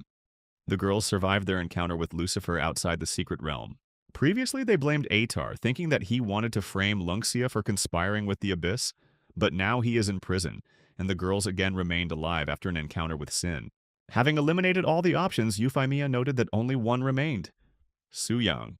Meanwhile, Livia tried to understand what Su Yang had in mind and why he needed so many women. Neither Gensi nor Velia understood what was going on here, but suddenly, Su Yang came out of the mansion and greeted the girls. The girls were surprised to see the young man and asked what it all meant. But Su Yang replied that he couldn't tell them anything yet. This led Gen C to the conclusion that Su Yang had decided to betray the people and join the demons. She couldn't find any other explanation. Meanwhile, Su Yang asked her if she still considered him a good person, as she said when he saved her from the elf. Gen C replied that she still believed him, or rather wanted to believe him, because she was sure that he had reasons for acting this way. After this, the misunderstandings between them died down, and despite the oddities, they trusted Su Yang. Yet it frightened Velu that Gen C was so confident that Su Yang was truly a good person. Lilith didn't like that the young man was bringing other girls to the mansion again, and thus not paying attention to her. Su Yang didn't know what to answer, so he just said that it was necessary and he would pay more attention to Lilith in the future. After which the young man went to the throne, thinking about how to obtain the dark power of original sin in order to complete the 5th transformation. Everything in the Abyss is going according to plan now, but the elven world is a threat. So Su Yang decided to wait for the boss's abilities to recharge and resurrect Samael to scout out the situation. If the elves' fighting strength turned out to be lower than he expected, the original Sin Kings would be able to take over the Elven Kingdom, and by killing the ruler, Su Yang would become the ruler of 3 factions at once. This was the young man's plan, to create a world where people and demons could live in harmony, and where elves were doomed to be slaves. Su Yang did not forget about the state of Shiva, whom he also wanted to repay for their deeds. Meanwhile, Euphemia was wondering if it was true that Su Yang had joined the demons and submitted to the overlord, since all the evidence pointed to him. Therefore, the priestess decided to approach the statue and request records of Su Yan's change of profession. Of course, all these 5-star transformations may be difficult for ordinary hunters, but if the young man is the incarnation of the original Sin Lord, it is a piece of cake for him. Euphemia wanted to discuss this topic with Bai Ling and ask her a few questions regarding Su Yang. In the name of the sacred statue, Euphemia told Bai Ling to tell her everything she knew about Su Yang. Bai Ling was surprised that even Euphemia knew about Su Yang, but she still didn't understand how she thought about him. When Bai Ling said that she would tell the priestess in detail about all his heroic deeds, she was stunned. After that, Bai Ling told her everything she knew about the young man, every single transformation quest he had undertaken, and his battle with the Red Moon. Bai Ling did not hide anything and proudly spoke about all the so-called exploits of the young man. However, from her words, Euphemia understood one thing. Bai Ling was head over heels in love with Su Yang, so asking her about anything was useless. However, Euphemia asked if there was anything else between her and Su Yan that she hadn't told him about. The only thing Bai Ling didn't mention was how she had removed Su Yang's curse of scarlet withering, because talking about it made her feel embarrassed. The high priestess decided not to ask any further questions and only asked that Su Yang be told that she really wanted to talk to him. Despite all the evidence against Su Yan, Euphemia hoped until the very end that she was just overthinking things and that everything was wrong. Meanwhile, Amino, along with the rest of the members of Shiva's state, were wandering around the abyss, already being demons. But suddenly Amino was grabbed by one of the demons and declared that in the name of the high priest of demons, he was accused of disrespect to the ruler and sentenced to death. Amino denied his words, saying that everything was not so and he was faithful to the ruler until the end of his days. However, if Amino wanted to dispute anything, he had only one option: to go to the great monarch and tell him everything. After some time, the demons delivered Amino to Libya, where he also denied his guilt, claiming that he had done nothing that could offend the monarch. Livia was furious when Amino spoke to her, considering him a worthless weakling who shouldn't be allowed to do such a thing, and then kicked him with all her might. At the same time, Su Yang appeared and asked Amino if he didn't understand why he was sentenced to death for insulting the monarch. Amino looked up and was shocked, not understanding what Su Yang was doing here. The young man told him again who he was and added that he could now be considered the crown prince of the abyss. Su Yang recalled that he and his brother had once planned to kill everyone in the dragon spirit's secret realm, including him. However, their even greater mistake was that after the failure, they betrayed the people and joined the demons, where Su Yang was already waiting for them. Amino was angry at Su Yan and wanted to take revenge on him for everything: the death of his brother, the inhabitants of Shiva, and the harm caused to him. Su Yan didn't even have to answer because Livia stood up for him and took Amino's skill for herself. Moreover, Livia noted that the assassination attempt on the Lord's Guide aggravates Amino's guilt, and his skill is ideal for torture. As a result, Amino was tortured to death by his own snakes. What goes around comes around. Meanwhile, Su Yang told Livia to regard the new demon hunters from Shiva as an inferior race and only use them as servants. Having rested with Shiva, the young man decided not to stop and move on to the kingdom of the elves, as well as to another traitor, Tokugawa. Meanwhile, Carl returned to the palace to tell about what had happened and the small problems. Carl himself did not understand who the woman who attacked them was, and where she got so much strength that she killed everyone in an instant. Carl was sure that she was from the abyss, but he didn't know how to tell the queen everything. The queen greeted Karl and immediately asked where Eric's killer was. Falling to his knees, Karl reported that Prince Eric's killer was a young man from the human world named Su Yang, from the Longxia clan, who had subdued the Black Dragon. The queen became angry and asked again where Su Yang was now. In a trembling voice, Karl said that initially there were two survivors in the secret kingdom, who perhaps knew the whole truth. But on the way back, they were attacked by a demon, and they all died. Karl added that the demon was incredibly powerful and apparently one of the kings of original sin. This caused a violent reaction among the elves. No one could believe that the demon was so strong that he killed Lord Karl. Given the situation, the elves suggested that the queen, in parallel with the search for the murderer, expedite the conclusion of an alliance with the people in order to first deal with the abyss. The queen noted that since all her subjects agreed in the name of the holy goddess of nature, she was ready to temporarily forget personal quarrels and form an alliance with people against the abyss. However, the investigation into Eric's death will continue, stating that the killer's blood will become payment for the blood of the royal family. In the Elven Kingdom, black dragons have long been extinct. The elves have destroyed 95 black dragons, but no one has inherited the blood of the ancient devourer. Therefore, the queen was sure that the young man was unlikely to be lucky enough to possess the blood of the ancient devourer, and that killing him would be easy. Meanwhile, the cooldown for connecting to the boss was refreshed, and Su Yang became the overlord again. At the same time, he wanted to understand the limitations of the new semi-artifact, Wrath King's armor, which required killing 100,000 star-level demons, 1,000 starlight demons, 100 shining moon demons, and 10 scorching sun demons. At first glance, it seemed difficult, but not for Su Yan, who possessed the power of a sovereign, for whom it only took an instant. In an instant, he killed all the demons needed to remove the restrictions from the half-artifact. Immediately after this, he summoned Lucifer and ordered him to hand over the half-artifact to his guide, himself. Meanwhile, he asked her what she thought about his guide, to which Lucifer replied that the guide was the choice of the ruler, and she had no right to question his choice. At the same time, Livia approached him, saying that there was a matter that required his attention, and asked for an audience. Livia came to him to tell him about the resistance to the Red Moon invasion, because she knew nothing about it, was confused, and wanted to hear an explanation from the Lord. Su Yang was surprised that the Abyss had never encountered the Red Moon before, but since the Job Transfer Temple already had a well-established system related to the Red Moon, he decided to simply borrow it. And before the young man could begin his speech, something strange suddenly happened. Out of the blue, for unknown reasons, the Red Moon invasion began. Moreover, the Crimson Gates were activated in the Abyss, where nothing was previously known about the Red Moon. From the Crimson Gates, monsters of the Crimson Withering began to emerge, the first of which was a level 100 Whispering Chaos. Lucifer immediately tried to destroy it, but her attacks did not affect the monster in any way. This truly surprised Lucifer and angered Livia, who asked her if she couldn't deal with such trash. After which, Livia attacked the monster, piercing its body with a blow, but even she could not kill it. Su Yang was surprised that even the attacks of divine-level kings were useless, and in that case, the legend that only a chosen hero could overcome the Scarlet Withering was true. However, no matter what the legends for the Lord of Original Sin, to wipe the monster from the face of the earth was a piece of cake. However, it didn't end there, and suddenly a giant eye appeared from the Crimson Gate, looking straight at the ruler. Su Yang understood what this meant and felt a monstrous pressure, but he did not think of retreating and advanced straight to the gate.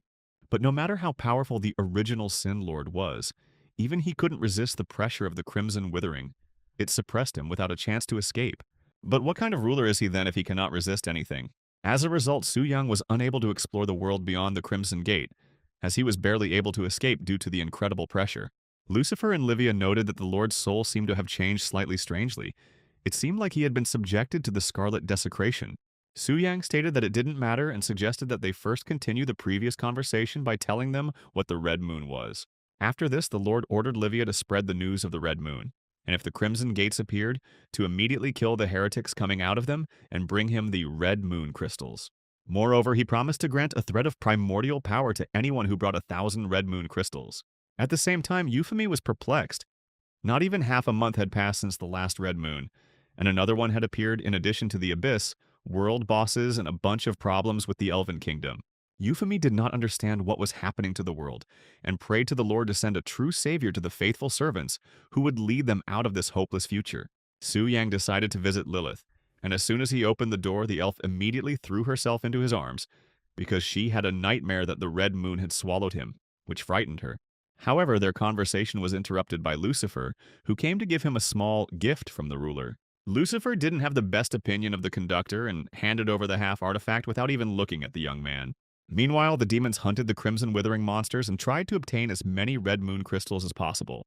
Lucifer also wanted the crystals, so she killed anyone who dared to steal them in front of her. She also wondered why the Lord chose Su-yan as his guide, since he was as weak as an ant and possessed by lust, which dishonored the king's dignity. However, Lucifer wanted to be the first to obtain 1,000 red moon crystals in order to receive the thread of the original power as a reward. At the same time, new crimson gates opened near Lucifer from which new monsters emerged. This time it was the god-level Scarlet Withering monster, Chanter of Old Times. Lucifer wanted to deal with him immediately by piercing his body with a demonic spear, but the attack did not work. Furthermore, the monster responded with the attack Blood Tide of Destruction, declaring that the red moon would destroy everyone in its path. In response, Lucifer activated a barrier which instantly suppressed the monster's attack. His arrogance angered Lucifer, so she decided to immediately finish him off with a more powerful attack. However, Lucifer still received some damage because, as the Overlord predicted, the level of the enemies in the Crimson Gates was synchronized with the level of the target. Meanwhile, she wondered who the target of the level 100 monster that attacked them was, and whether it had accidentally entered the throne room. For killing a god-level monster, Lucifer received a whopping 8,000 red moon crystals, enough to make 8 strands of primordial power, and was eagerly awaiting the time to hand them over to the Overlord. Meanwhile, Su-yang completed the 5th transformation quest, and his skills and stats increased several times again. Thanks to the fact that the youth had countless experience reserves, he immediately raised his level to the permissible maximum. Despite this, he still has a lot of experience in reserve, and his profession changed to Soul Reaper. Moreover, he completed the hidden task, after which the merger began to confirm the completion. After the merger, there was a sudden surge of corruption belonging to Su-yan. Then an aura similar to the appearance of a lord appeared, which made all the demons and original Sin Kings tense up. Gensi and Vela also felt this aura and initially thought that a gate had appeared nearby. The pressure of such a monstrous aura made Vela's legs feel like they were giving out, and she asked Gensi to use Farsight magic as soon as possible. Using magic, Gensi was surprised by what she saw and realized that all the monstrous aura was coming from Su-yang. The thing is that by completing the secret quest Song of Darkness, the young man unlocked the fallen form of the Soul Reaper, which allows him to unleash darkness for 5 minutes, and now he can empower or disempower the 7 original sins. This was a real revelation for Su-yan, because the ability that was supposed to be unlocked only after killing the Overlord was revealed to him much earlier, albeit only for 5 minutes. Meanwhile, Lucifer and Livia approached him, and the former demanded an explanation of how he dared to accept the power of the ruler, forcing the children of the Abyss to kneel, being only a guide. Su-yang didn't like this attitude, so he wanted to teach them a lesson so that they would understand that he was not just a guide. After this, he used his power against Lucifer and Livia, angering them even more. But what was even more surprising was that after his attack, their abilities suddenly disappeared. In the end, Lucifer acknowledged Su-yang's strength, but warned him to remember his place, stating that usurping the sovereign's power was unacceptable. After this, envy and pride left, only telling the young man at parting that they would keep a close eye on him. Meanwhile, Su-yang went to the demonic statue to complete another 5-star quest, but for the 6th transformation. This time he had to single-handedly kill the Shining Moon level boss, Demon Lord Lovick, to prove his strength. While this might have been an incomprehensible task for others, for Su-yan it was as easy as pie. Meanwhile, he became curious about what would happen if he absorbed the boss with the power of gluttony, and how much his stats would increase in that case. Deciding not to think for long, Su-yang went to the 90th level of the Abyss, where Lovick himself lived. Having met with Lovick, he told the young man that according to the latest laws of the Abyss, promulgated by Livia, for every 100 levels of the Abyss, 10 levels are given to the demonic nobility for development. So he asked Su-yan whose command he was serving under if he allowed himself to break the rules without fear of punishment from Livia.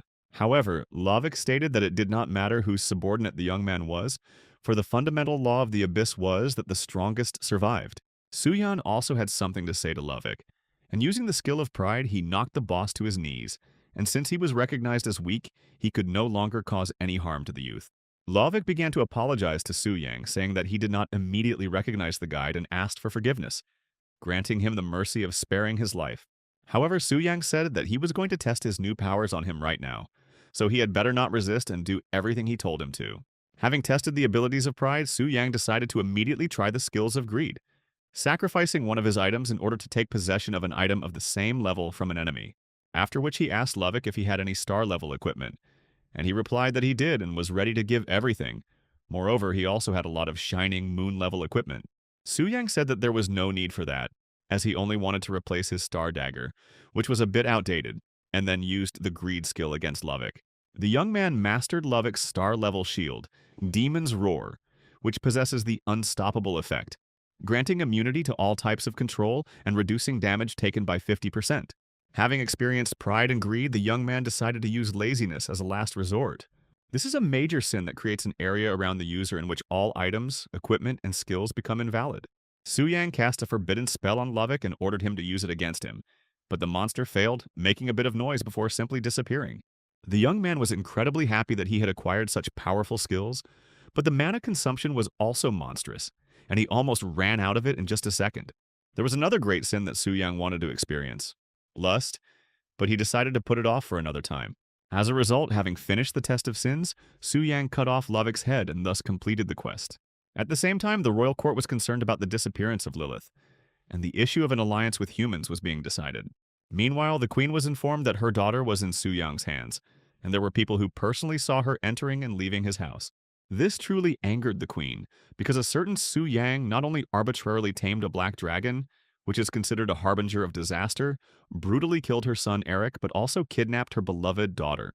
For these three sins, in the name of the holy goddess of nature and the royal family of the elves, the queen gave the order to kill Su Yan, as well as eliminate all witnesses, leaving no one alive.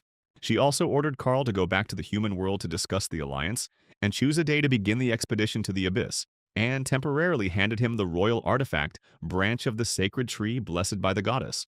The queen said to use the artifact to frighten ignorant people so that they would understand that the power of the elves goes far beyond their imagination. In addition, this artifact can be used if any of the Sin Kings attacks again to destroy them immediately.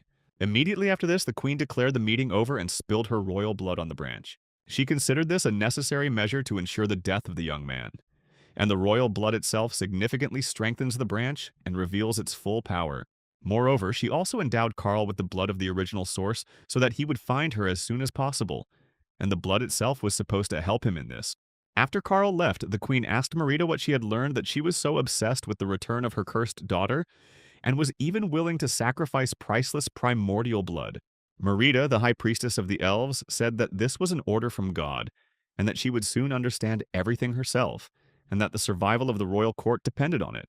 Meanwhile, Su Yang was watching Carl and learned that he and the other elves were currently heading to the human world to kill him. Meanwhile, the young man was worried about how the other boys would react if the elves revealed his location, and he hoped that he would not be considered a traitor. And at the same time, he didn't care what others thought of him, because history is remembered only by the victors. And as soon as Su Yang defeated the original Sin Lord, all suspicions would instantly dissipate. After that, the young man went to the demonic statue to complete the 5-star quest for the 6th transformation. After switching to a new transformation, Su Yang immediately raised his level to 173, using up all his experience reserves. In addition to raising his maximum level to 200, the young man also received 2,000 free stat points, increased the effect of his passive skills, and mastered the 2nd-level Forbidden Fire Elemental spell, Azure Flame Hell. However, he suddenly felt someone's presence nearby, and it was Livia again, secretly watching him. When he asked her why she was following him and if anything had happened, Livia replied that everything was fine. The girl herself did not understand how he had managed to open her up again, and how his strength could have grown so quickly, since now you couldn't even tell that he was a simple bug. However, Su Yang had more important things to do than interrogate Livia about why she was watching him. Having reconnected with the boss, the young man resurrected another sin, Belphegor's laziness, whose characteristics were monstrously powerful. He wanted to do the same with Belphegor as he did with the other sins, accept their lives as a tribute and grant them death until they were called upon again. Belphegor replied that laziness contained stability, and death was the highest form of peace, so she was ready to give her life. By killing Belphegor, Su Yang gained a whopping 18 billion experience points, enough to level up to 198. He also acquired her Source of Power, which grants immunity to the effects of the Abyss up to level 600, and her Essence, which increases health by 50 million and physical and magical defense by 50,000. In addition, he acquired a very powerful material, Belphegor's Silver Body, and the forbidden semi-divine magic, Wall of Eternity, which grants complete invulnerability to physical damage for 1 minute, but prevents him from using skills.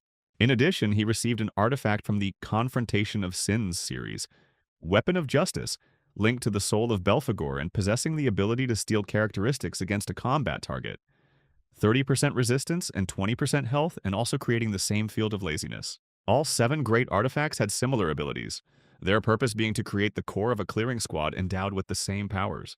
And if the young man manages to collect all 7 artifacts, it will mean that he himself will become an entire army. Meanwhile, he called Lucifer and Livia to report to him on the progress of the Red Moon crystals collection. The demon temple collected a total of 2,310 crystals, and all the demon people were sincerely happy to present them to the Lord. Livia thought she had beaten Lucifer, but when she presented 8,000 crystals, the question of who would win their competition was closed.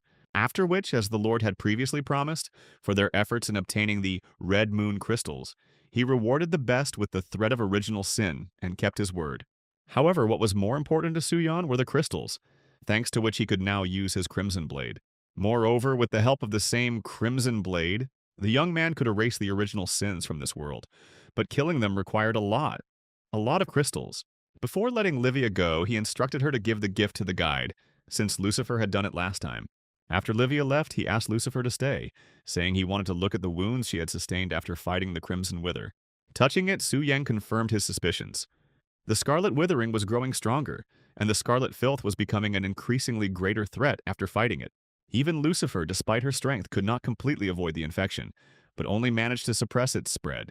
However, with the help of the Lord's power, he was able to heal Lucifer and transform the Scarlet Wither into crystals. Meanwhile, he also told Lucifer that if she suddenly became infected, she should not endure it, but should immediately contact him. In the end, thanks to the demons and especially Lucifer, Su Yang collected a total of about 13,000 Red Moon crystals. So he decided that there was no longer any reason to delay, and the time had come to seriously test himself in action. Meanwhile, a delegation from the Elven Kingdom arrived in the Holy City, and with them was the kingdom's second prince, Aindel Sevalaya, a level 250 blessed knight of the 7th transformation. Of course, the first person to meet them was Tokugawa from the Flower Kingdom, for it was he who, more than anyone else, desired an alliance with the elves for selfish purposes. Moreover, Tokugawa wanted Karl to help him level up as quickly as possible, and then he would finally be able to take revenge on Tangjon and the others. However, he was afraid of Tangjon like fire, and even Karl noticed this, so he considered Tokugawa a non-entity, and yet having an internal agent was very useful for him. Meanwhile, Andel turned to Tangjon and ordered him and the rest of the Longxia members to leave the alliance meeting. At this point, Lin Sanchong, the deputy head of the Immortal Combat Alliance and a level 354, 9th Transformation Zodiac Warrior, intervened in the conversation and demanded an explanation from the elf. Karl took this as disrespect to the second prince and immediately took out a branch to teach Lin Sanchong a lesson. Without the slightest hesitation, he attacked it with the destructive power of the branch, strengthened by the blood of the queen. When Tangjan asked what was going on in the kingdom, Karl replied that they had deliberately included the prince in the second delegation to demonstrate their loyalty. He also noted that since Eric and Lilith's killers were from Longxia, for Andel's peace of mind, they were forced to ask the Longxia delegates to leave the alliance meeting. Andel also added that if they were ready to hand over his brother's killer, then he could show mercy and not exclude Longxia from the further alliance. Moreover, Karl stated that the Elven delegation would go to the Holy Temple to participate in the meeting only after all the representatives of Longxia were expelled from the Holy City. However, such impudent behavior and open disrespect for people did not please Euphemia. Moreover, it made her angry. First, she healed Lin Sanchong and then aimed the shot at Karl. Using the same branch, Karl easily managed to repel Euphemia's attack with his own counterattack. Meanwhile, Euphemia asked Karl to watch his behavior and words because politeness requires politeness in return. Karl thanked her for the instruction and was surprised at the same time, because it seemed Euphemia had an artifact that could counter the branch of the sacred tree blessed by the goddess. He also urged Euphemia to sort out the problems that had arisen, otherwise the upset second prince would probably not be able to sign the alliance treaty. Afterwards, Euphemia personally spoke with Tangjan to find out his opinion on the elves' demands. In Tangjan's own opinion, the problem lay with Su Yang. The elves thought too highly of him to the point of being confusing. He noted that the death of the elven prince alone would not have been a reason for such a violent reaction, and there must have been some other, more compelling reason. Euphemia replied that she agreed with Tangjan and that she also had some guesses about the young man. However, before the priestess could finish speaking, a global announcement from the system appeared stating that the third artifact from the Confrontation of Sins series had been received. This caused a real shock, and Tangjan asked Euphemia who could possibly do such a thing, and whether she had known about it from the very beginning. Euphemia decided not to hide her answer and stated that the person who had mastered the 3 artifacts could very well be Su Yang, which surprised Tangjan even more. The priestess noted that if they looked back and remembered what they knew, starting with the mysterious mind control, the sudden appearance of Lucifer, and the rescue of Gen C and Valia. From the very beginning, they suspected Atar of everything, but after he was sealed, events continued to spiral out of control. Moreover, after the incident in the secret realm of the dragon spirit, the young man disappeared without a trace, and now Gen C and Velia were also missing, and this was something that Euphemia found very suspicious. Tangshan noted that he also had suspicions regarding the youth, but he denied them in every possible way, justifying it by the fact that Su Yang was only at the level of the fourth transformation, after which Euphemia guessed that Su Yang was actually the Lord of the Abyss.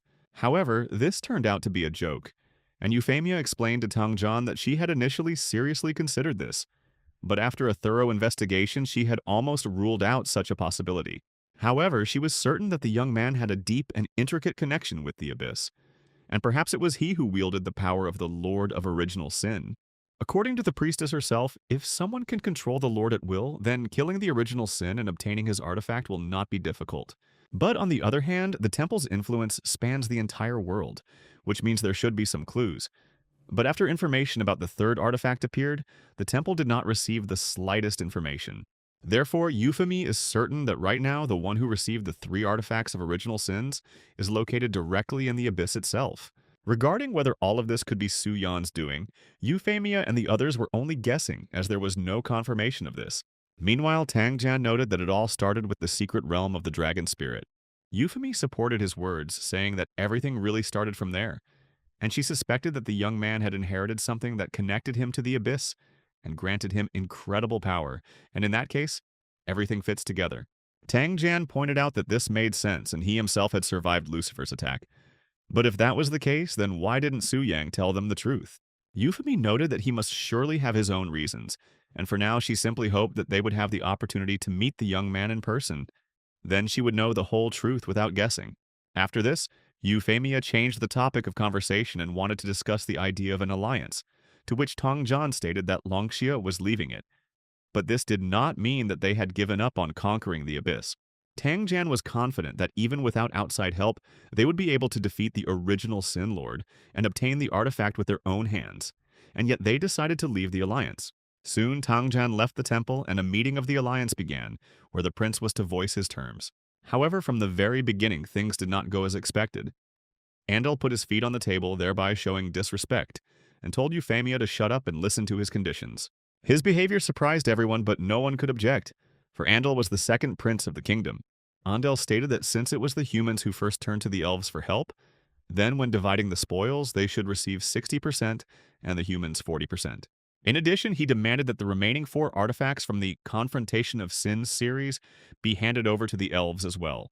Such statements by Bouquet and Curlin could not be left unanswered, and they called this demand outrageous. However, Andal stated that he didn't care, because 3 artifacts had already been found, and apparently someone from the people had taken possession of them, so they should look for the rat among their own. As a result, after heated discussions and debates, the people ultimately agreed to the demands of the Elven Kingdom, and thus an alliance between people and elves was officially concluded, and the first attack on the abyss was planned for a month later. After this, Andel and the others went to the capital of Longxia, the Dragon City. The little girl, seeing the elf for the first time, was incredibly surprised and wanted to go up to him to greet him. However, one of the elves struck the ground powerfully, and the shockwave threw the girl several meters away. From the very beginning, the elves despised people and did not even hide it. They did not care who was in front of them. They were ready to raise their hand against anyone. Watching this, Su Yang realized that it was time to act and for the elves to pay for their disrespect and arrogance. Taking Lucifer with him, he set out for the City of the Dragon to show the elves what the real difference in power was. Meanwhile, other hunters tried to stop the elves, but no one succeeded. And of course, Tang Zhan couldn't ignore such antics of the elves, so as soon as he learned about it, he immediately went to them. Tang Jian asked Lin Sanchong to erect a shield so that no civilians would be harmed, and in the meantime, he asked the elves if they had really done all this. Anger got the better of him, and without thinking twice, he clenched his fist and directed it straight at the offending elf. His blow was so powerful that it penetrated several meters of the ground, and it seemed that it left nothing of the elf except memories.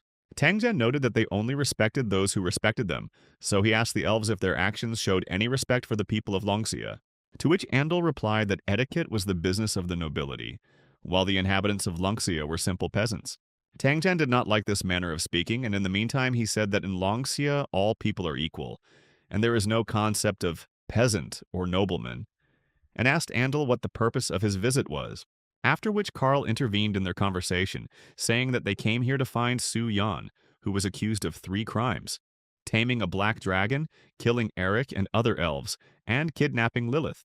Karl noted that they didn't care whether the young man tamed the dragon on his own or not. He needed approval from the royal court, as their family classifies the black dragon as a seed of disaster that must be destroyed where it appears. However, Tangjan warned Karl that if they came here to find the young man, they would most likely leave disappointed, because no one knew where he was. To which Karl said that they only needed free reign over the entire territory of Longxia, and that they would somehow manage the search for Su Yang themselves. Lin Sanchong was furious and called the Elva's demands a blatant insult to their nation. Without thinking twice, Karl took out a branch, saying that they could try to stop them, but the consequences would be dire. Tangjan couldn't ignore such disrespect, and using his skill that temporarily increased his strength tenfold, he said that it was time to settle everything in battle. However, no matter how strong Tangjan's attack was, it was not difficult for Karl to stop it with the branch.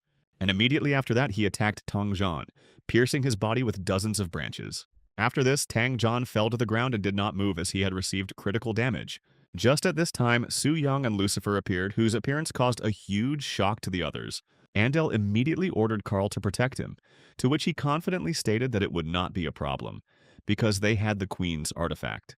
Tangjan was also surprised by Lucifer's appearance and didn't understand why she was here, but what interested him most was who was next to her. Could it be Su Yang? Su Yang, meanwhile, ordered Lucifer to draw all the elven forces into his domain and leave the second prince to him. The young man then rushed at Andal when he tried to defend himself, using a shield that completely blocked any attack from a creature below rank 8. However, despite Andal using his shield, Su Yang was able to destroy it without any difficulty and smashed the elf's face with a powerful punch. Immediately after that, he dealt him another series of blows, one after another. Andal declared that even if he died right now, he would still be resurrected in the Elven Temple, and then the Elven legions would crush the abyss. He also said that he would report to the Queen about Lungxia and give the order for their nation to be wiped off the face of the earth. But Su Yan had completely different plans for this matter, and taking out his crimson blade, he declared that the elf would not have such a chance. After this, he cut his body into pieces, and from then on, Andal was erased from existence and banished into eternal oblivion. This caused incredible shock among the other guys. No one could understand why the elf's aura disappeared without a trace. Meanwhile, Lucifer's barrier slowly began to disintegrate, as her power in the human world was different from the one she possessed in the abyss. But suddenly, Karl noticed that he couldn't feel Andal's aura anywhere, as if it had completely disappeared from the world. Su Yang looked at him and smiled, saying that there was no need to worry just because a dog like that died, and named him next. After which, Karl used the branch and took the lives of several elves in order to thereby strengthen its power. Then real chaos began. The elf seemed to completely lose control of himself and began to destroy everything around him. Lucifer said that their fight was not over yet, but before she could blink, Karl immediately attacked her. It was an incredibly monstrous force that even the strongest of the 7 original sins could not withstand. The young man, meanwhile, tried to attack Karl while he was focused on Lucifer, but he saw him in time and managed to use the power of the branch against him. However, Su Yang continued to dodge his attacks and eventually managed to get as close to him as possible. Karl tried to pierce his body with the power of the branch, but since the youth was under the effect of the demon's roar shield, he did not receive significant damage. But be that as it may, the difference in strength between Karl and Su Yan was like a chasm, largely due to the difference in the power of the items. After Karl's death, Su Yan took the branch for himself, after which Lucifer was freed from the clutches of the weapon. Lucifer asked him what he had just done, but the young man did not answer, only saying that there were some things they did not need to know. Tangjan, barely speaking, thanked the stranger for his help and asked him who he really was, suspecting that it was that same Su Yang. At the same time, Queen Severaya also suddenly stopped feeling the aura of Andal and Karl, as if they both disappeared without being reborn in the temple. The Queen ordered an immediate investigation into what happened to Andal and Karl, why they were not resurrected in the temple, and where the rest of the delegation were. Severaya even thought that Su Yang had somehow wiped them off the face of the earth without leaving a trace. But she had given Karl a divine artifact that was supposed to protect him from something like that. After some time, the surviving members of the delegation ran to the Queen and told her everything that had happened. Upon hearing their story, the Queen became furious and ordered everyone to leave her hall immediately. Severa noted that anyone who might appear next to Lucifer could not be weak, meaning the stranger most likely possessed monstrous power. So she ordered Marita to prepare an appeal for a divine prophecy to the sacred tree. To address the sacred tree, one must shed elven royal blood as an offering and tribute to the tree. As soon as the queen shed blood, the tree trembled as if it had seen something truly terrible. At that moment, the tree opened its eyes and showed what had happened to Karl and his bloody, fleeting death. Savaraya couldn't believe what she saw, how someone could wipe out the strongest elf from the face of the earth. She had never seen such power before. After this, the divine oracle of the sacred tree left a message to the elves, ordering them to kill the mysterious man at any cost. And although the oracle did not reveal his face, it united his aura and soul into a spiritual sign, and whoever wears it will instantly reveal himself, for it is impossible to hide from the insight of the deity. The queen ordered to put aside all disputes with people and concentrate efforts on conquering the abyss, as well as to find this mysterious man and kill him at any cost. Meanwhile, Suyang had acquired a powerful artifact, the branch of the sacred tree blessed by the goddess, which granted a number of attributes, protection, and incredible power. As the young man expected, the artifact turned out to be monstrously powerful, and now it became clear why even Lucifer was unable to inflict critical damage on Karl. However, the young man could not use the artifact, as it was only available to those who belonged to the royal court. However, Suyang was sure that there was a loophole to use the artifact, so he decided to ask Lilith about it. But contrary to all the young man's hopes, Lilith saw this artifact for the first time and did not even know that it belonged to her family. Lilith was also pleasantly surprised that the young man was able to kill Karl and saw a real hero in him. Regarding the artifact, Lilith told Suyang that she had read in ancient texts that royal blood was needed to awaken its full power. The elf decided to test this in practice and lightly pricked her finger with the sharp tip of a branch, after which Suyang felt the artifact's aura begin to change, most likely due to the effect of the ancestral curse. In addition, the branch attributes were reduced by 10%.